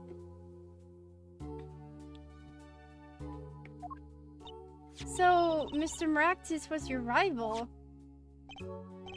You like those onions they put in the soup broth? Yeah, kind of. Take a spoon, drink some broth, those onions will find their way in there. For people who like them, why that's just fine. For people who hate them. I hate onions, hate them. Always sneaking in from the side, getting in the way of a good tasting spoonful. Well, that's what he says. An onion boy, that's what I called him. So you weren't exactly friends. Had me and Pal Maractus. Ever since preschool, we were getting in each other's faces. No matter what I did, sure enough, he'd come following along. Then he'd do it better than me, just blow right past without so much as a howdy. I see. That's right, I was a surgeon long before he was, you know. And that no good onion boy comes along. Well, Trucy, looks like we found ourselves a new suspect. Don't say that! Thanks to him, I was forced to trade in my scalpel for a ladle. Sorry, pal. Didn't mean to weigh you down with an old man's ramblings. No, it's fine. By the way, by way of apology, you ever get yourself in a spot of trouble, you drop by. Huh? You're investigating Maractus, aren't you? Yes? Well, you want to know about a doctor, you ask a doctor. That's all I'm saying. You just think of me if you need something, Trucy doll. Right! Thanks, Mr. Eldoon! I guess the time spent listening to him complain wasn't entirely wasted. So, since you were a doctor a year before last, can you tell me about this? My interest is for my stand precious else. Get cracking on that case. Bruh. I feel like you would know something about this. Or maybe not this, but at least like, what was... It's one of my bowls. I already know.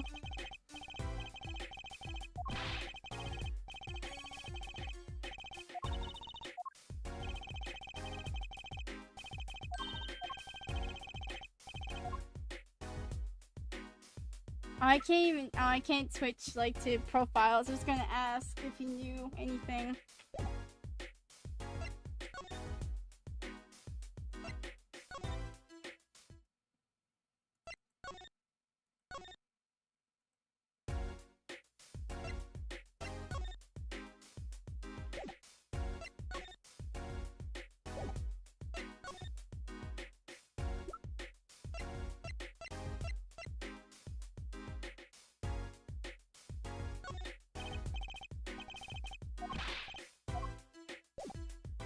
Okay.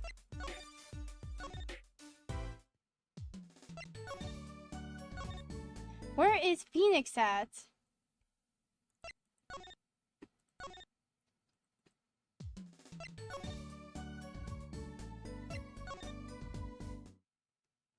Okay, the guy's not here anymore.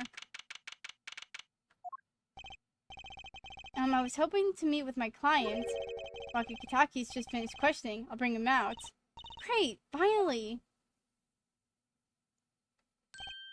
Yo, sup, my little imposter?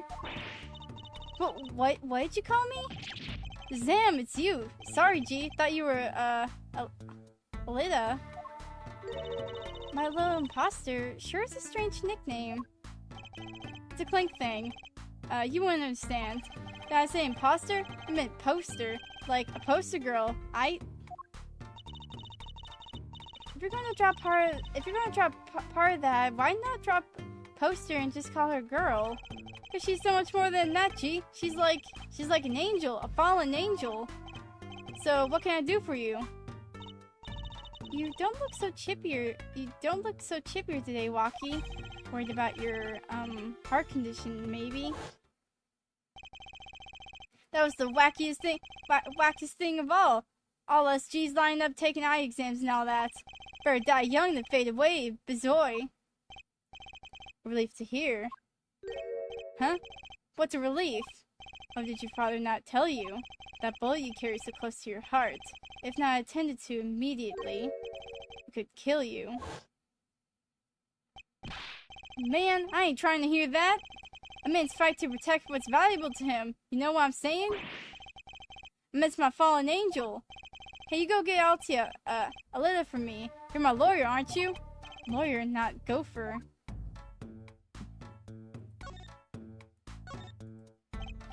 So I hear you're gonna be married next month. Straight up, we poured the, pill, 40 out on the stoop. Alita, oh, Snapple Cake, she's so fine. I think he's smitten with her in his own weird way. I was wondering, how'd you two meet? I asked, Tiala, but she was very vague. Huh? Well, man, if she wouldn't tell you, I best hold my tongue, you feel me? What? Man, what's past is past, she knows that. When I'm with, Alita, I feel like there's things worth protecting out there, you feel me? And my Alita, she's down with that all the way. So both of them are mum about their past. Mum? What?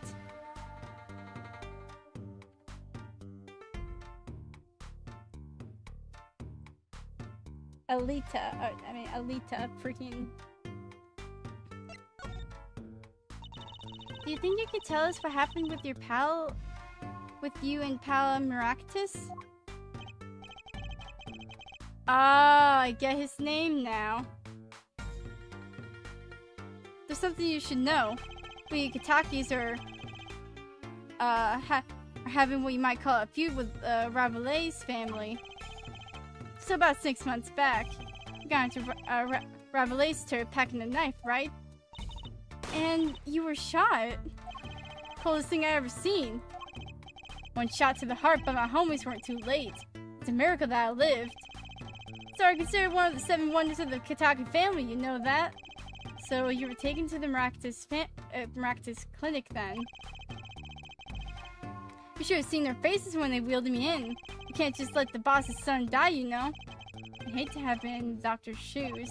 Mr. Kataki's scary enough when he's not angry. But the bullet that hit you, it was never removed. He's still threatening his life. That doctor, he did it on purpose. The Rabelais paid him off, I'm sure of it. I need to hear more about the night of the murder. That much is clear. Life in the family is a G thing. It's about being a man. You know what I'm saying? Sorry, I'm not up on my G things. I'm not even sure what a G thing is. But my old man, he's gone soft. He says the old rival gang days are over. He just wants to make money. Isn't that a good thing? Man, there ain't no soul in making money. Better to live fast and die young. Faux shizzle. This kid. Wait till I run the yard. Then everyone will know what time it is. That's right. OG time. All the time. Represent. Paula, why does he keep talking about old guys? I don't think that's what OG means, Trucy.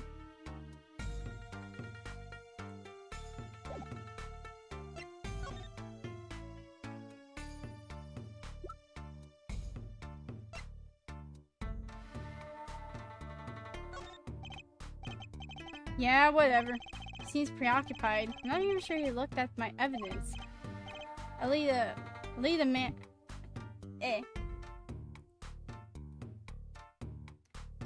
Alita man, Alita. Alita.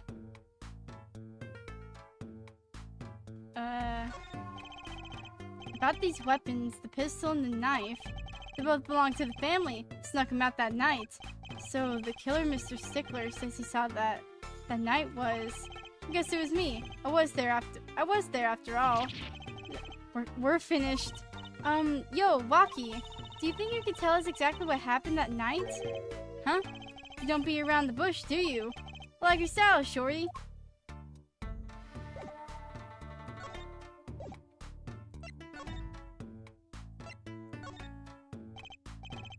Actually, there's a question I've been wanting to ask you for a while now. That is, did you do it? Did you shoot him? I don't know. Huh?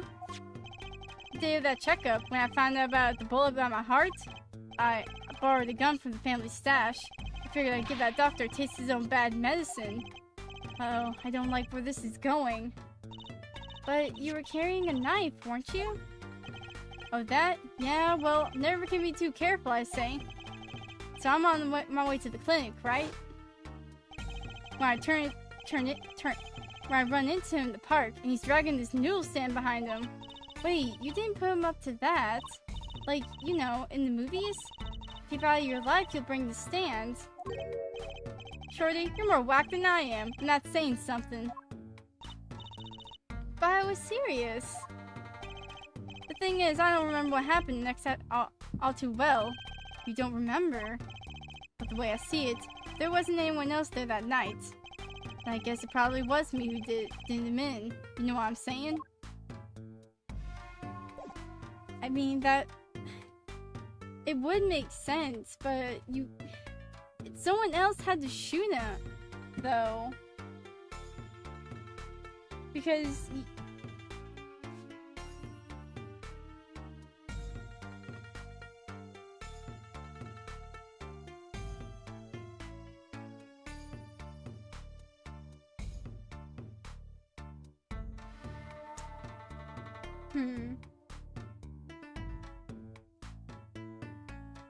Do we need... Okay.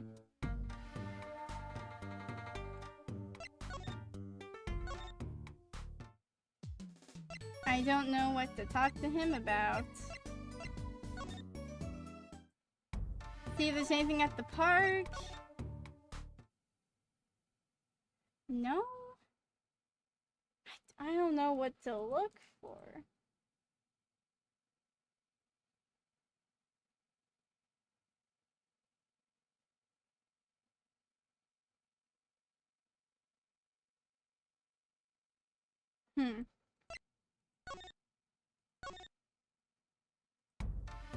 Or maybe it's... hold on.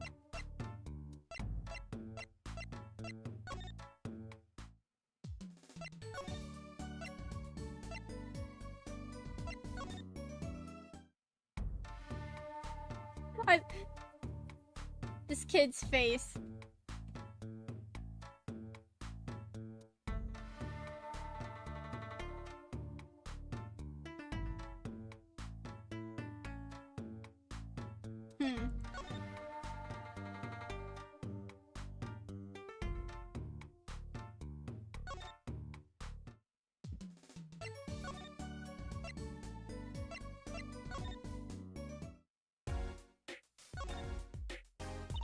Oh.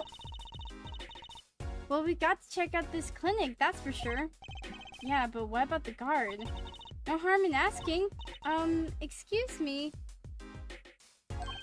Hey, it's you two from yesterday. That's the same officer that was standing out by the park yesterday. Your business is over in the park, isn't it? The clinic's off limits. It's not involved. But what part of off limits do you not understand? Shall we prove that the clinic is connected to the incident of the park, or beat it? No harm in asking, no gain either. No point in sticking around here, I guess. Alright, freaking officer, you can frick off, I guess. I guess we don't got evidence. In here? What the frick's going down here? We just left here! Look at that crowd over by the park. Probably people trying to get a glimpse of the crime scene. But why are those girls screaming? I think I just heard one say, "Oh my god, it's him!" Wait, that motorcycle. If it is in her forehead. Prosecutor Gavin. Some fans found me on my way out. Just my luck. Oh my god, he's so cool! Thus the screams. New album just came out, you know. Try waving to them. They love it. Oh, he's so cute! They're so excited it doesn't matter who waves to them, see? This is surreal. So you were here investigating. And I was on my way home when my hog gave up the ghost. Your hog? The motorcycle once started and clogged the exhaust pipe. Too bad. It looks like such a nice bike too. Hard to believe that it could break just from that. It's my fault. I think I was using the wrong oil. Cars, motorbikes, they're all the same. Clog the exhaust and they won't run. Machines, I tell you are my... tell me you share my angst, her forehead. I ride a bicycle, actually. In any event, I'm off to the shop to get her fixed. The detective in charge of the scene isn't fond of me, in any case.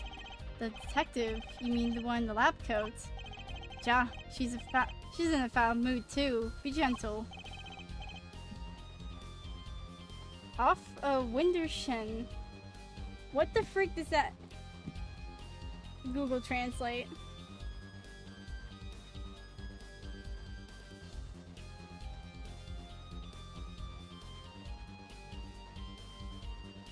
Oh, he said goodbye.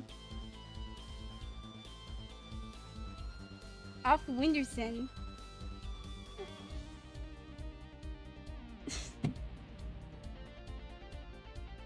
This guy. This man. Oh my god, there he goes!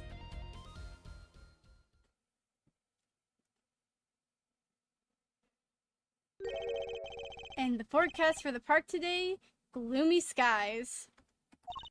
Well, nothing to do but head on in. Let's hit the park, Apollo. Alright, let's see. Ooh, they uncovered the tarp.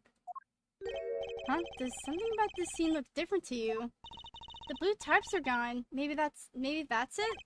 Yeah, I think you're right. Look over there. The white frock detective from yesterday. She seems to be apologizing reverently to the trash can. She's under a lot of stress. The investigation's probably not going so well. Hey, you there! If you're going to talk about someone behind their back, do it more quietly, please. Oh, Detective Sky, hello. You seem as gloomy as ever. This is miserable. I just got a new kit and I can't get this stuff to work. And everyone's all smiles and everyone's all smiles for that glimmerous fop. Glimmerous? Does she mean Prosecutor Gavin? More to the point, doesn't she mean glamorous? Oh, wait. When he walks his shiny chains, catch the sun and glimmer in my eyes. It's distracting. Speaking of distracting, guess I'll just have to accept the fact that I lack talent. Sounds like she's trying some sort of new forensics technique.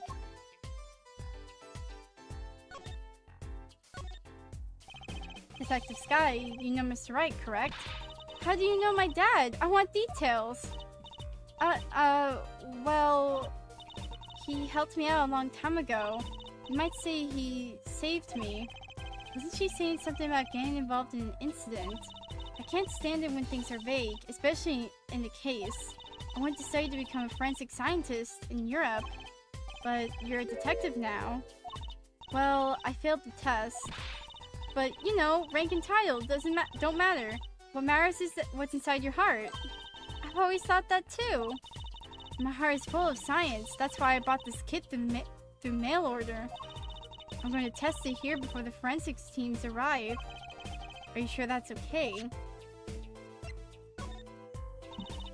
I won't lie, I'm not fond of the man.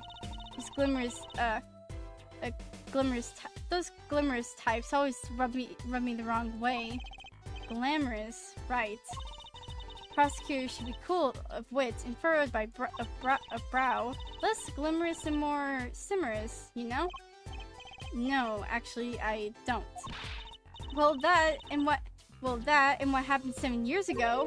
Prosecutor Gavin was the one who stripped Mr. Wright of his attorney's badge. What?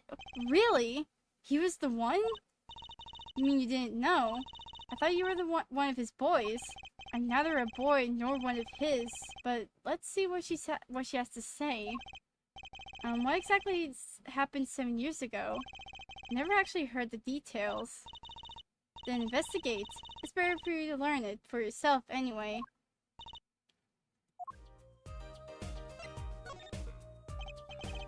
Do you mind me asking exactly what it is you've been doing? Spying down the ground like that?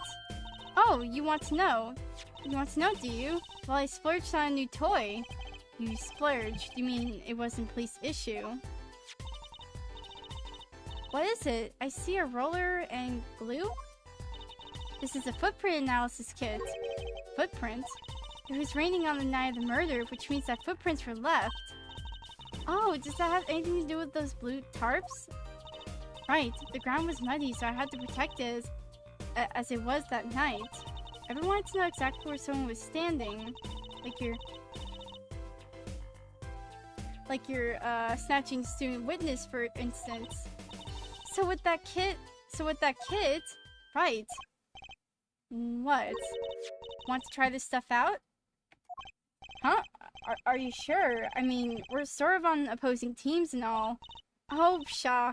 We're friends. And to tell the truth, I'm not so good at doing this. Guess I'm a little clumsy. I could use your help. Oh, I'm good at stuff like this. I used to make magic bunnies out of paper mache.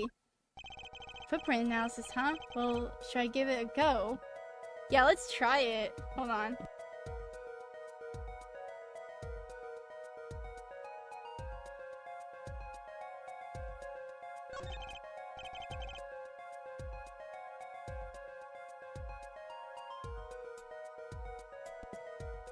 Okay, I'll give it a go. That's the spirit. Right, allow me to explain. One moment. She's reading the instructions for her kit. Why is this not filmed with confidence? First, we have to pick the footprint, or in this case, shoe print we want to analyze. I've taken the liberty of marking all the shoe prints in the park. Well, which shoe prints should we start with? We're going to verify the defendant's account. Here's the place to start. Shoe prints prepare to be examined. Oh, this is so exciting! Right, here goes. First, pour the plaster into the print until it's full. You try it. How am I supposed to do that? Just press space where you want to pour the plaster. Like this. That doesn't look too hard. If you run out of plaster in your beaker before you're done, you have to start over.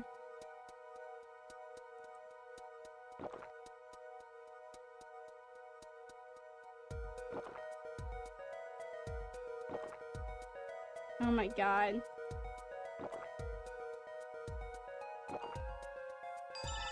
Not bad. You're handier with that than you look. What's that supposed to mean? On to the next step. Dry the plaster until it turns white. Right.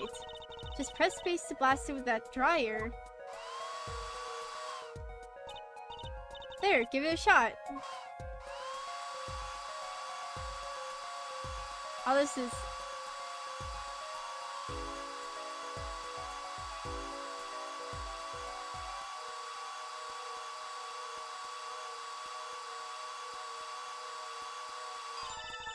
Looks like it's hardened nicely. Let's take a look. Yes, that's a good one. Next, the ink. Ready for the next step? Use the roller to ink just the shoe print part. Hold on to that roller tight. Now with space and roll it up and down. Keep going until you get enough ink on there for a good print.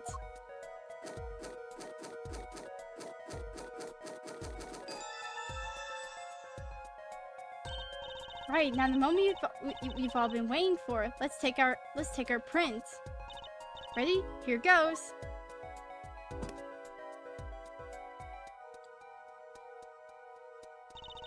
Let's see if we get a match.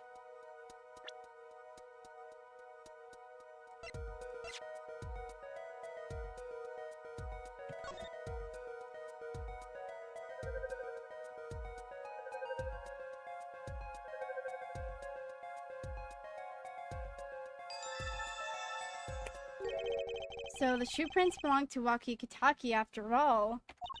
He was in the park on the night of the crime. Wow, I can almost see the signs at work. Don't you love it? And nothing feels better. She's definitely way more into this than I am. Just let me know if you want to do some more. I'll be here solving the case with science. Well, that certainly brightened her mood. Let's do another one. Detective Sky, mind if we give it another go? Right on. Leave no print unanalyzed, I say.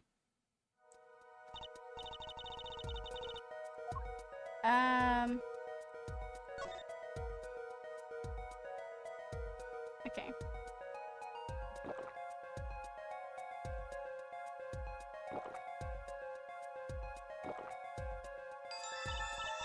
Okay, looking good. Next, dry the plaster.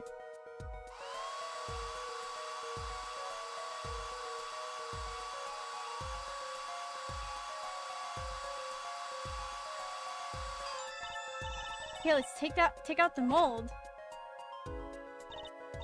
Yes, that's a good one. Next, the ink. Okay.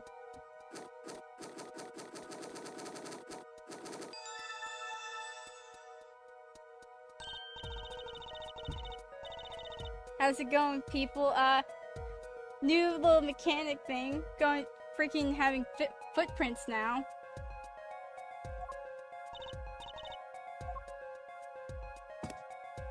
Okay, let's see here. What the fudge? Let's see if we get a match.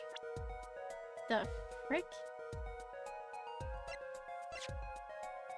Yeah, okay, yeah, that's your shoe. You freaking weirdo. So these shoe prints belong to Wesley Stickler. This confirms his testimony, the final version of it, at least. Now we know where the I keep on, like, accidentally saying it, like, so we know where the snatcher was standing. Okay. Now, let's see about what the random shoe that's there. Because why is there just one footprint?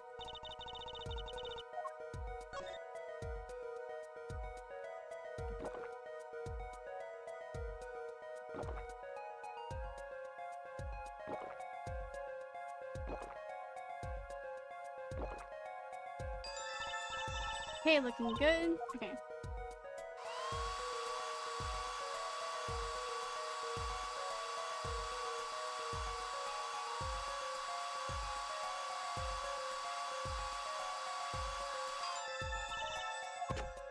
Take out the mold.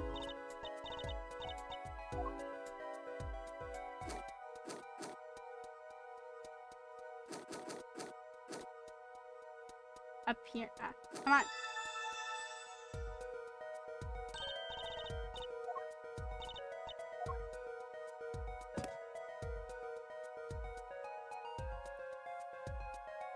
Leaf. Huh, that's a funny shoe print. Is that even a shoe? It is strange, so smooth. Except for the part with the leaf. I can see without even looking at that this print doesn't match any prints on our list. A mystery print. Wait. Could this be our mystery print here? They say the Maractus Clinic. Hey! What? This slipper! Look right here! I think I see a toe mark. A toe mark? You think we can get a print off that? Sure, toes have prints just like fingers do, you know? This little clue might be a gold mine. Oh, there's one problem. The police station doesn't keep a record of toe prints, so we won't know whose it is. Guess that would be too much to hope for. Still, it might be useful somehow. Let's analyze it.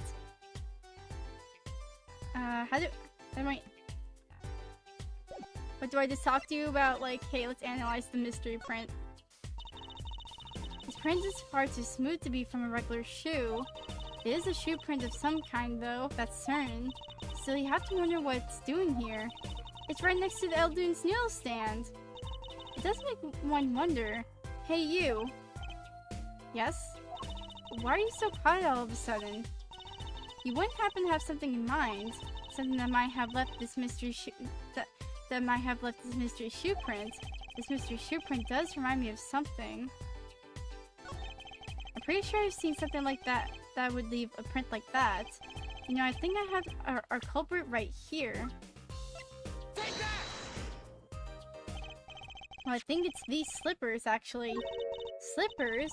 What would slippers be doing out here? But look at the bottom, see? It's covered with paint, except for... See right here? Hey, that spot is shaped like a leaf. What if the leaf was stuck on the bottom and came off when the slipper stepped in paint?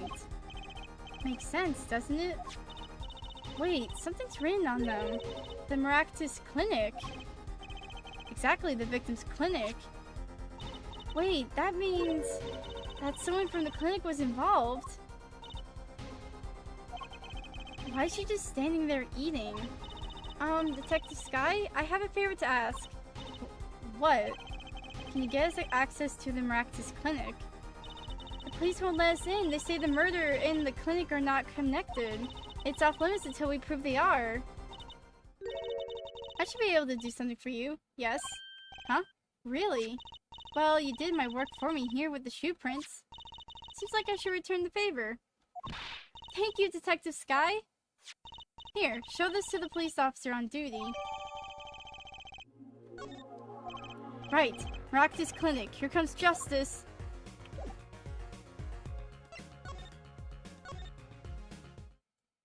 Actually, wait, I want...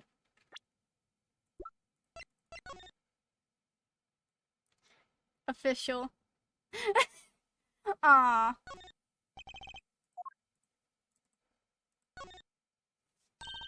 She put a little heart by her name. How cute. Isn't she a little old for cute? Apollo, shame on you. Cute is eternal. Cute is timeless. No matter how old a woman gets, she always carries a little innocent maiden inside her. But really now, I suppose I never heard it put quite that way before.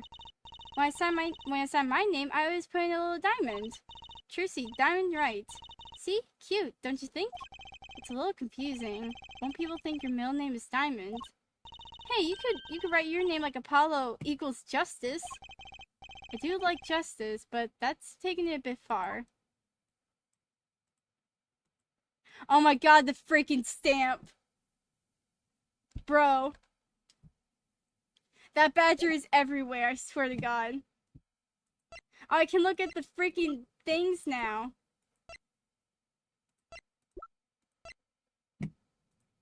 Freaking weirdo. Alright, let's go to the Eldon's house. Alright.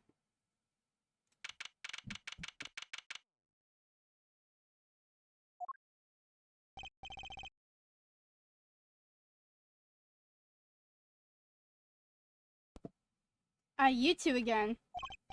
When will you learn? Look at me however you want, you're not getting in today. I wouldn't be so sure if I were you. Look what we have. What's this? Detective Sky. Yesterday was Prosecutor Gavin, today it's Detective Sky. Who are you two, really? Now he's suspicious again. Well, you got the orders. I gotta let you in. Have fun. Thanks, Mr. Officer. Let's hit it, Apollo. Oh, finally we get to see what the frick's going on with this darn clinic.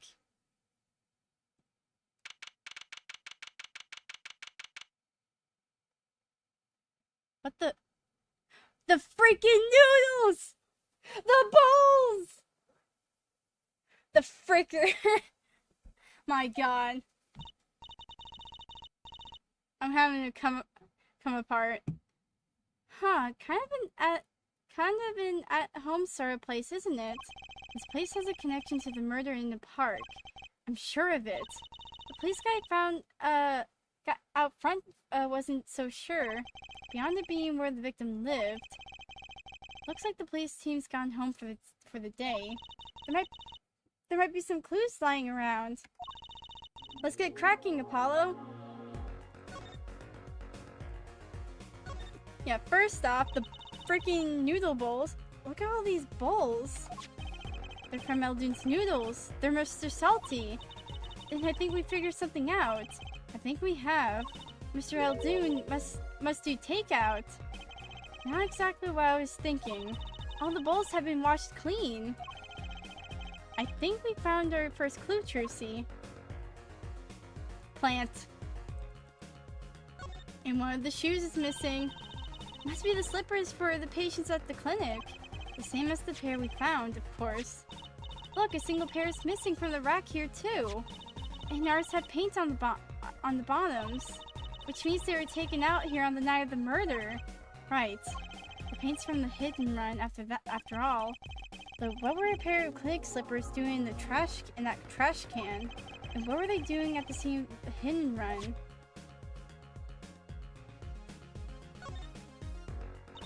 There's a single pair of sandals here.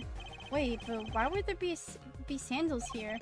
Unless they belong to one of the patients. Or maybe it's visitors that's come to see Mr. Maractus? I don't think they use his house entrance instead of clinic entrance in that case. And if this patient or visitor isn't still here, why'd they leave without their shoes? Better take a close look at these just in case. They look very peculiar.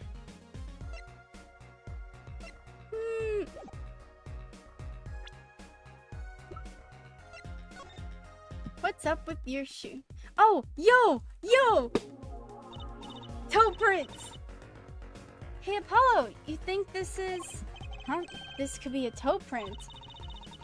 Maybe we can get a print off of this. Let's try it out. Oh, heck yeah.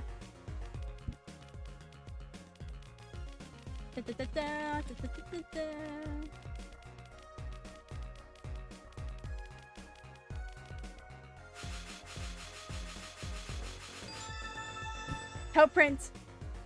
Toe print. Hey, it worked. That looked like a big toe, maybe? But wait, I mean, it's great that we got the prints, but is there such a thing as a list of toe prints? Oh, good point. If there is, Detective Sky didn't give it to us, which means we can't match this print. This seems like a good time to ask a detective's advice. Yeah, good idea. Okay, so now we can go ask her about the prints. Anything else?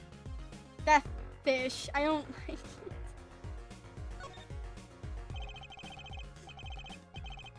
The clinic's reception desk, no one's here, of course. There's a small sign on the counter.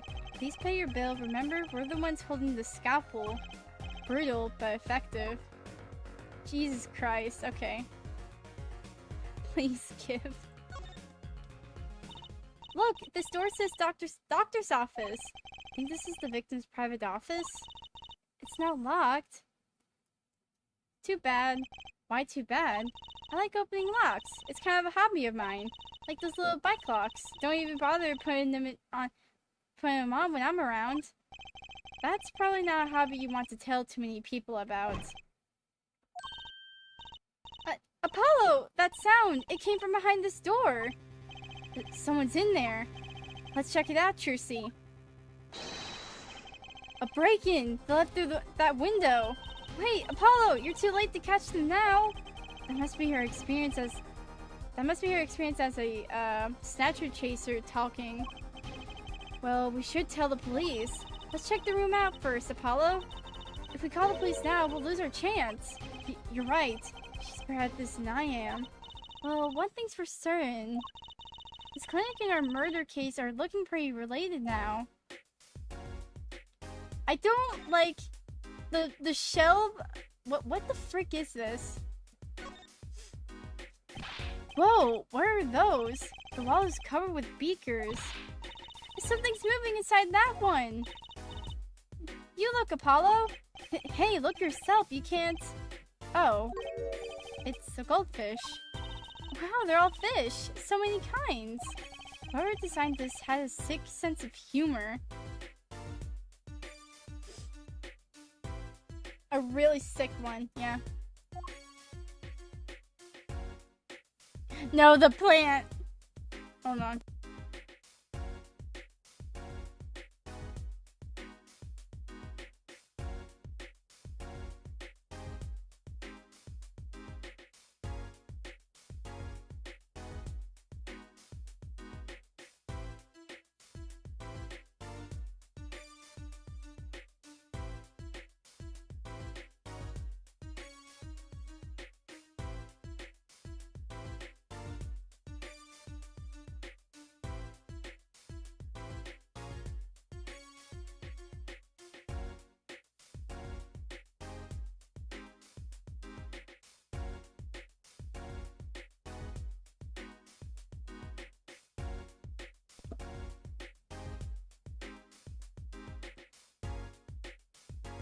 Oh my god. Oh, okay, I'll be right back.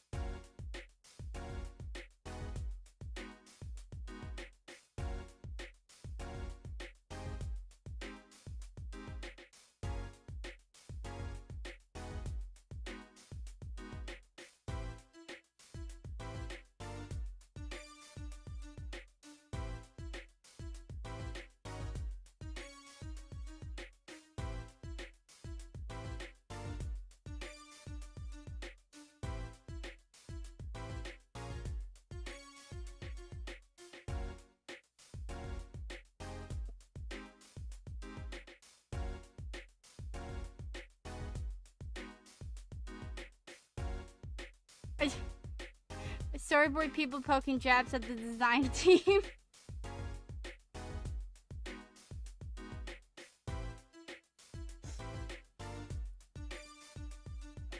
Okay. Alright. That over there.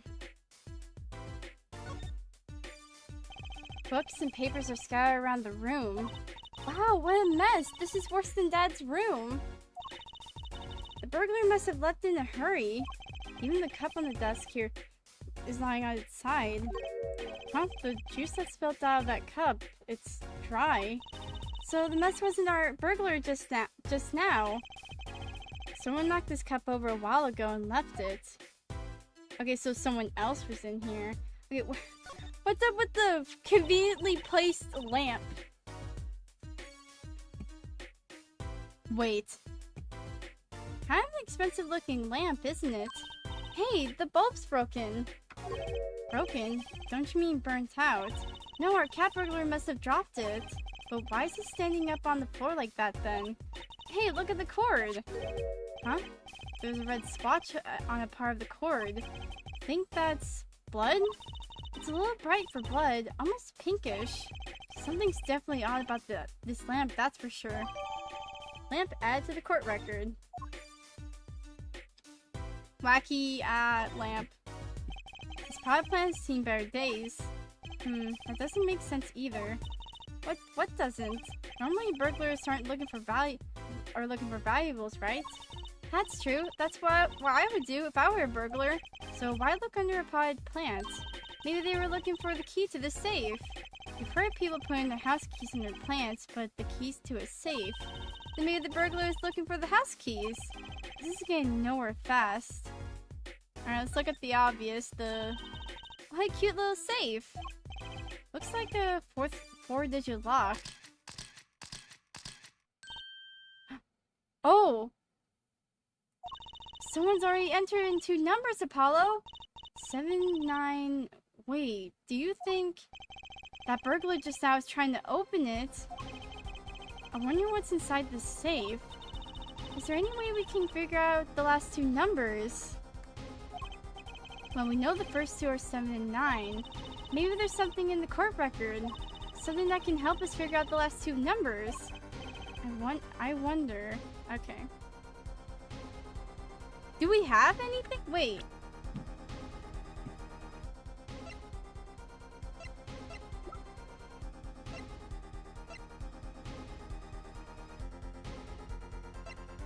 Why? Okay, let's look at this for a second.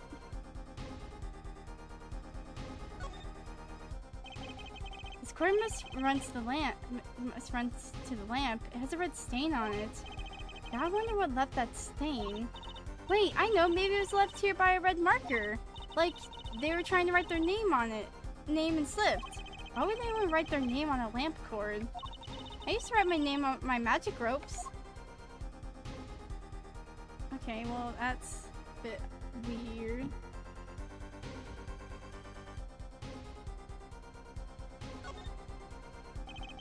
The bulb is broken. It won't turn on. Oh, how is it broken? Don't touch that. You'll cut yourself. Yeah, fool me once, shame on me. Fool me twice. My finger! You're bleeding. Let me see that. Wait. Magic blood. Gotcha! Please don't do that again. I have enough to worry about without my coworkers injuring themselves on the evidence.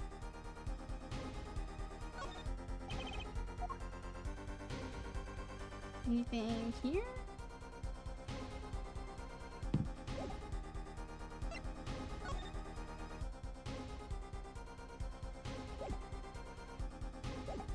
So, 7, 9. She is such a troll.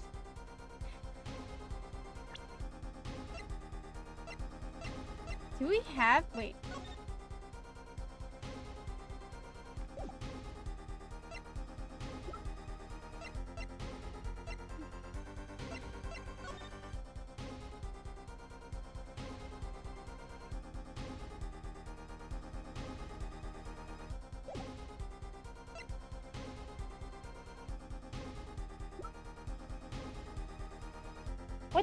What kind of code?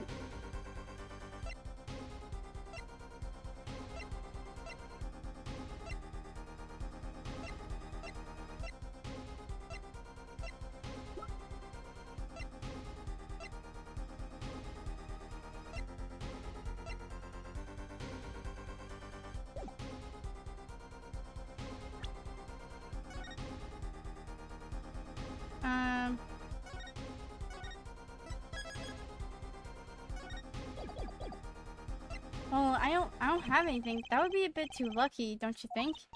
Well, I suppose if only there was something that could finger which buttons had been pressed. Oh, wait! Something that could finger which buttons had been pressed, huh? Maybe there is a way after all. Wait, no, wait.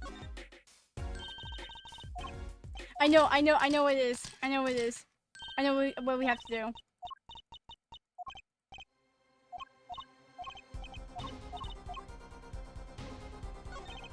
Oh, I have an idea. I knew it, Apollo! What is it? Well, all we have to know is what buttons have been pressed. We can use this to find out the next two numbers are. Take that! When you press the buttons, you have to touch them with your finger, right? It would leave a print. When you open a safe, you don't press any other buttons but the right ones, right? So if we can find the buttons with fingerprints, we'll have the safe code. Not bad, Apollo. Look, cover the entire safe with this white powder.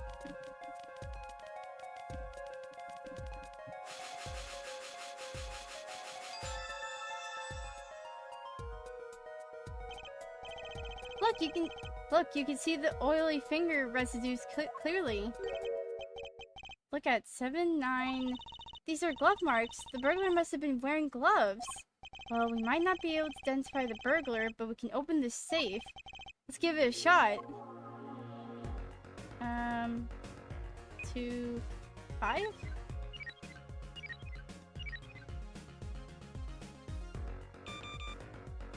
Code incorrect. Okay.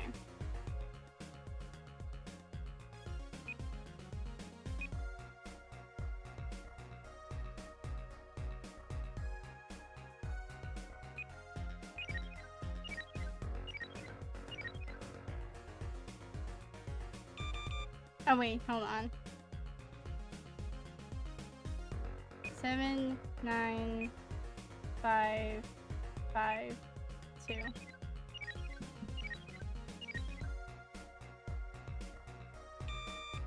Code confirmed. Okay.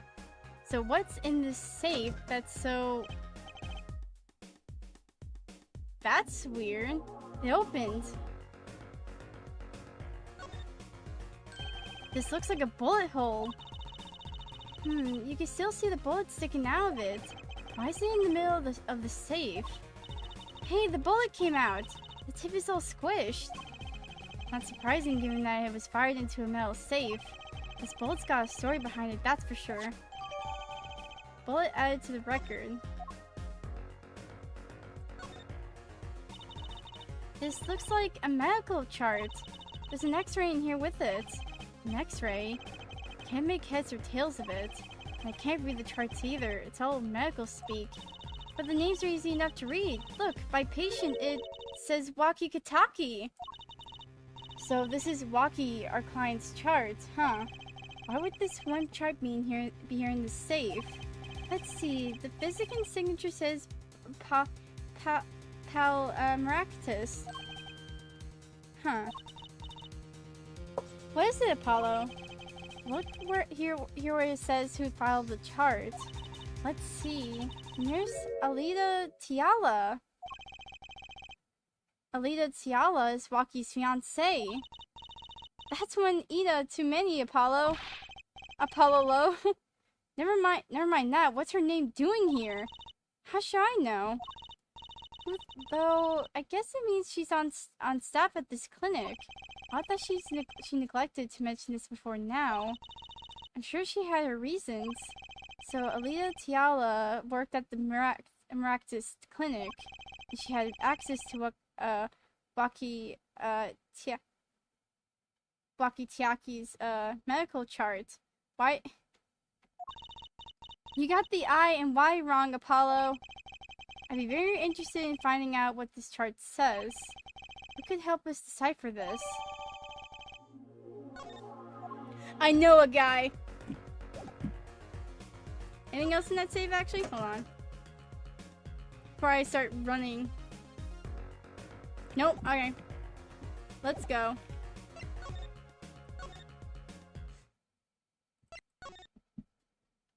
Eldoon! Yo, I got something. No, freak, where are you? Bro, where'd you go? Okay, hold on. One thing, I know that face. That's the face of someone who's made a discovery. Hey, how'd you know? You can't fool someone trained in the ways of science. Next you'll have us analyze space prints. Let's ask Detective Sky to help us, Apollo.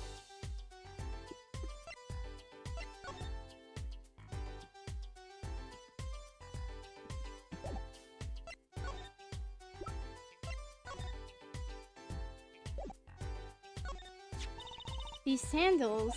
That's quite a clear print there. A toe print. Too bad we don't know whose toe it is. Well, there is a way of finding out, of course.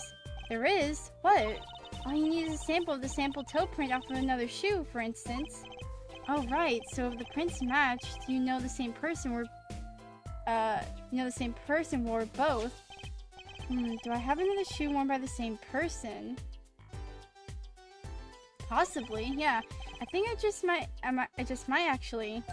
Really? I'm beginning to suspect something here. Detective Sky, can you compare this sample with another print? This shoe print, because that was one of the shoes missing. I did say toe print sample, didn't I? Where exactly is the toe print on this evidence? Oops, stormy skies ahead. Try again scientifically this time if you would. Oh, I need another toe print. Like, exactly. God dang it.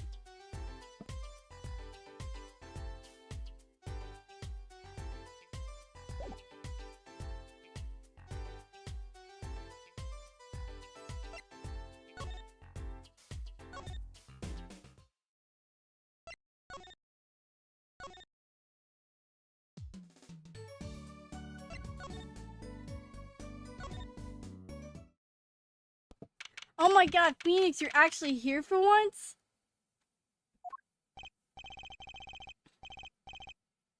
Bro, where have you been? Can you try to get a toe print on the sandal? I will see that, once I'm done talking with Phoenix. Because I have not seen this man all day. What the fudge? The prodigal attorney returns. Welcome, Apollo. Heard you did well in the trial today. Here to discuss something? I could use a little diversion. What did Detective Sky say? If you want to know something, you have to investigate yourself. Mr. Wright, tell me what happened 7 years ago, please. I want to know. I need to know. You certainly didn't waste any time getting to the point.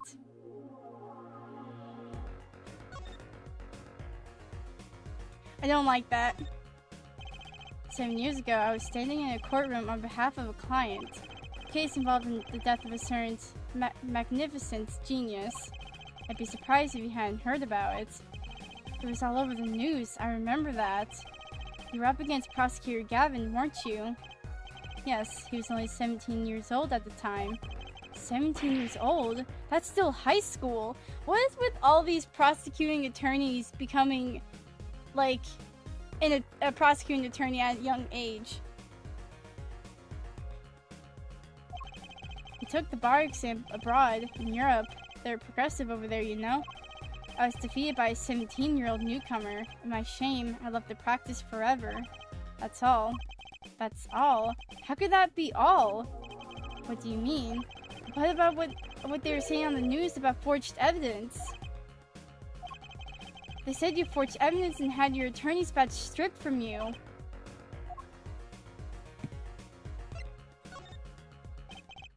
tell me, how does it feel? How does it feel to stand here before Phoenix Wright, a foreign attorney himself? A fortune attorney. How does it feel? I don't want to believe it's true. But what about what happened in my first trial? But what about what happened at my first trial? Didn't you notice in today's trial, there was a single piece of forged evidence? I'm talking about evidence that shouldn't have existed. A naughty magician's trick.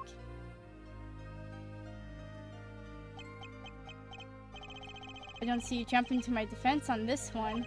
Maybe I did forge evidence. Maybe I didn't. It doesn't really matter now, does it? But I'm not an attorney anymore. That's the only truth you need to know. Mr. Wright. Looks like he doesn't want to talk about the accusations of forgery for now.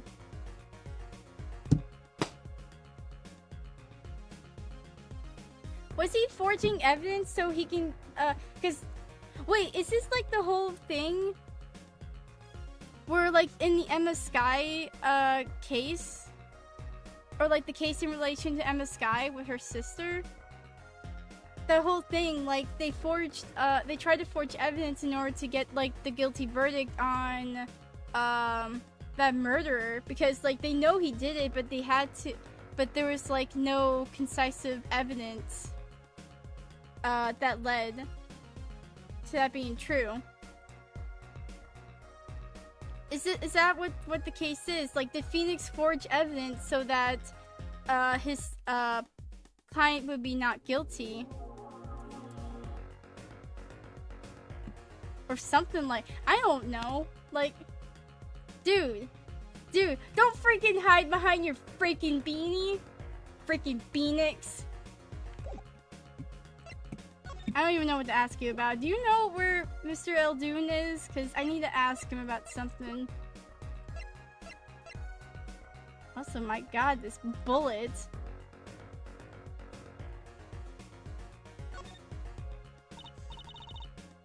Wow, it's all mushed. And that was one tough safe. You know, it looks kind of yummy. Huh? Like ice cream. Mm-hmm. Caramel. So you only have an active imagination, Trucy.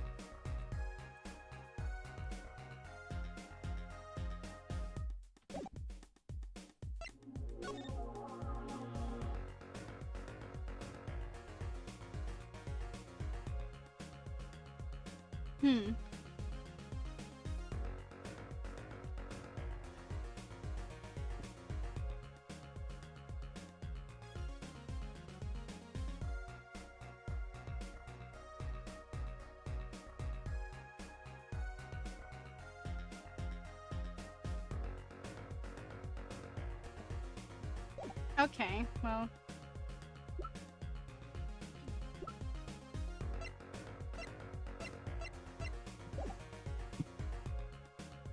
Well, I don't know, Phoenix. I'm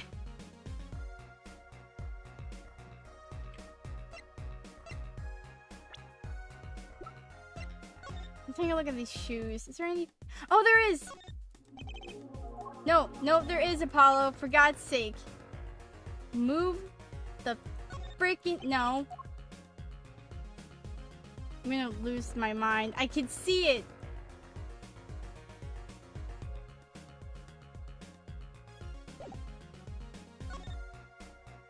Oh my god.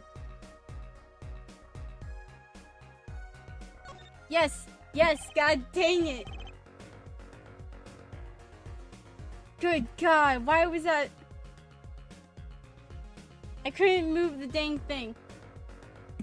I wonder, could this be a print? Why would there be a finger... Oh, you mean a toe print. Good call, Apollo. I bet we can analyze it just like a regular print. This could be a vital piece of evidence.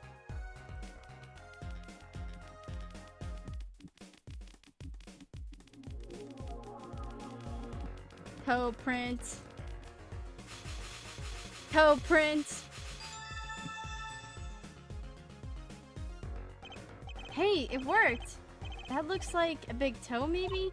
Wow, I feel like the case is solved already! What was next? We have to match the print, right? Right, let's match it! Wait, the detective didn't give us a list of toe prints, Apollo? Oh, good point. Maybe we should ask her? Get some expert advice? Guess so. I'm not sure she really qualifies as an expert. Alright, Phoenix, I'll talk to you later.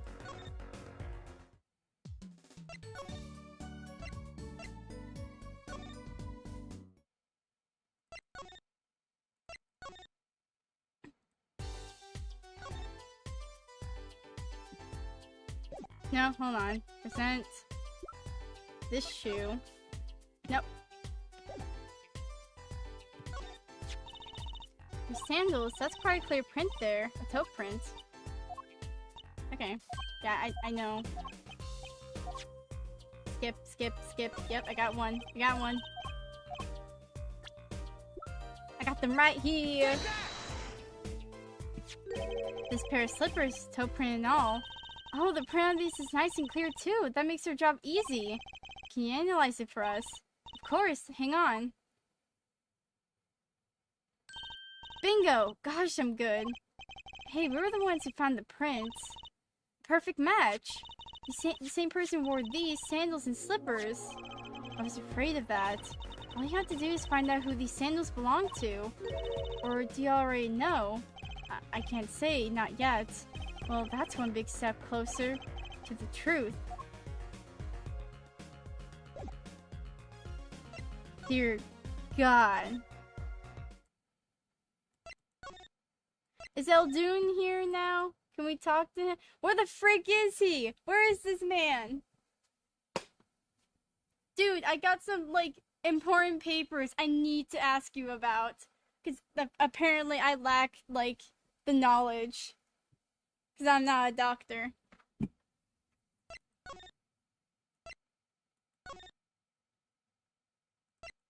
I don't know why I need to go here.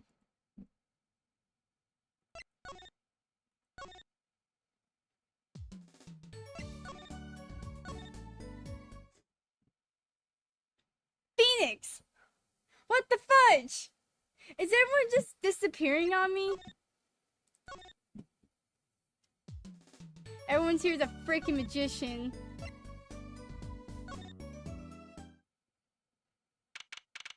He's probably gone. Oh. Nope.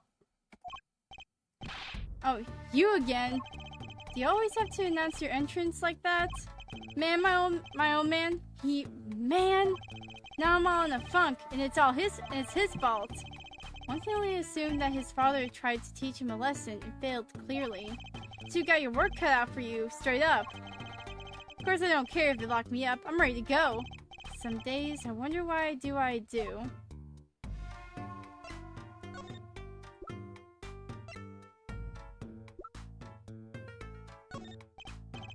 Huh, what's that? Some kind of x-ray? Wait. That's right, Walkie. It's yours. Hey, look, I don't smoke or nothing. I'll live long, right? I don't think he gets it, Apollo. Take a closer look. Here in particular. Where it says nurse, it's signed Alita Tiala. Huh? You always do your homework.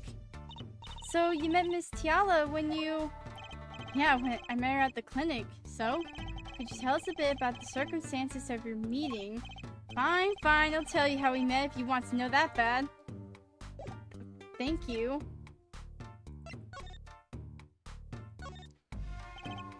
Hey man, you won't see me bugging about 1 or 2 guilty charges.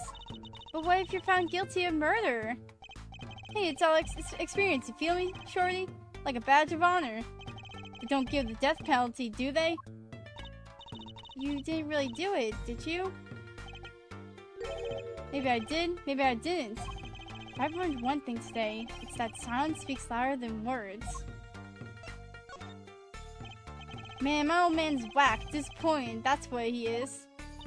I heard he wants to leave the mob. Over my dead body! I spent my life trying to keep it real, being an OG and never stepping down. Now my old man wants to go soft? Fine, let him, just leave me out of it. Did I get out of the clink? That's the day Alita and I start the next generation of the Kataki family. Please don't talk as though it's assumed you're going to jail for my sake.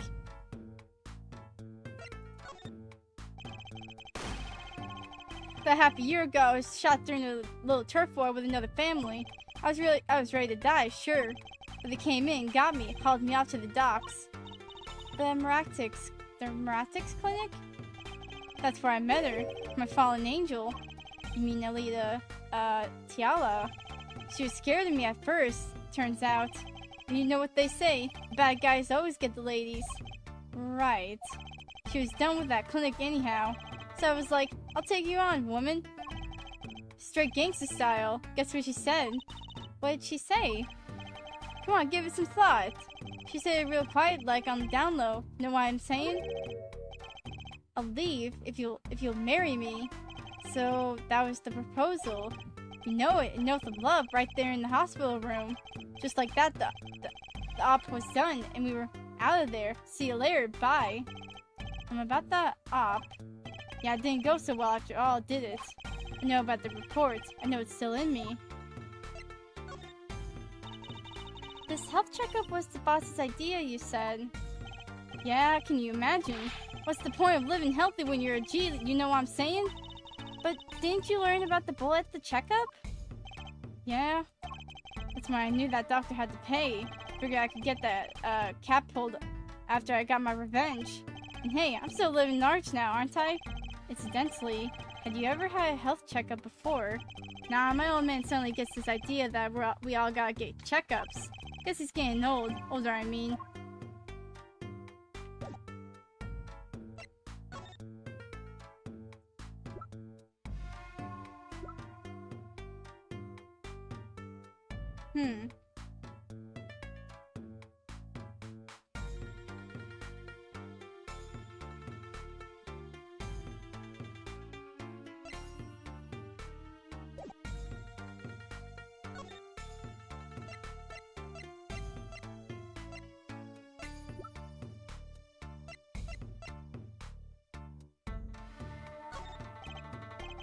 Man, that is so far off the hook.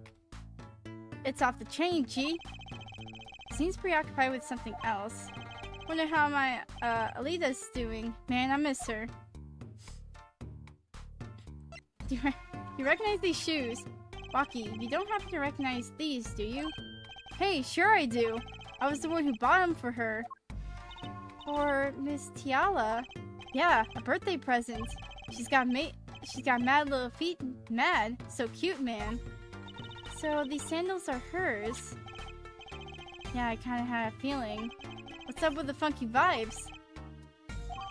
Sandals updated in the court record. Okay.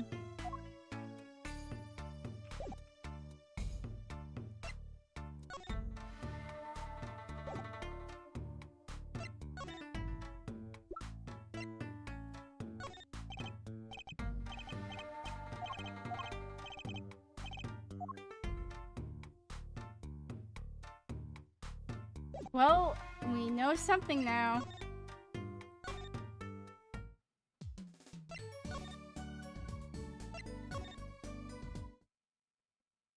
Is Eldoon here?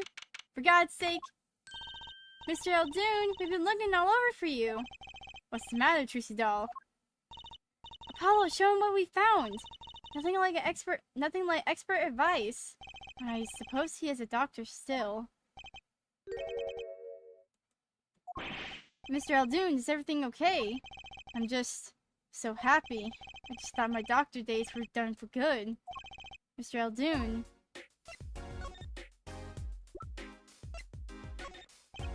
Mr. Eldoon, can you take a look at this?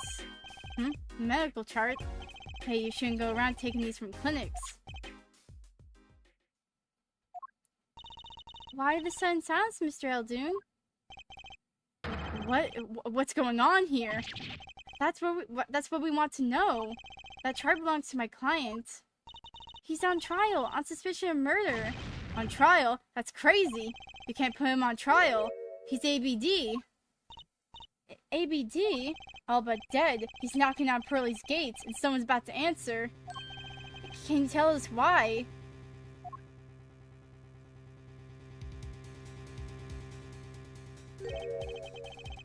Well, permit me to speak as a surgeon. Listen up good now, son. No way, it's like he's a completely different person. Oh, this is where things get really serious. Well, according to this chart, this Waki Kataki feller's not doing so well. He's got a bullet right upside his heart. That's right. Yeah, but this chart talks about the post-op.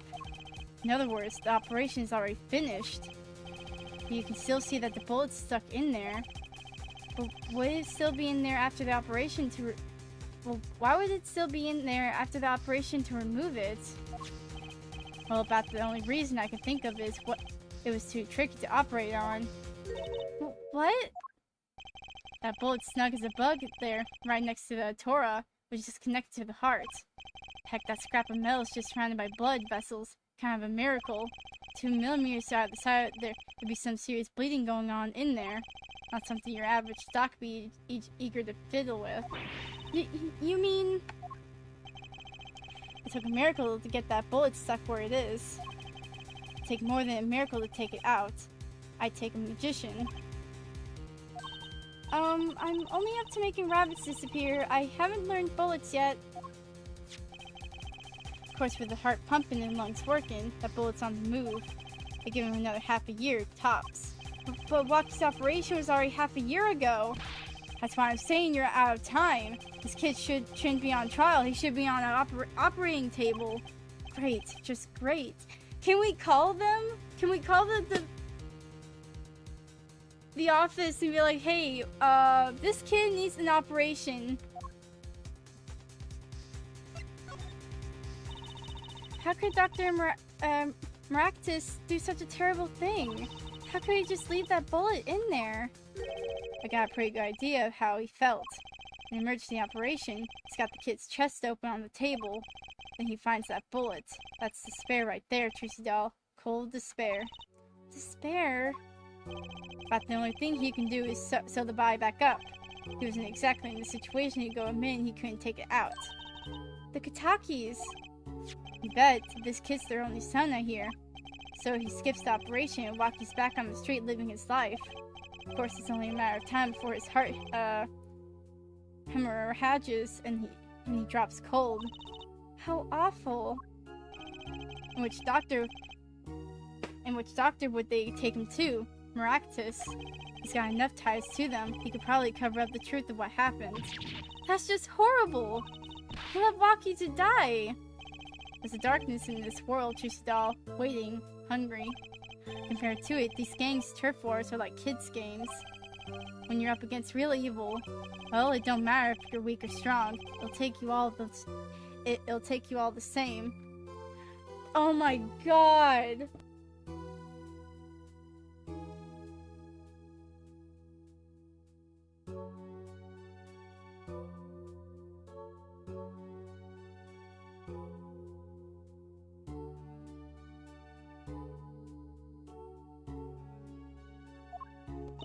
That's so messed up. You were a surgeon too, right, Mr. Eldoon? You could operate on Waki, couldn't you? I wish. But what? I'm afraid there ain't nobody in the country that could. Maybe not even in the world. So Waki... He's real lucky to be alive even now. No! There's one problem. Apollo? This chart. Look at the nurse section. Alita Tiala. That's right. This operation was how they met. Yeah, the problem is she knew. She knew about Waki's condition, guaranteed. Why didn't she ever tell him? It doesn't make sense. If she knew her patient was in serious danger, you'd think she'd want to get that second operation before getting engaged. What was she thinking? Apollo? What were you thinking, Alita Tiala? Oh no! I think I know.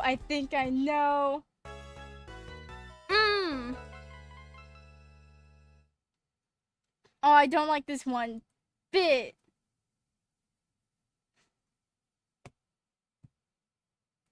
I don't like this.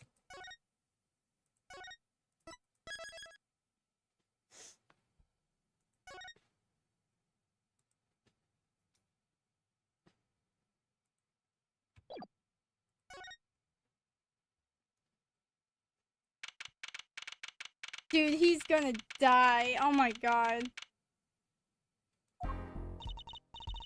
This is it, the big day. Did you get any sleep? Yeah, I went to bed at 1 a.m. or so.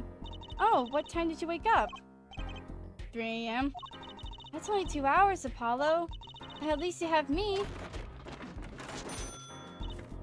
And the amazing Mr. Hat. Here's looking at you. Here's looking at you, kid. Good luck today, Apollo. That voice. Hey, getting any sleep? Mr. Wright. I was going out of my mind with boredom, so I signed myself out earlier today. Somehow that place makes fake piano playing at the Indoctine pasta joint seems almost fun. Dad, do you know who Prosecutor Gavin's witness is today? Take a guess. How about a little plum? That's Sherman tank of a mom? Nope, guess again. That's too bad, you know. Speaking of moms, you need to find me a new mom one of these days. Oh my god. What the fudge, Tracy?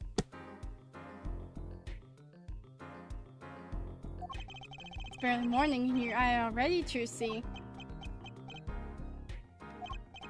Okay, see, this is why I don't buy their father-daughter relationship.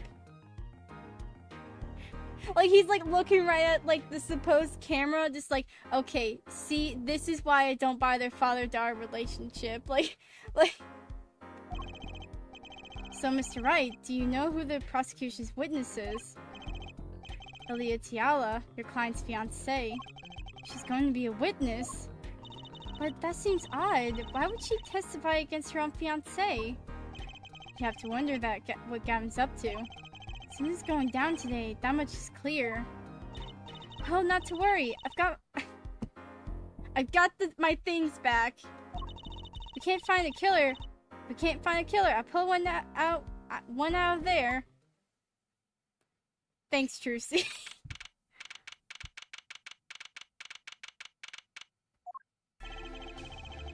Oh, we are just straight to it, I guess. Of course, now in session for the trial of Waki Kitaki. The defense is ready, Your Honor. Prosecution is warmed up, and it's a sold-out house. Very well, to recap, while yesterday's witness seems more guilty than any other party, guilty of, the snatching, we did find out one thing for certain. There are 3 people in the park at the time of the murder. The witness, the victim, and the defendant. Correct, Her Judge. Today I'd like to do something a little new age. I'd like to look at this horrible crime from the outside. The outside? The acquisition of the murder weapon, the preparation for the act. A poor defendant told all you see.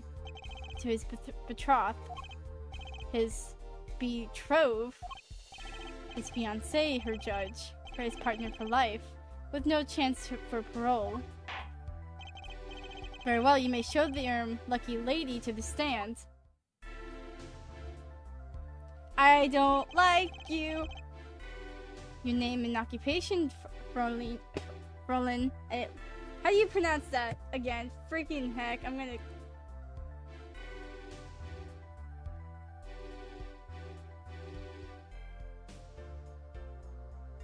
Fraulein. Your name and occupation, Fraulein. Elia Tiala, my occupation is future wife. Our traditional values, I respect that. Too many brides these days can't even weave baskets blindfolded, underwater. Yet you're here today as a witness for the prosecution. To be honest, I didn't want to testify at first, but I couldn't hide the truth. Honesty, another admirable trait. Why do I keep forgetting? Fraulein. Okay. Fraulein? Is it true that it's on the day of the crime? Oh. The defendant, Waki Kitaki, confessed his plans for murder. Yes. The witness will please give her testimony to the court.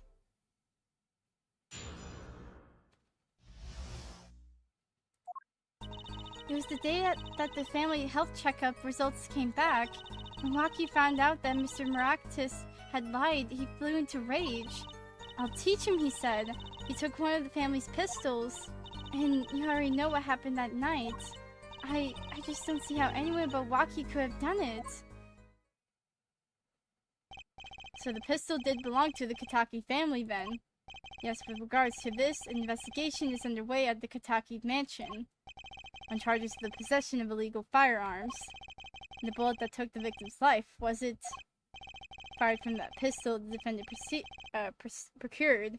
Yes, this has been proven. How can you prove something like that? Bullets carry marks from the barrel that fired them, called rifling marks. Rifling marks? Think of them as being the gun's fingerprints left on every bullet it fires. And when did you first hear about Waki's plan? It was the day of the murder. I should have stopped him. I just didn't think he would actually do it. Very well. The defense may begin the cross-examination.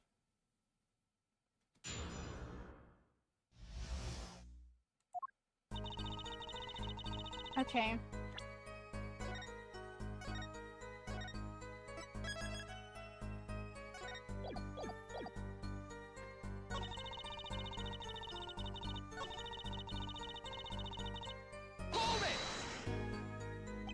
That was the day of the murder, correct? Yes, everyone in the family received their checkup results that day. When Waki looked at his face went so pale. But of course, he had just found out he had a bullet in his chest. So you were there at the time? Yes, poor Waki. When Waki found that out, that must have been, quite frightening. He was furious. He ripped his report up to shreds. Incidentally, I had to request another copy to file as evidence. A bothersome chore, but I performed without complaint. Waki's at an age where he's hard to control when he loses his temper. Of course, that's a little bit instability, so cute. Great, now he sounds like a psychopath.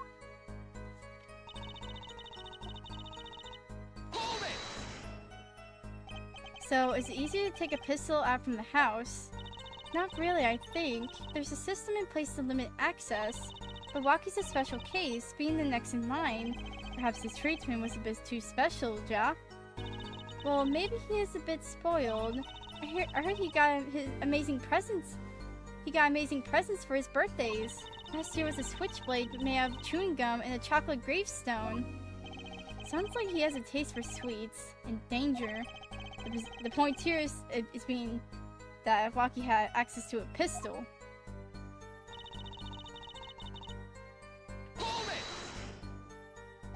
What happened? I mean, murder. I tried to stop him, I really did, but Waki wouldn't listen. The defendant was nothing if not determined, it seems. Last thing you should do is blame yourself, miss. Just don't see how anyone but Waki could have done it.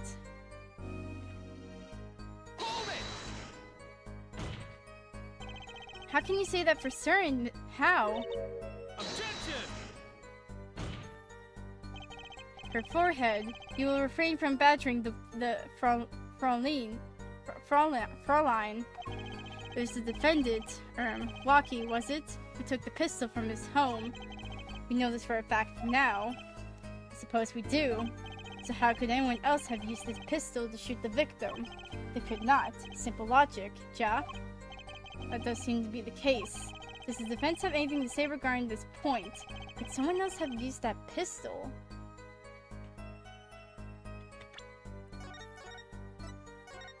Dude, someone had to have used that pistol. Based on your testimony, there was clearly another person had access to that pistol. What's this? Interesting. Let's ask the defense then. Tell the court who this other person with access was. It could have been her because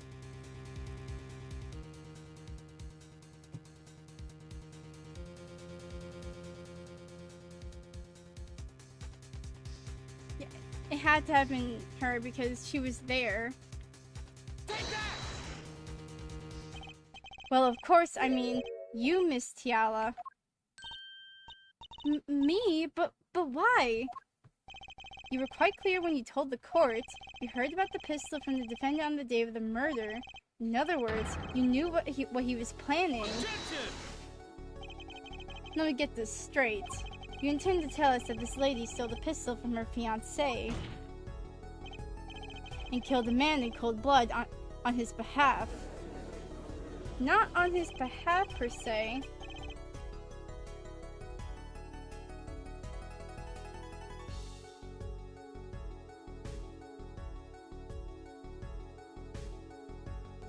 I've heard people doing strange things for love, but this does seem a bit unfathomable, to be sure. I'm all for romance, for supporting your partner in life, to be sure. But I think I would hesitate at murder. I hope you do more than hesitate. But what if a different connection could be proven? A connection between the witness and the victim? We might find that she had a personal motive beyond wanting her to help her fiancé. That would put things in a slightly different light. What possible connection are you suggesting here?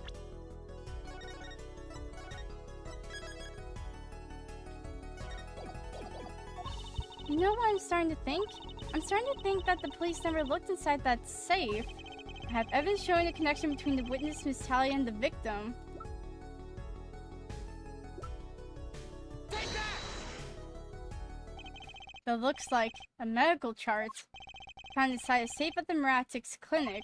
I'd like to draw the court's attention to the names written on the chart. What? Miss Tiala, why is your name on this chart? Well, care to explain the meaning of this, Miss Tiala? I'm not sure what you mean by meaning, Mr. Justice. Our warm little fiancé just froze over.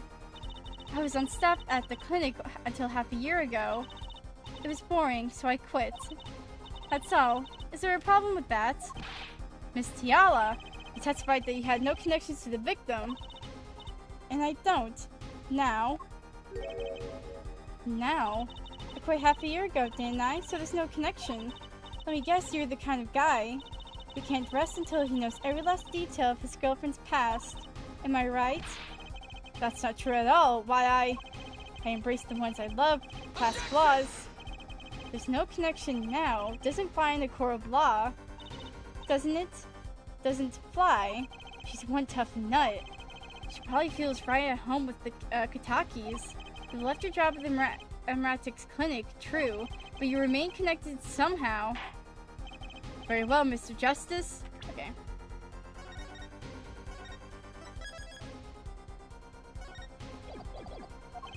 Shows evidence that proves the witness is still connected to the Meratics clinic.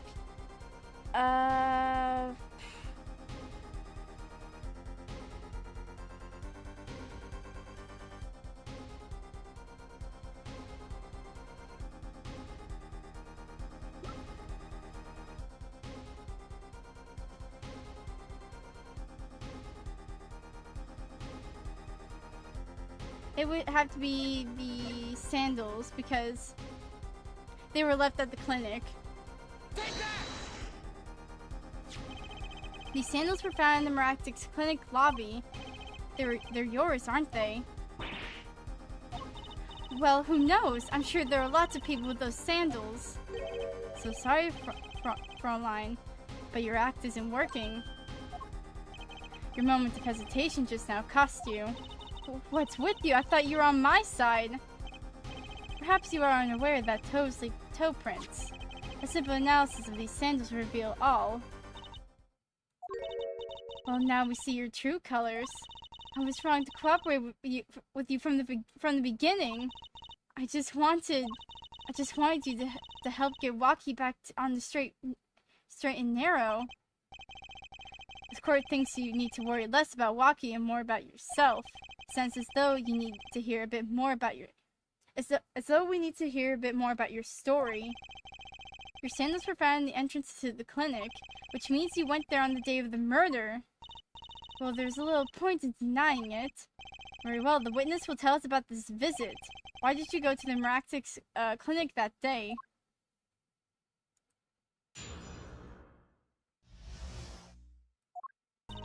I did go to the clinic that day.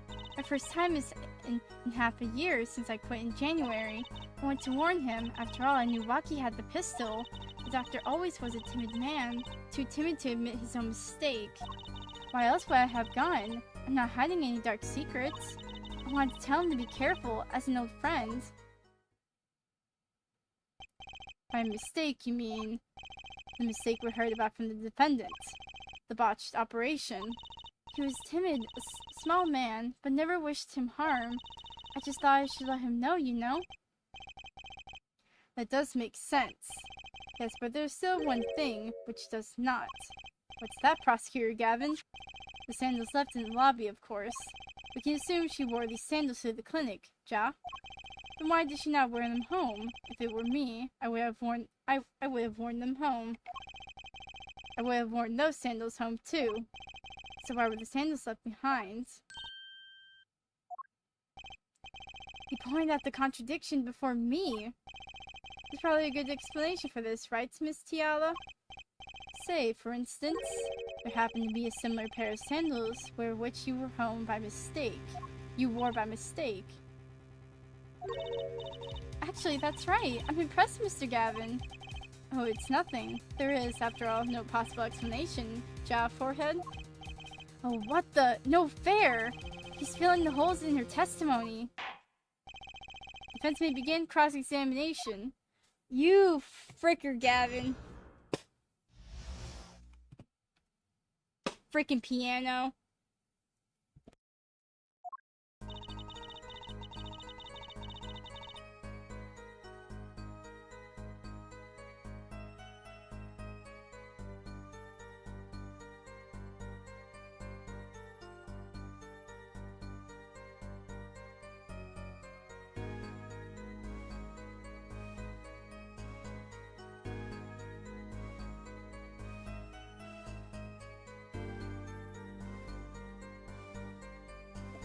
Okay.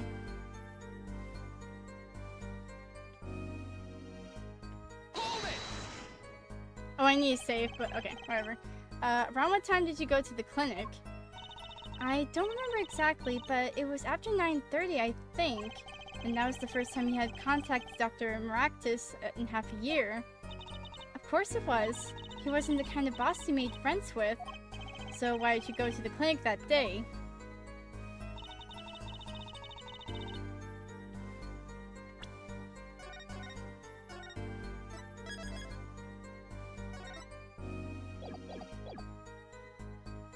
Can't click on my freaking bracelet.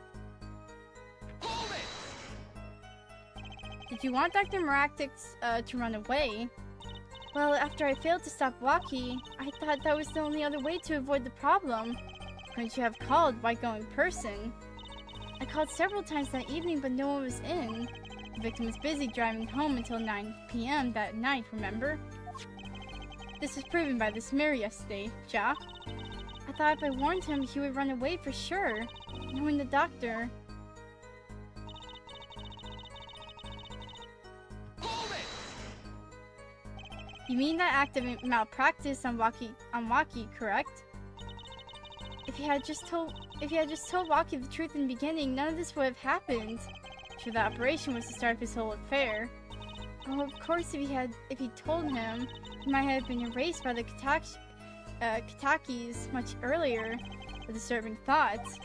We know that the Maractics clinic had ties to the Kataki family. He probably couldn't have gone to the police, even if he wanted to. That's why I knew I had to warn him. Why else would I have gone? I'm not hiding any dark secrets. Hold it! No dark secrets, eh? What? What? Look at me however you want, Miss Justice. You won't find a thing. She's hiding something, I know it. I must have some evidence that proves it, too.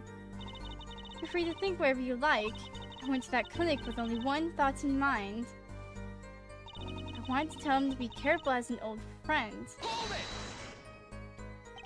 But then you'd be betraying Waki, wouldn't you? No, I did it for him, for us. She went to warn him so that her fiancé wouldn't have to commit such a crime, Ja. I didn't want him to take my walkie away. There's no way she went to that clinic just to warn him. Do you know why she went, Apollo? Trying to figure out what really happened at that clinic, and fast.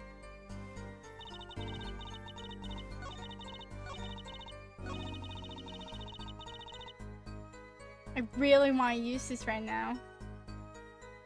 Okay.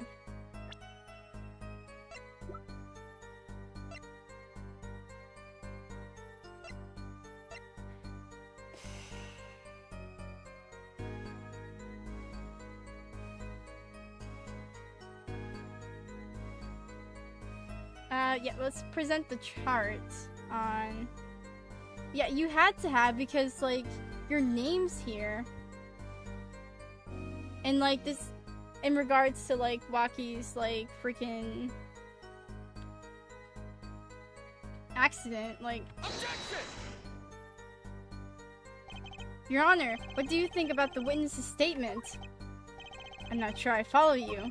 It clearly contradicts the, I thought... Is it not that?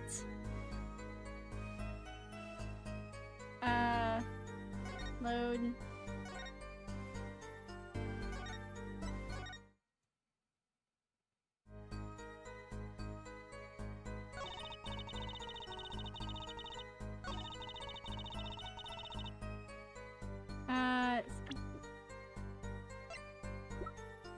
Oh wait, that was the checkup report, not the freaking chart. Objection! There we go. The chart was found inside the safe in the doctor's office. Yes. Why would this one chart be in that safe? Miss Tiala, you know why it was, don't you? Mind filling me in? Mr. Maractus didn't have the leisure of making mistakes. That's why he wrote up a false report and kept the truth locked away. Bad her, doctor. And this is where you come in, Miss Tiala. The nurse who filed this chart was you, which means you knew about Waki's failed operation. Interesting. You were in the same position as Dr. Maractus. Kind of makes it hard to claim no connection, doesn't it? You're bold for a novice, I'll give you that. Mr. Justice, you must know I was only a nurse. The doctor is responsible for the chart's contents. This chart business seems to be quite important. Please amend your testimony accordingly. Too bad, little attorney.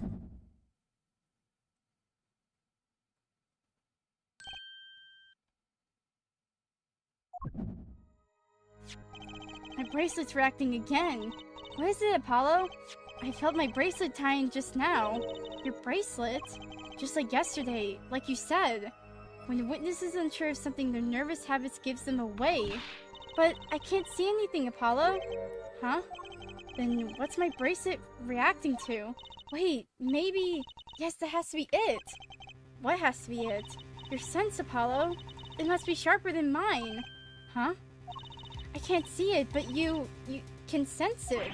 I don't know about that, Tracy. I don't have some kind of special power or anything. Listen to me, Apollo. There's a weak point somewhere in Miss Tiala's testimony, but we don't know what her nervous habit is. Well then, what do we do?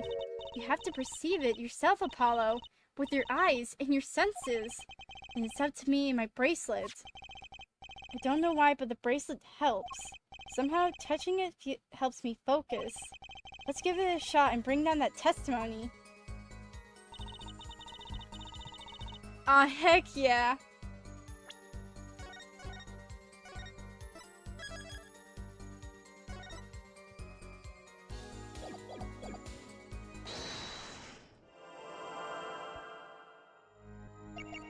Why would I go to the clinic now?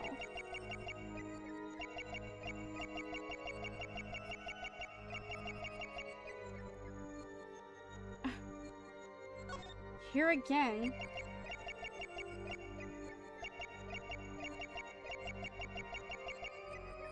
Dude.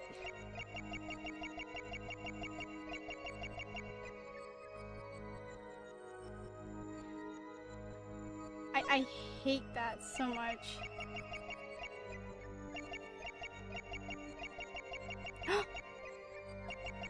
Oh, I know what it is! Okay, wait, hold on, let me...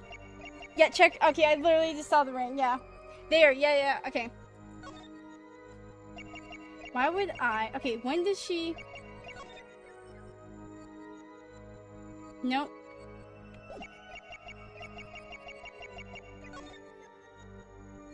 Gotcha! There we go. The mother freaking ring was too high def. Why go to the clinic for a half-year-old chart now, you ask? But you know why you would now, don't you? I don't know what you're talking about. It was quite clear, Miss Tiala. You have a nervous habit. The moment you said the word now, you used your right thumb to fill it with your ring. What? She was unsure. I saw it. Now, that's the key word. The chart wasn't a part of your past. It was a clear and present threat. That's ridiculous. Why if that were the case, I would have 6 months to do something about it. Indeed. Which means something happened quite recently. Something to make that chart a problem for you now. Got her on the ropes now. I can feel it. Time to strike the killing blow with evidence. Miss Tiala, there's no use to trying to hide it. Oh my god. So no wonder why it's just like, oh yeah.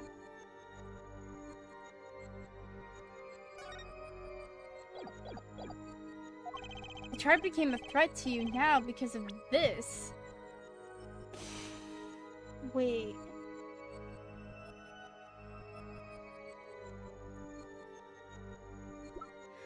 Oh, it had to have been... Okay, yeah, no, this is where his check report is because they brought it up. Take that! A health checkup report belonging to the defendant. The Katakis are trying to get out of the business. The health checkup this month was their first ever. What did you think when you heard about this? Oh, nothing. Why would I think anything? Oh, I would think you were positively beside yourself. Because you were afraid. You knew that Waki's chest x-ray would reveal. A full half year had passed since the operation. You thought you were home free. When the chart came back to haunt you.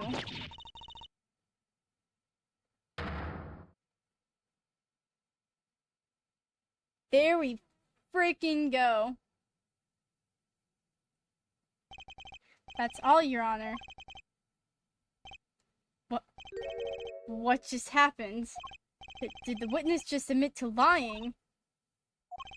I sensed it. There was a great aura emanating from her forehead. Very cool. So the lady was lying, it seems. That's correct. She said she had no connection to the Miractix clinic. But her connection was deep indeed, a bit too deep. If the Katakis got a hold of this chart with her name, she'd be finished. Isn't that right, Miss Tiala? You guessed it. Order! Order! I did it! I broke her testimony! Amazing, Apollo! I didn't see it at all! Dad was right about you. Wait! Miss Tiala? It's true that chart was bad news for me. That's why I went to meet the doctor that day. But that's all. I told him about Waki and went home. It appears this cross-examination is far from over. What? She hid the truth from us. This is clear, yet it's not clear that this truth has anything to do with the case at hand. Very well, the witness will add this to her testimony. And we'll have a bit more cross-examination. I was so close. We're still close. Keep on her, Apollo. Nothing happened at all. I warned him and left.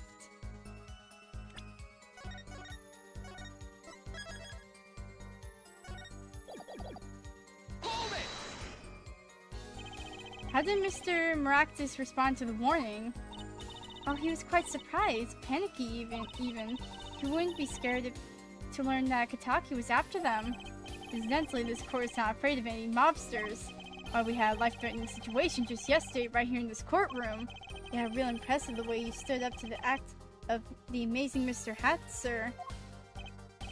After which I carried you back to your chambers. Sounds like the judge had quite a fright. Nothing happened in Dr. Maractus' office that day, huh? What about the mess we found? Something definitely happened in that office, Apollo. I know. We can't prove when it happened. Nor that Alita Tiala was in any way involved. Well, let's try putting some evidence up anyway. There's no way she went to the clinic just to warn him.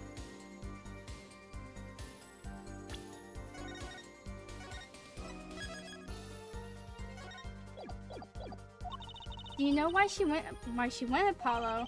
Time to figure out what really happened at that clinic, and fast.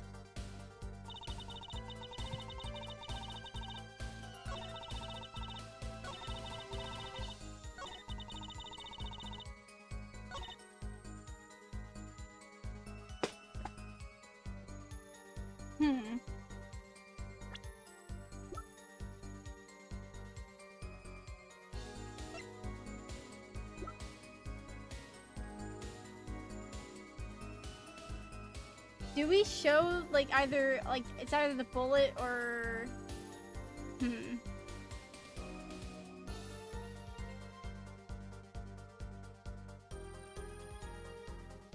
Oh, yeah, no, I think it has to be the bullet, because that's where we also found the paper. Objection! There we go! You say nothing happened in the doctor's office. I disagree. Take a look at this. What's that? It looks like a squished up ball of clay. Kind of like you, actually. This bullet was found in the Maractus clinic office. Something did happen in that office, Miss Tiala. Objection! Enough of this joking around. The police investigated that clinic. Objection! But this was stuck inside the doctor's safe. Inside the safe? Oh, now he's sweating bullets! I guess the police didn't check that far. Objection! But there's a problem. How can you say that bullet was fired on that day? Objection! Weren't you the one who explained rifling marks to us? The pistol was taken from the Kitaki mansion that day. If the marks on this bullet match the murder weapon, then that proves the firearm was discharged in that office on the day of the murder. Not bad, her forehead. Bailiff, have this bullet analyzed immediately. 3 minutes later, a report arrives. The rifling marks on both bullets are identical. Well then. Well, seems as though the bullet isn't in the safe was fired from the murder weapon. Perhaps the defense would like to state their position. The bullet in that safe proves one fact. A pistol was fired in that office on that day, and at the time of the firing, the safe was open. The safe in which contained the top secret chart. Do you think someone was threatening Dr. Maractus?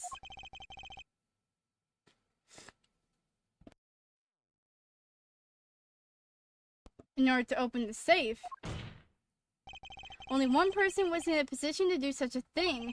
Our witness, Alita Tiala.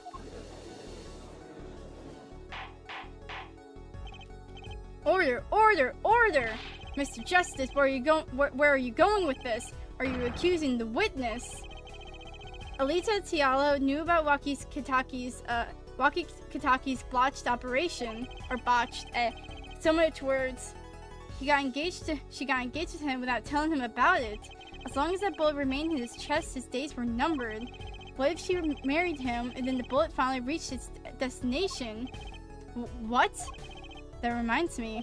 Apparently, the Kitakis have been inserting themselves in lawful business practices. They're making quite a great deal of money, a fortune, if you will. Nefarious, so she planned to marry him just to get her hands on his fortune.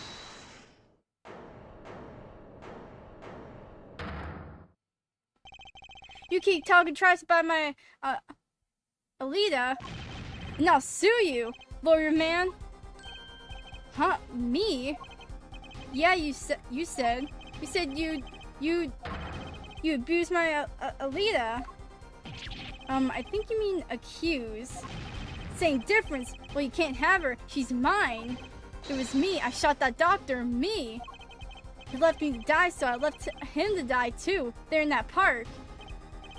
Waki, just cool down a second. You keep your hands off my Alita, or I'll...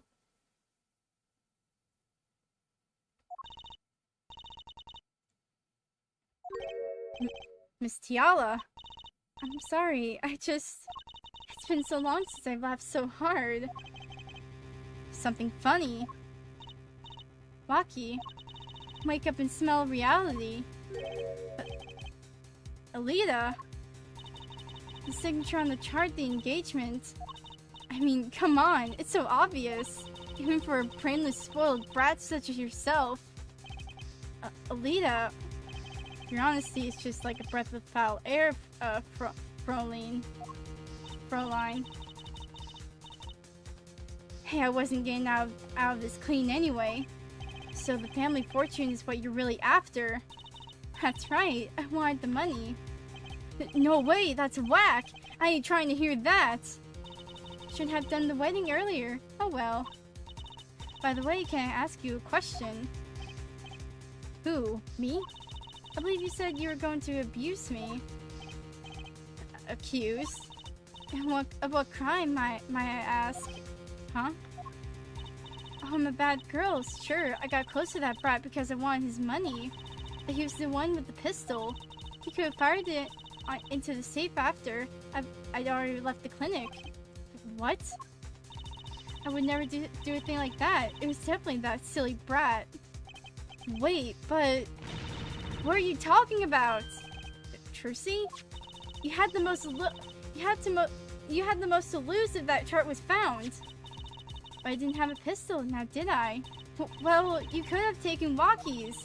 You think he'd have to mention that? You think he'd have to mention that? No. All I had heard him say is it was me. I shot him. That's only because he's trying to protect you. Starting to intrude in this lovely conversation. But the two of you are forgetting one critical point. What point? Certainly, the Fräulein wanted that chart. You assume she threatened the doctor into opening that safe, but then... Wouldn't she have taken the chart? Oh! You see? That chart wouldn't have been left in that safe. He's right! Miss Tiala. Yes? It's clear to this court that you are not a very good fiancé. Oh, I'm flattered. Perhaps it's time you told us the truth. Tell us about yourself, including your actions and whereabouts on that day. Don't forget, we've proven that you were on the Maractic clinic on the day of the crime.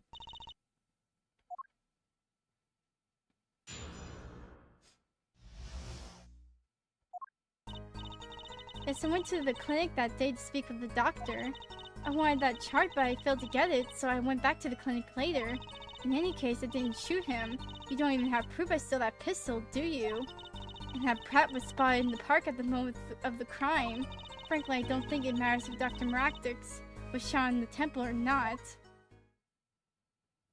It very much does. You went back later. The chart was dangerous, you understand. I needed to get rid of it, that's why I went that day. But you couldn't get the chart then, could you? And later that night, Dr. Maractix was shot. No, it does matter, like, where he was shot, because he was probably looking at you! He was probably looking at you, dude! Oh my god. I heard about the shooting later today, but then I had to go back. No easy feat with the cops all over the place. That was you! Apollo, that sound! It came from behind this door! Someone's in there. A break-in! They left through that window! So you're the burglar. That was you two. If only I had one more minute, then I could have opened that safe and gotten the chart. What? That was trespassing and brazen at that! Oh, is this a trial for trespassing now? Besides, you can't blame a girl for wanting to protect herself. They are gangsters, you know. In any case, Mr. Justice, your cross-examination. Admitting the little crime to avoid the big one, eh?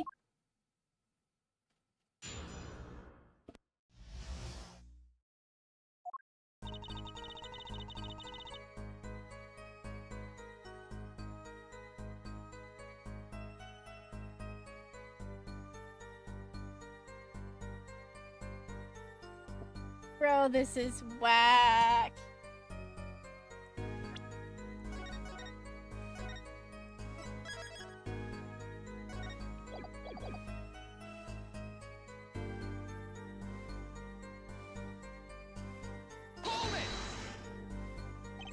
Why that day? That brat was uncontrollable. He was ready to kill. And now we bring in the police. And that threat would become evidence. And had be hung out to dry. But the police didn't check the safe, did they? Well, they thought the crime scene was the park. I'll make sure the responsible parties feel the heat. Such sloppiness won't be tolerated, Ja. I'm kind of thankful for that sloppiness myself, actually.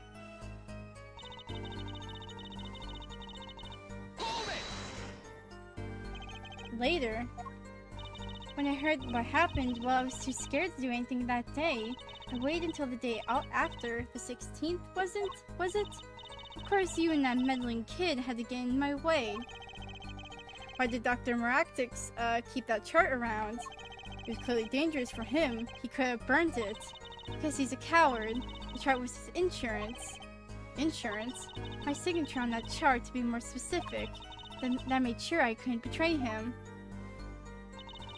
In case I didn't shoot him, you don't even have proof I stole that pistol, do you?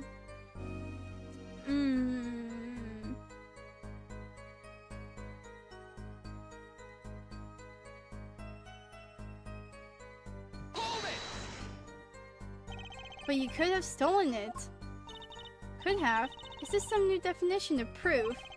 We'll ask Waki, he'll tell us.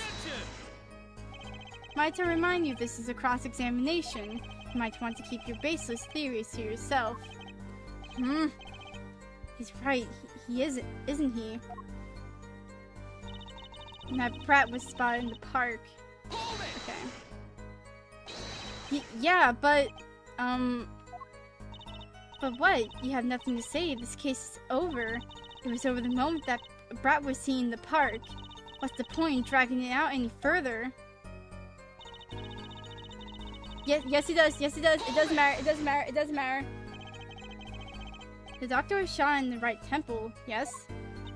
So it seems. Let's review the facts again, shall we? The killer shot from this location.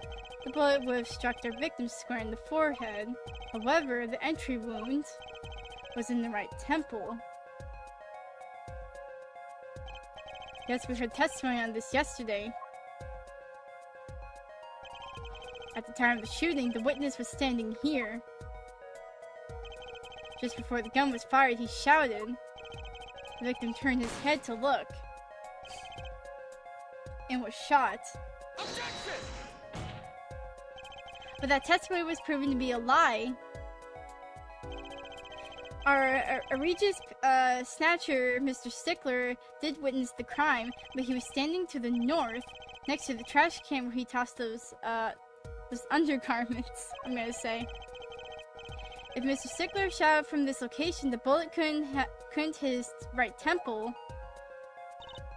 Silly attorney. What? Do you remember what you had for breakfast that morning? Do you remember, Trucy? I always had a glass of milk for breakfast. What matters is one thing. The doctor was shot in his right temple. If that's the case, there can only be one explanation.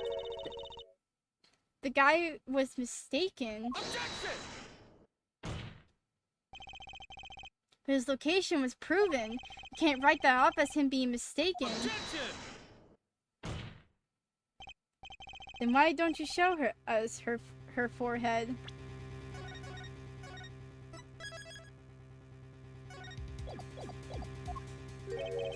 Show you what? Must I explain everything? These attorney games are the only times the prosecution will occasionally help the defense. Yeah, like such few ways, yeah. Whether it be like by accident or mostly on it's usually on purpose, like most of the time. Must I explain everything? Very well, let's recap. If the witness was standing to the north, then where was the shooter standing?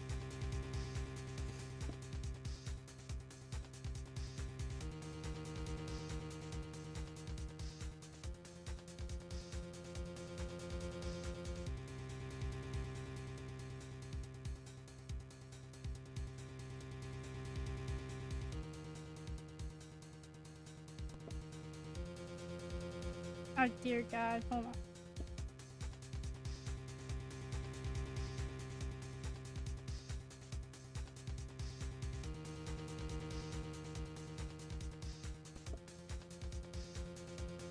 Then where was the shooter standing? Okay. From what location did the killer shoot the victim?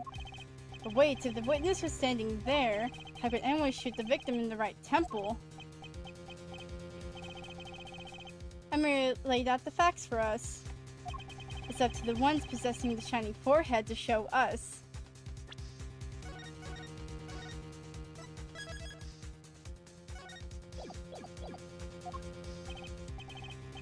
If you can, that is.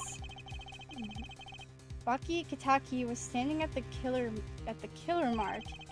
Wesley Stickler at the witness mark, and of course, Paula Maractus was at the victim mark. Let's hear what the defense has to say. Okay, this is where I freaking save as heck. Where was the killer standing when they shot the victim? Someplace else. We know where they're standing. As the facts stand now, we can't explain this crime without contradicting ourselves at some point. But I know why. The real killer shot from an entirely different location. What are you talking about? I don't see any other place. Apparently Mr. Justice does. Let's hear it. Where in the park did the killer shoot the victim from?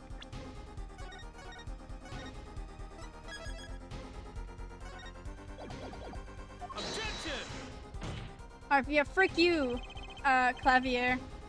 It's time to raise the roof and the stakes. Eh? Penalties are such frightening things, don't you think? But what if they were a bit more terrifying?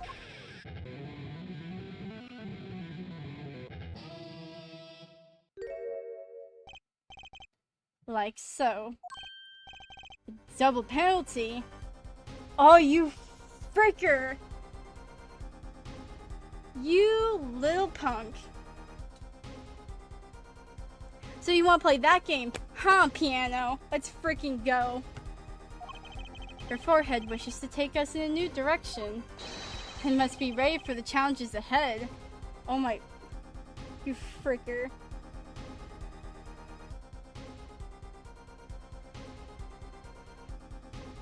Oh my...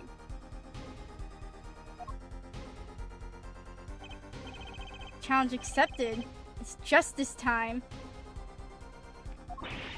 Are you sure, Apollo? The key is the witness, Mr. Stickler's testimony. If we believe that, and we know where he stood, and the victim turned when he shouted, there's only one place the killer could have been. The killer shot the victim from here. Oh my god. I believe we all owe a debt of gratitude to Miss Alida Tiala. What do you mean? Thanks to you, we had a chance to review the crime. And this time, we were prepared. We know what Wesley Stickler was telling. We know that Wesley Stickler was telling the truth. He should have listened to him from. We should have listened to him from the beginning. Wesley Stickler was standing next to the trash can when he saw the two men.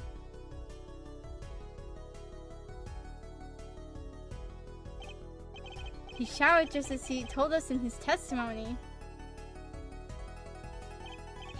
And the victim turned to look in his direction. A shot was fired. The victim was hit in the right temple.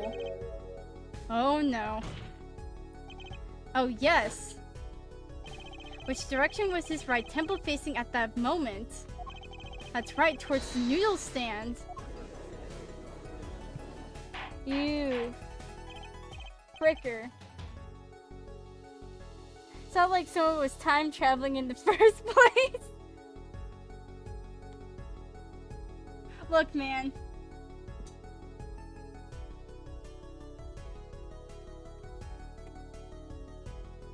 Look, if they didn't want us to have that power, they shouldn't have let us have a save option then.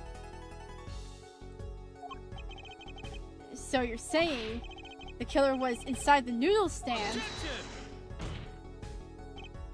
Let's think about this a bit more, shall we? You say the killer was inside the noodle stand, which would mean the victim, Dr.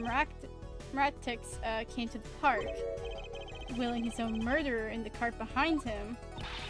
This is the most ridiculous thing I've ever heard. I think you'd notice if you were pulling someone along. There's something we should worry about before that. Why was he pulling the noodle stand in the first place? Let's deal with our problems one at a time, shall we? Someone was hiding in the stand. We have not come this far to talk about possibilities. Let's talk about the proof. Show us evidence that proves someone was in that stand.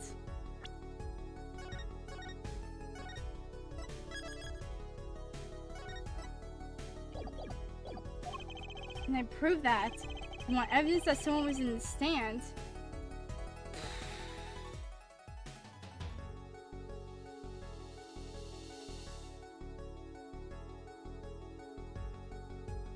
I think I've got it.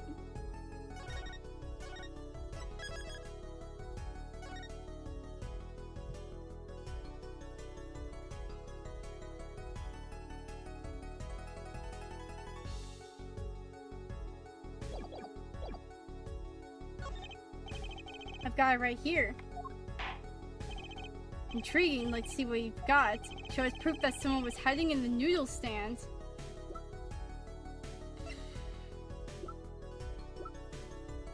To be honest, I have no clue, but there probably is a... Is it... Can I look inside here?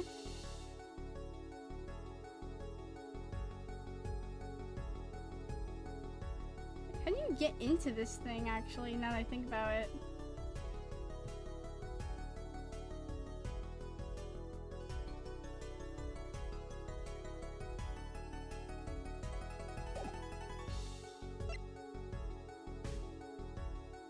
Oh, wait, yeah, wait, the freaking slippers.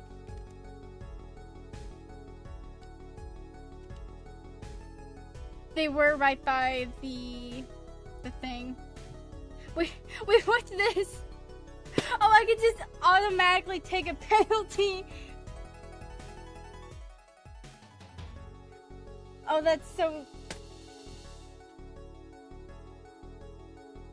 Man, okay. Or is that autoplay? I have no idea.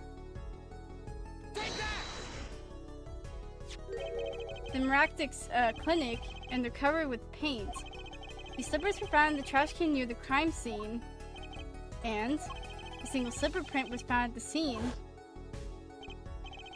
Right next to the noodle stand. Oh, and Miss Tiala, your toe print was found in the left slipper. In other words, this is proof you were inside that noodle stand. Objection! Eat dirt. Yet there was only one slipper mark found at the scene. Can this be called a footprint in good faith? Objection! Observe the diagram. A park pathway runs right next to the park. Oh, what? I didn't even... Objection! Wait, was autoplay on? What the fuck? Why was autoplay on? Bruh. Okay, no, frick. Here. Okay, so what did he say? A park pathway runs right next to the slipper mark. A slipper wouldn't leave a trace on a cobblestone path. Yet you still cannot say this is. Yet you still cannot say that this is a footprint, ja? Why not? You have an impression left by a single slipper. What if it was on the stand and simply fell to the ground? That's just dumb. One more thing. A noodle stand is typically cluttered with tools and noodle making trade. There's no room for a person to hide in there. You have a point. Could someone have hidden in the stand? Apollo, I think I might be onto something. I think I figured out one of our pieces of evidence. In order to make room in the stand, some things would have to be... Well, Mr. Justice? Oh wait! Is it the bowl of noodles? Because they're all like scattered around. Yeah, proof that someone could have hidden in the stand. I can prove one thing. Someone did scheme to clear the space in that stand. Oh, it has to be the freaking bowl of noodles. This is a noodle bowl from the stone in Eldrin's noodle stand. Yes, and what about it? We discovered the large quantity of these bowls yesterday in the lobby of the Maratix clinic. A large quantity of noodle bowls in the victim's clinic. Mr. Eldrin was very clear about those bowls. Well, I don't care who did it. Without that saying, I'm finished. All my noodle bowls were in there too. Yet the bowls were removed. That night, there was space inside that noodle stand. Space created by the Maratix clinic, no less. Right around the time that you were there, Miss Alita Tiala... Stop! We're breaking her. I won't listen to any more of these wild fantasies. No, not fantasies. There are worse lies than the spoiled brat's pickup lines. I'd like to remind the witness of her current status. This court does not consider you entirely innocent. Show me an innocent, I'll show you a fairy tale. In any case, the defense has somehow made its point. The witness had both a motive and opportunity to kill the Maratis.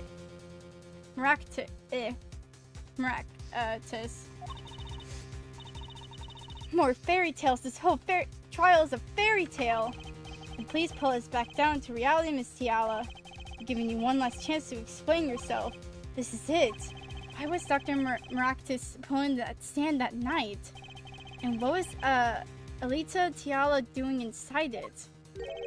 Time to get to the bottom of this case.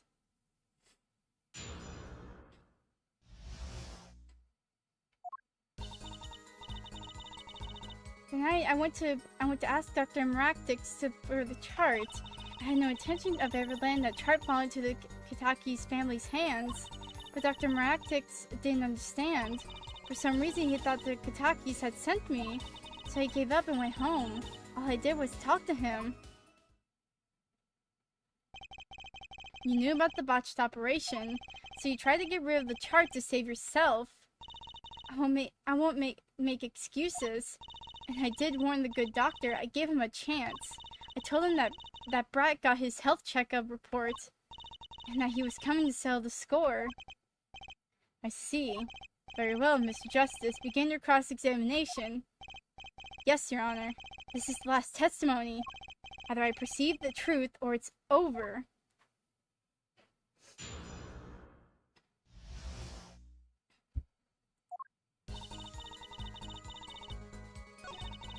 Okay, so I can perceive at any point now. So I can find something odd about how she's acting.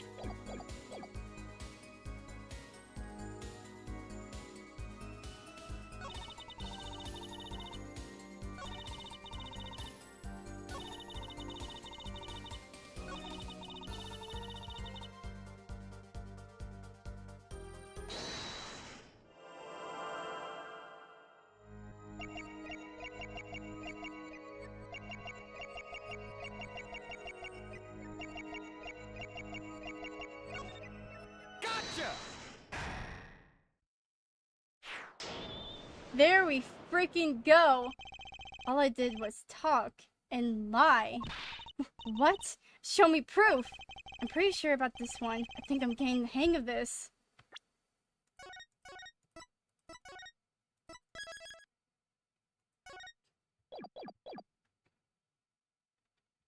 A little slip in confidence and they give it all away. The proof is you, Miss Tiala. All I did was talk to him. You claim that you can't hide your own nervous twitch when you say those words. My twitch? What are you talking about? You have a habit of scratching that area of your neck around the edge of your scarf. What? What? This is working better than I'd hope. Her unconscious actions tell the truth she won't say. Habits and lies. 2 dots. Connect the dots and find the truth. Don't look at me like that. I told you the truth. It seems that when you recall that what really happened in that office, you can't keep your hands off your neck, can you? It seems that nervous habits are unconscious reactions that manifest when someone is trying to hide something. You can't hide behind your scarf, Miss Tiala. Something happened between you and the victim in the Maractic's clinic office. And I've got proof that shows exactly what happened.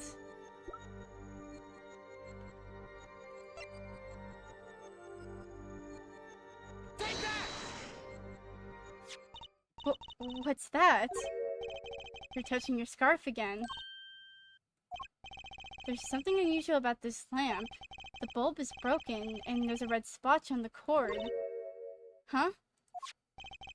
Seeing how you hide your neck, I think I can come up with a plausible explanation for the lamp's state. Well, spit it out! This talking in circles is nonsense, and circles nonsense is killing me! Very well. The answer is very simple. Miss Alita Tiala, please remove your scarf.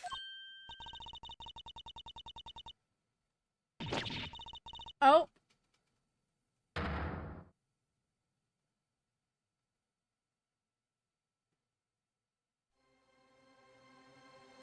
Objection! Clavier, this is a trial to determine what happened in that park. Yet we seem to have drifted off target. Objection! We'll find out soon enough if we're drifting, as soon as the witness removes her scarf. I won't do it. This is insane. I'm an unrelated third party. You can't order me to remove... Miss Tiala, I'm afraid you've forgotten what's already been proven. What? You're hardly unrelated. Please remove your scarf. No! No!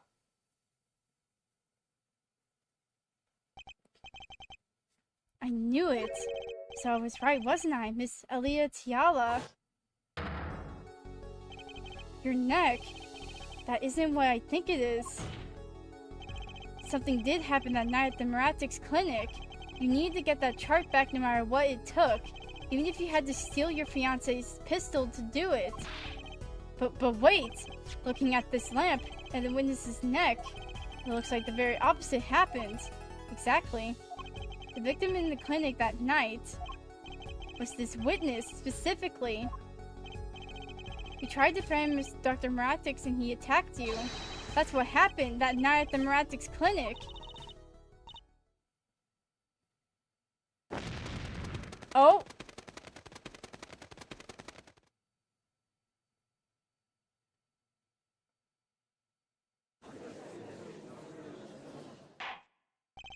Order! Order! Order!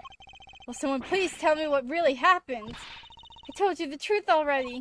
I went to the clinic that night to warn Dr. Maractus. That gangster knows everything. He's coming for you. Looks like my clinic's seen its last patient. We have to get rid of that chart. Quick, open your safe. Give it to me. So you can save your own skin. What? I know what you're up to. You want in with the family. And if they see that chart, you're finished. Leaving me to hold the short straw. But if I'm going down, I want some company. You. And what happened next? He jumped at me and knocked me to the floor. Then he took that cord. Oh my god! Maractus was serious, deadly serious. He really tried to strangle me. Holy frick! I must have blacked out.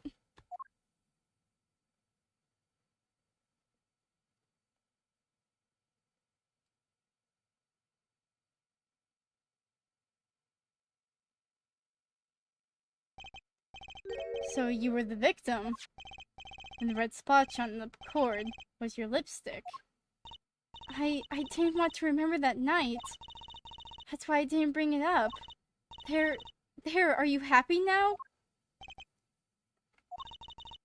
I was out cold, almost killed. You claimed I then stuck into that noodle stand. But how could I? Oh. Well, one thing is clear. We now know what really happened at the Maractus clinic, and it would seem that our victim was not entirely without blame himself. I'm sorry. I get so nervous just thinking of it. It's hard to breathe. I've told you everything. Can I go home now? You bear some responsibility for events that day, true. Yet if you're also a victim, this court would owe you some sympathy. But Mr. Justice, I believe this clears up the remaining questions for Miss Tiala. When did this happen? Suddenly, everyone's sympathizing with her. I don't know what to think anymore, Apollo. I mean, is that it? Do we know everything we need to know about Miss Tiala? Very well, this finishes the cross-examination of this... Objection!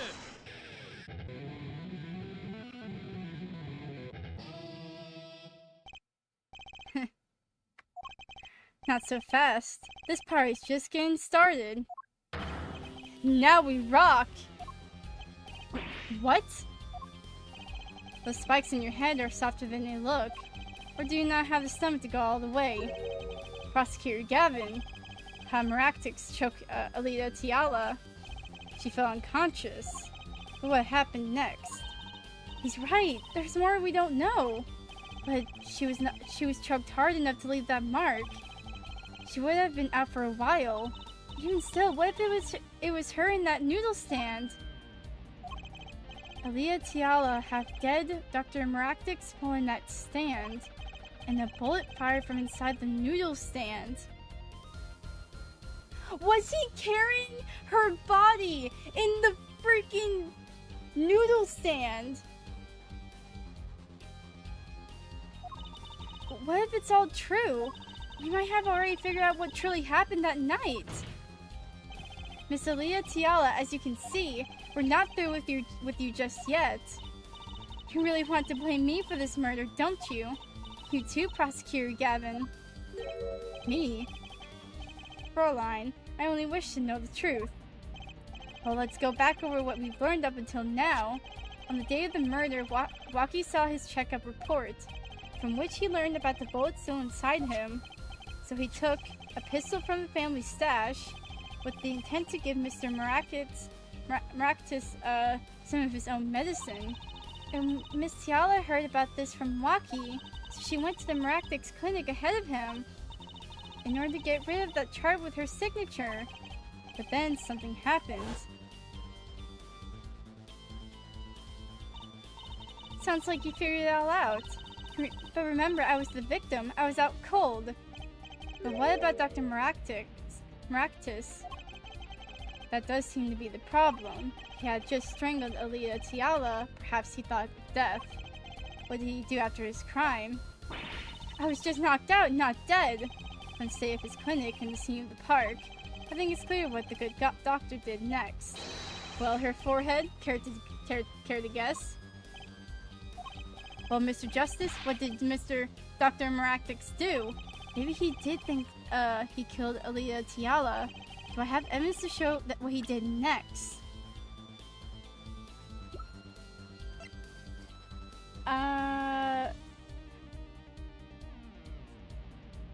It has to be the noodle stand. Because, yeah, wait, yeah, he probably could put pre-post-mortal. Oh my god. We need a spirit medium stat.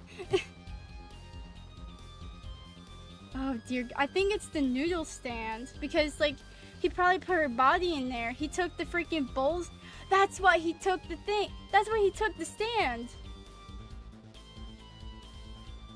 He took the stand, took all the bowls and all the pots in there out of it, and put her body in there.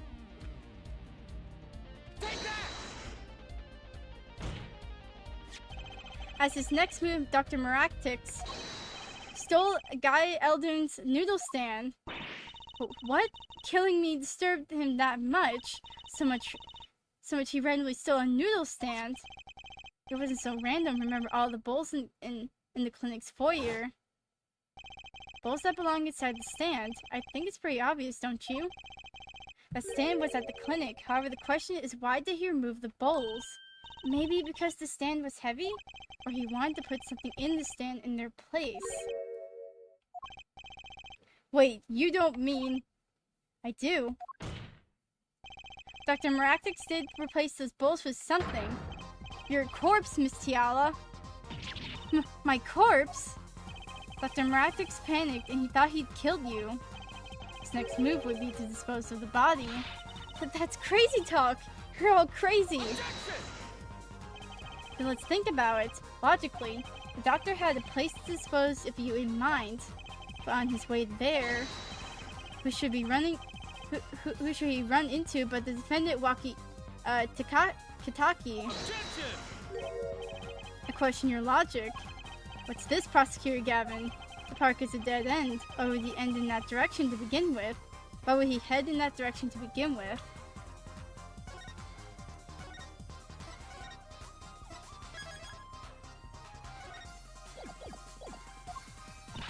That's right, he had no reason to go there.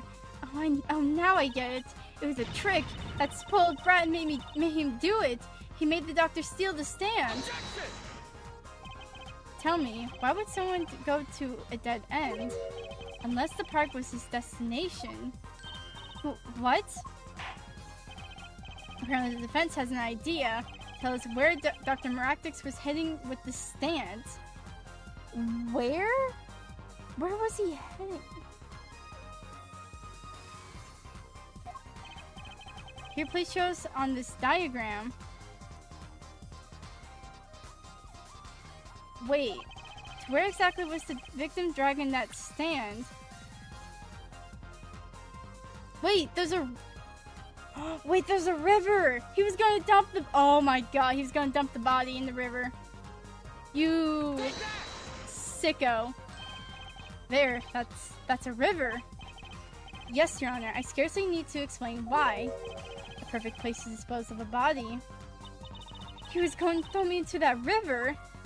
He didn't have many other options, Fräulein. I believe this clears up all the remaining questions. The victim pulled in the stand and the defendant before him. And inside the stand, you, Miss Aaliyah Tiala, invented the denouement, whatever. Wesley Stickler, what? I love how this guy's going to be forever known as the snatching guy. Snatching fame walks up. Seeing the two men, he shouts in that instant.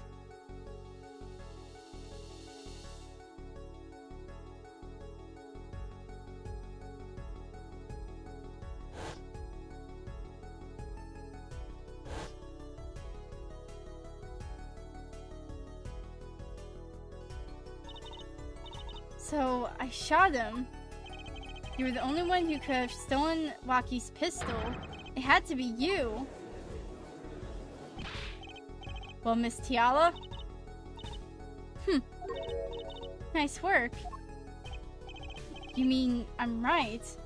I mean you've done a fine job dreaming up a story to get that spoiled brat off the hook. You're the one who's dreaming. Apollo's backed up everything he said with facts. If you're so sure he's making it up, give us another reason. Why was Dr. Maractix pulling that stand through the park? Who knows? But there's one gaping hole in your logic. I think Mr. Gavin knows whereof I speak. Whereof? Whereof what? I can't believe she's still trying to deny this.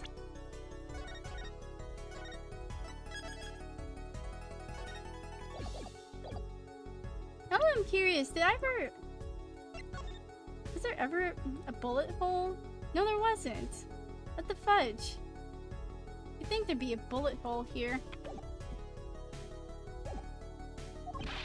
This is true, Prosecutor Gavin. Must have always been the one to point out her forehead's errors. Maybe there really is something. I believe the Fraulein speaks of her doctor's car. His doctor? That's right. The Maractics Clinic has that big garage, in which sat a green sports car, was it? Why would he steal the stand in the first place? If he wanted to carry a body, he would have used his car. Wait, he wasn't gonna... he was gonna freaking... He put the body in... If he had thought that, like, he had killed her, he had put the body... Yeah, he would have just dumped... If he was going to dump the body in the river, he would have used his car, but no. He was going...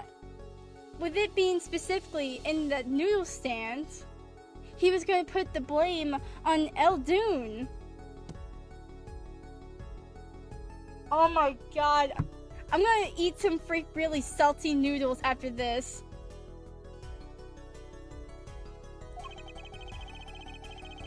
Maybe it's like enough salt in there. And so we find her victim without a probable cause to steal that stand, and her defense without a case. I have an idea. You know that green car? I bet it wouldn't run. It was broken. What an excellent counter-argument, Fraulein. Too bad you're quite wrong. Huh? Don't tell me you've forgotten what happened to your dad. Dad? That's right. That night, the car that hit Mr. Wright was that green sports car. Oh yes, I nearly forgotten about it. Afterward, he drove it back to that garage. It ran fine. That's right. So why didn't he use his beloved sports car? A glaring contradiction, to be sure. More glaring than your forehead. No! No!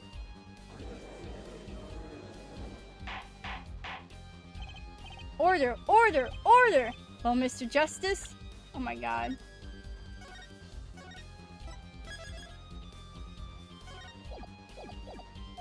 Why didn't Mr. Maractics use his car to carry the body? Is that a groan of surrender I hear? Some advice. Now's a good time to review all you know. Everything you've learned over the last 2 days. Everything I've learned? Mr. Justice, this contradiction casts doubt on your entire case. Oh my god.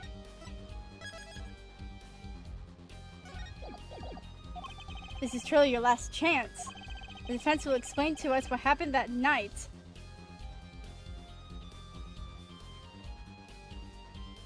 So, wait, someone else stole the stand? What? Bruh. Okay, well, no, the car didn't run. I guess. Because, like, yeah, it can't be... Yeah. I have an idea. It's all coming together. That night, Dr. Maractics couldn't use his car. Now you're making even less sense than usual. Now, according to my information, Miss Tiala. But put one and one together, and the explanation is simple.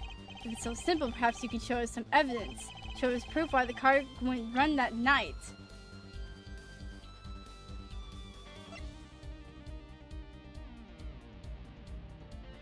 Oh my god. Because something was in the exhaust pipe. Take that! Let's see now. Why does it always go back to this? Why? Why does it go back to the undergarments? All sorts of things come out of my, you know. Even the truth. Another crime was committed the night of the murder, the theft of these undergarments, the latest in a string of similar thefts, actually. But that night, the snatcher was caught in the act. The brave young girl chased the thief until he hid in the Maractic's clinic garage. What? The snatcher hid the undergarments there before the running. Perhaps someone in this court remembers where he hid them. Why, weren't they found in the car's exhaust pipe? Exactly. By the way, I learned something yesterday. A very important piece of information. And I learned it from you, Prosecutor Gavin. So you were here investigating. And I was on my way home, and my hog gave up on the ghost. Your hog? My motorcycle won't start. A clogged exhaust pipe. Too bad. It looks such like a nice bike too. Hard to believe that it could break just from that. Cars, motorbikes, they're all the same. Clog the exhaust and they won't run. My, how interesting. While Miss Tiala and the doctor were struggling, the snatcher snuck into the Maractic's garage. From that time until the time we found these, the car wouldn't start. What? That's why Dr. Maractix had to use the noodle stand. It was the next closest thing he could think of. Honestly, I wouldn't be too surprised if, like, he also did take that noodle stand to blame Mr. Eldoon. Well, Miss Tiala, this wraps your doubts up quite nicely, I think. So it does. Where am I? It's so dark, I can't see. Cramped. The pain, my throat's burning. What's your problem? You, Doc, I know what you did. Waki? You lied to me, so you know what I'm gonna do? I'm gonna give you a taste of your own medicine, man. Wait, let me explain. Fine, I'll give you your last request. Listen, you're being tricked, but not how you think. It's not just me. No! He'll ruin everything! I have to stop him. Cease this at once, you two!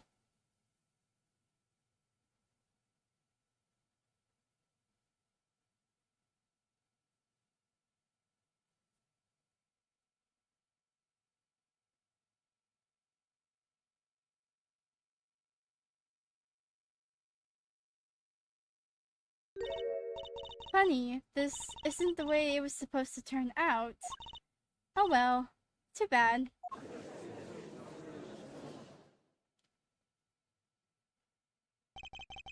There's still one mystery. How did you manage to disappear from that stand? In the silence after the shot, I heard the witness running. I believe we heard as much as from, Wesley Stickler. He went to use the public phone to inform the police. Which is when I made my escape. Which is when you left that slipper print. Dr. Maractix didn't bother taking my slippers off. Threw them out after I stepped into that paint, though. That was your mistake. No, my biggest mistake is coming to you for help, Mr. Justice. Huh? I believed in you.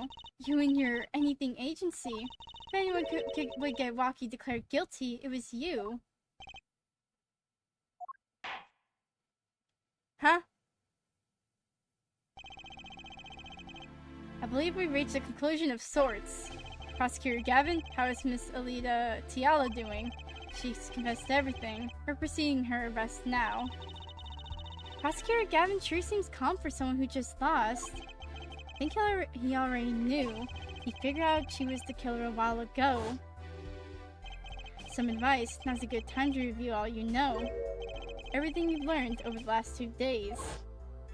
I lost, but I didn't exactly win either. Something the matter? Her forehead. Looks like it's time to announce a verdict. Not guilty.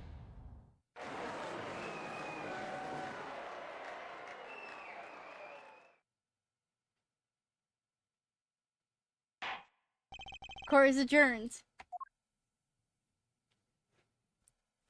Bro.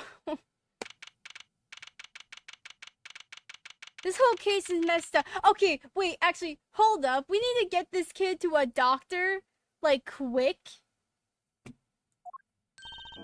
Great job, Apollo. You did it.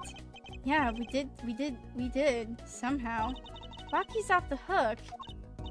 Free to become the gangster he's always wanted to be. And he has you to thank. Hey, attorney man. You're gonna pay for what you did to my, Alita. Holmes? Or to blame, I guess. You give my Alita back. Stupid pointy-headed attorney with a death wish. Enough, Waki. Mr. Kitaki.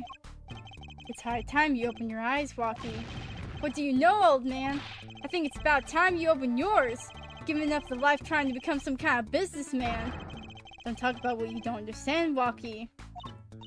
I'm afraid the guards is going to throw them both out. If not in jail, wouldn't that be a happy ending?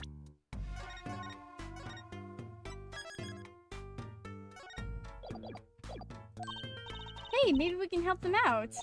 We know why Mr. Kitaki needs to make so much money. Maybe we should tell Waki. Oh, Waki. Hey, oh, Waki? Apollo has something to tell you. Why are you putting this on me?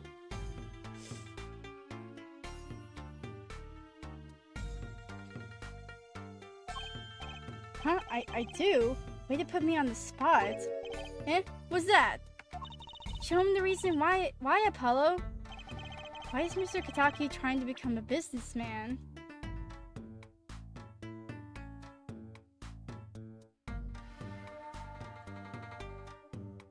Oh, wait.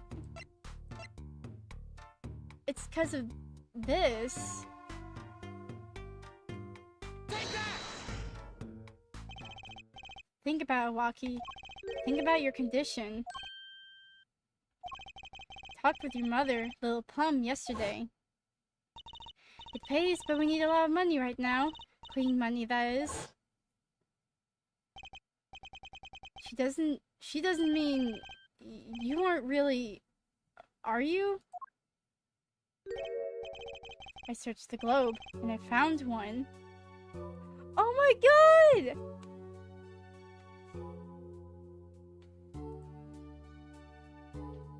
Use number... I am number 5, trust. No, yeah, no, I'm glad I didn't see... I'm glad I saw that afterwards. But yeah, whatever the frick with... Okay. I searched the globe and I found one. A doctor who can take that bullet out of you, Waki. But it's an expensive procedure. Man, but you got plenty of money already, don't you? I won't use it. It was the gangster's life that did this to you, Waki. I want to help you, and I want to do it clean.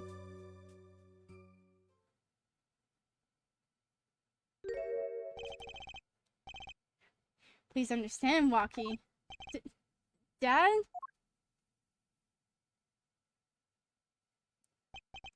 Man, I see how it is, old man. How is you looking out for Waki?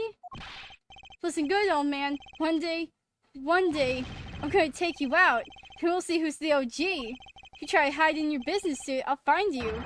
Stupid old geezer. My, Waki! No, it's as it should be. Man has eyes! He has eyes! Mr. Kitaki, I liked him more without the puppy dog eyes! Waki is such a little... Oh my god. Dang, his eyes are small. Oh my god. I'm glad to have met you. I'm not so good with words. But I know a professional job when I see one. Thank you. Who? Me? I don't think... Someday, I'll bake you one of our latest, the Kataki lime pie. He's opening a pie shop. So long. I swear if this gets brought up at some point, and he was gone. Well, let's head back, Apollo. To the right to anything agency. Hey, since when do I work at your agency? Oh, we make a good team. Don't just stand there, let's get going. Huh, why not? Why not? She did help me out, and there's a few questions that still need answers. Like this power of mine that she showed me, and my bracelet. If anyone can help me figure it out, it's her.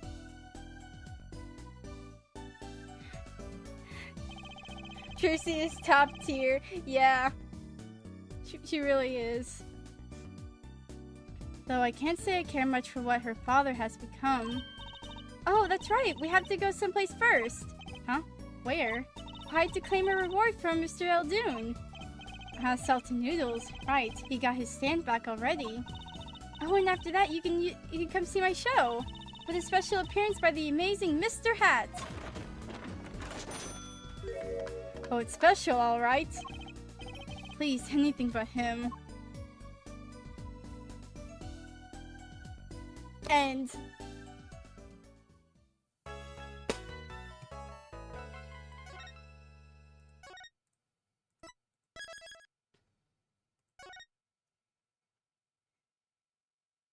Turnabout Serenade. Okay, so that's episode 3. Return to game menu.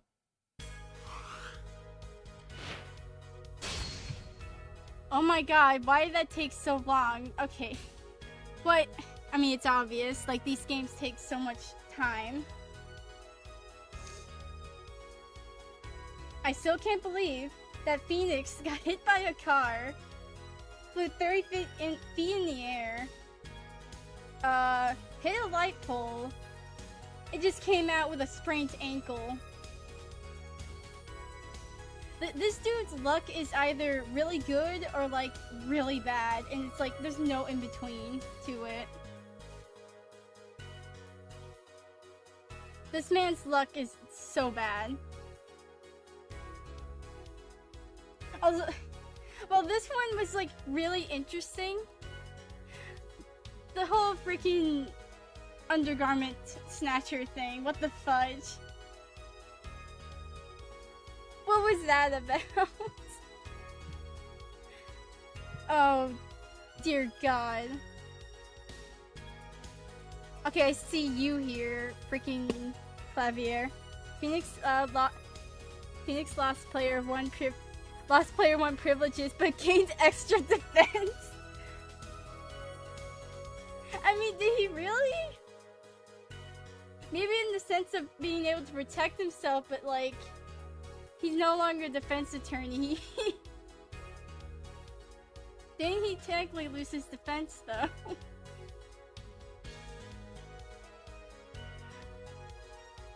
Oh, the music is so good. I love it. Story NPC immunity. I mean, getting hit by the car. Well, yeah, I know by the car.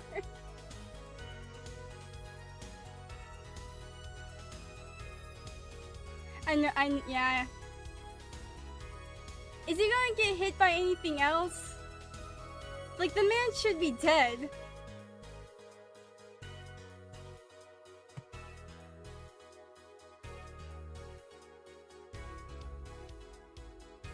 Like, he's gonna be really freaking old, and he's gonna, like, still be, like, kicking it around. What's up, Trip? I like trains.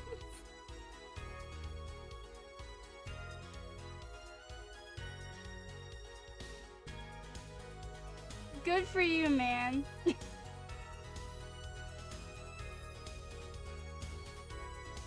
I'm glad you like trains.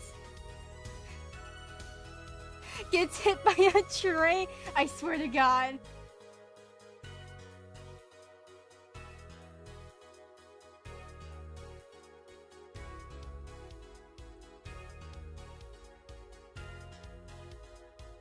What?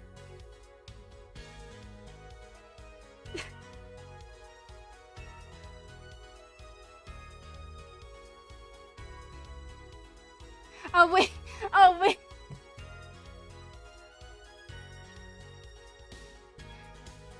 Dude, it's like 12 in the morning. I'm like, my brain's deep fried after this. Alright? I'm not gonna get too many references, I don't think.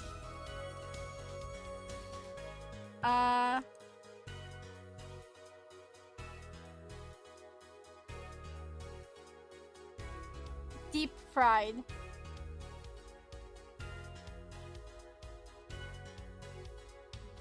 What?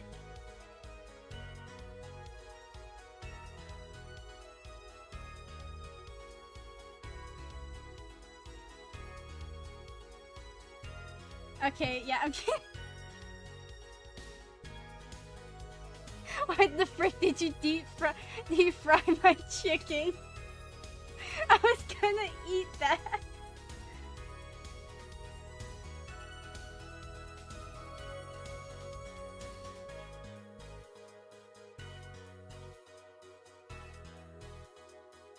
I'm really tempted to make a joke here, but like...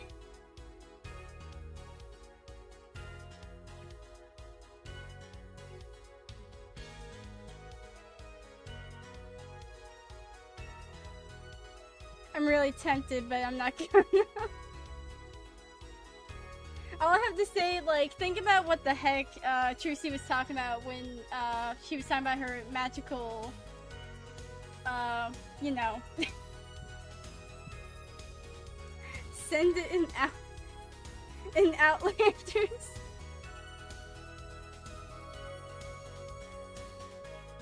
Ow.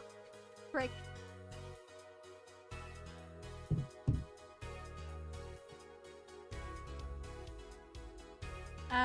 Okay, but...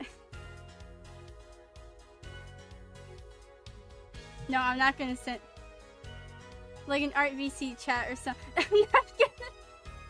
Why do I have to...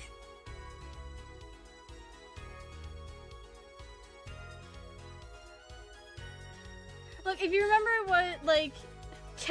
Okay, if you remember what the heck Trucy was pulling out, from her... magical, like... underwear, then you know why. Then you probably know what kind. You probably know. I deep fried your French fries. Now they're just Frenchy. Wait, what? They're just French eyes.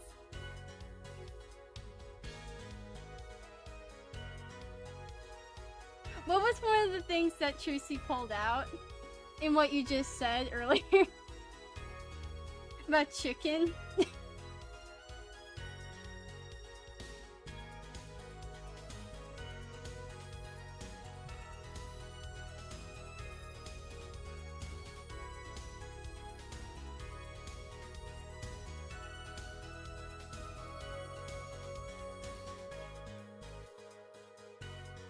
She pulled out some like frozen chicken for some reason.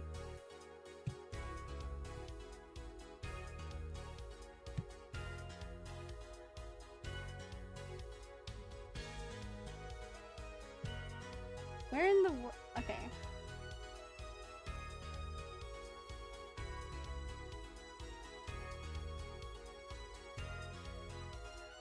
Okay, but... Dang, 7 hours. I'm gonna pass out.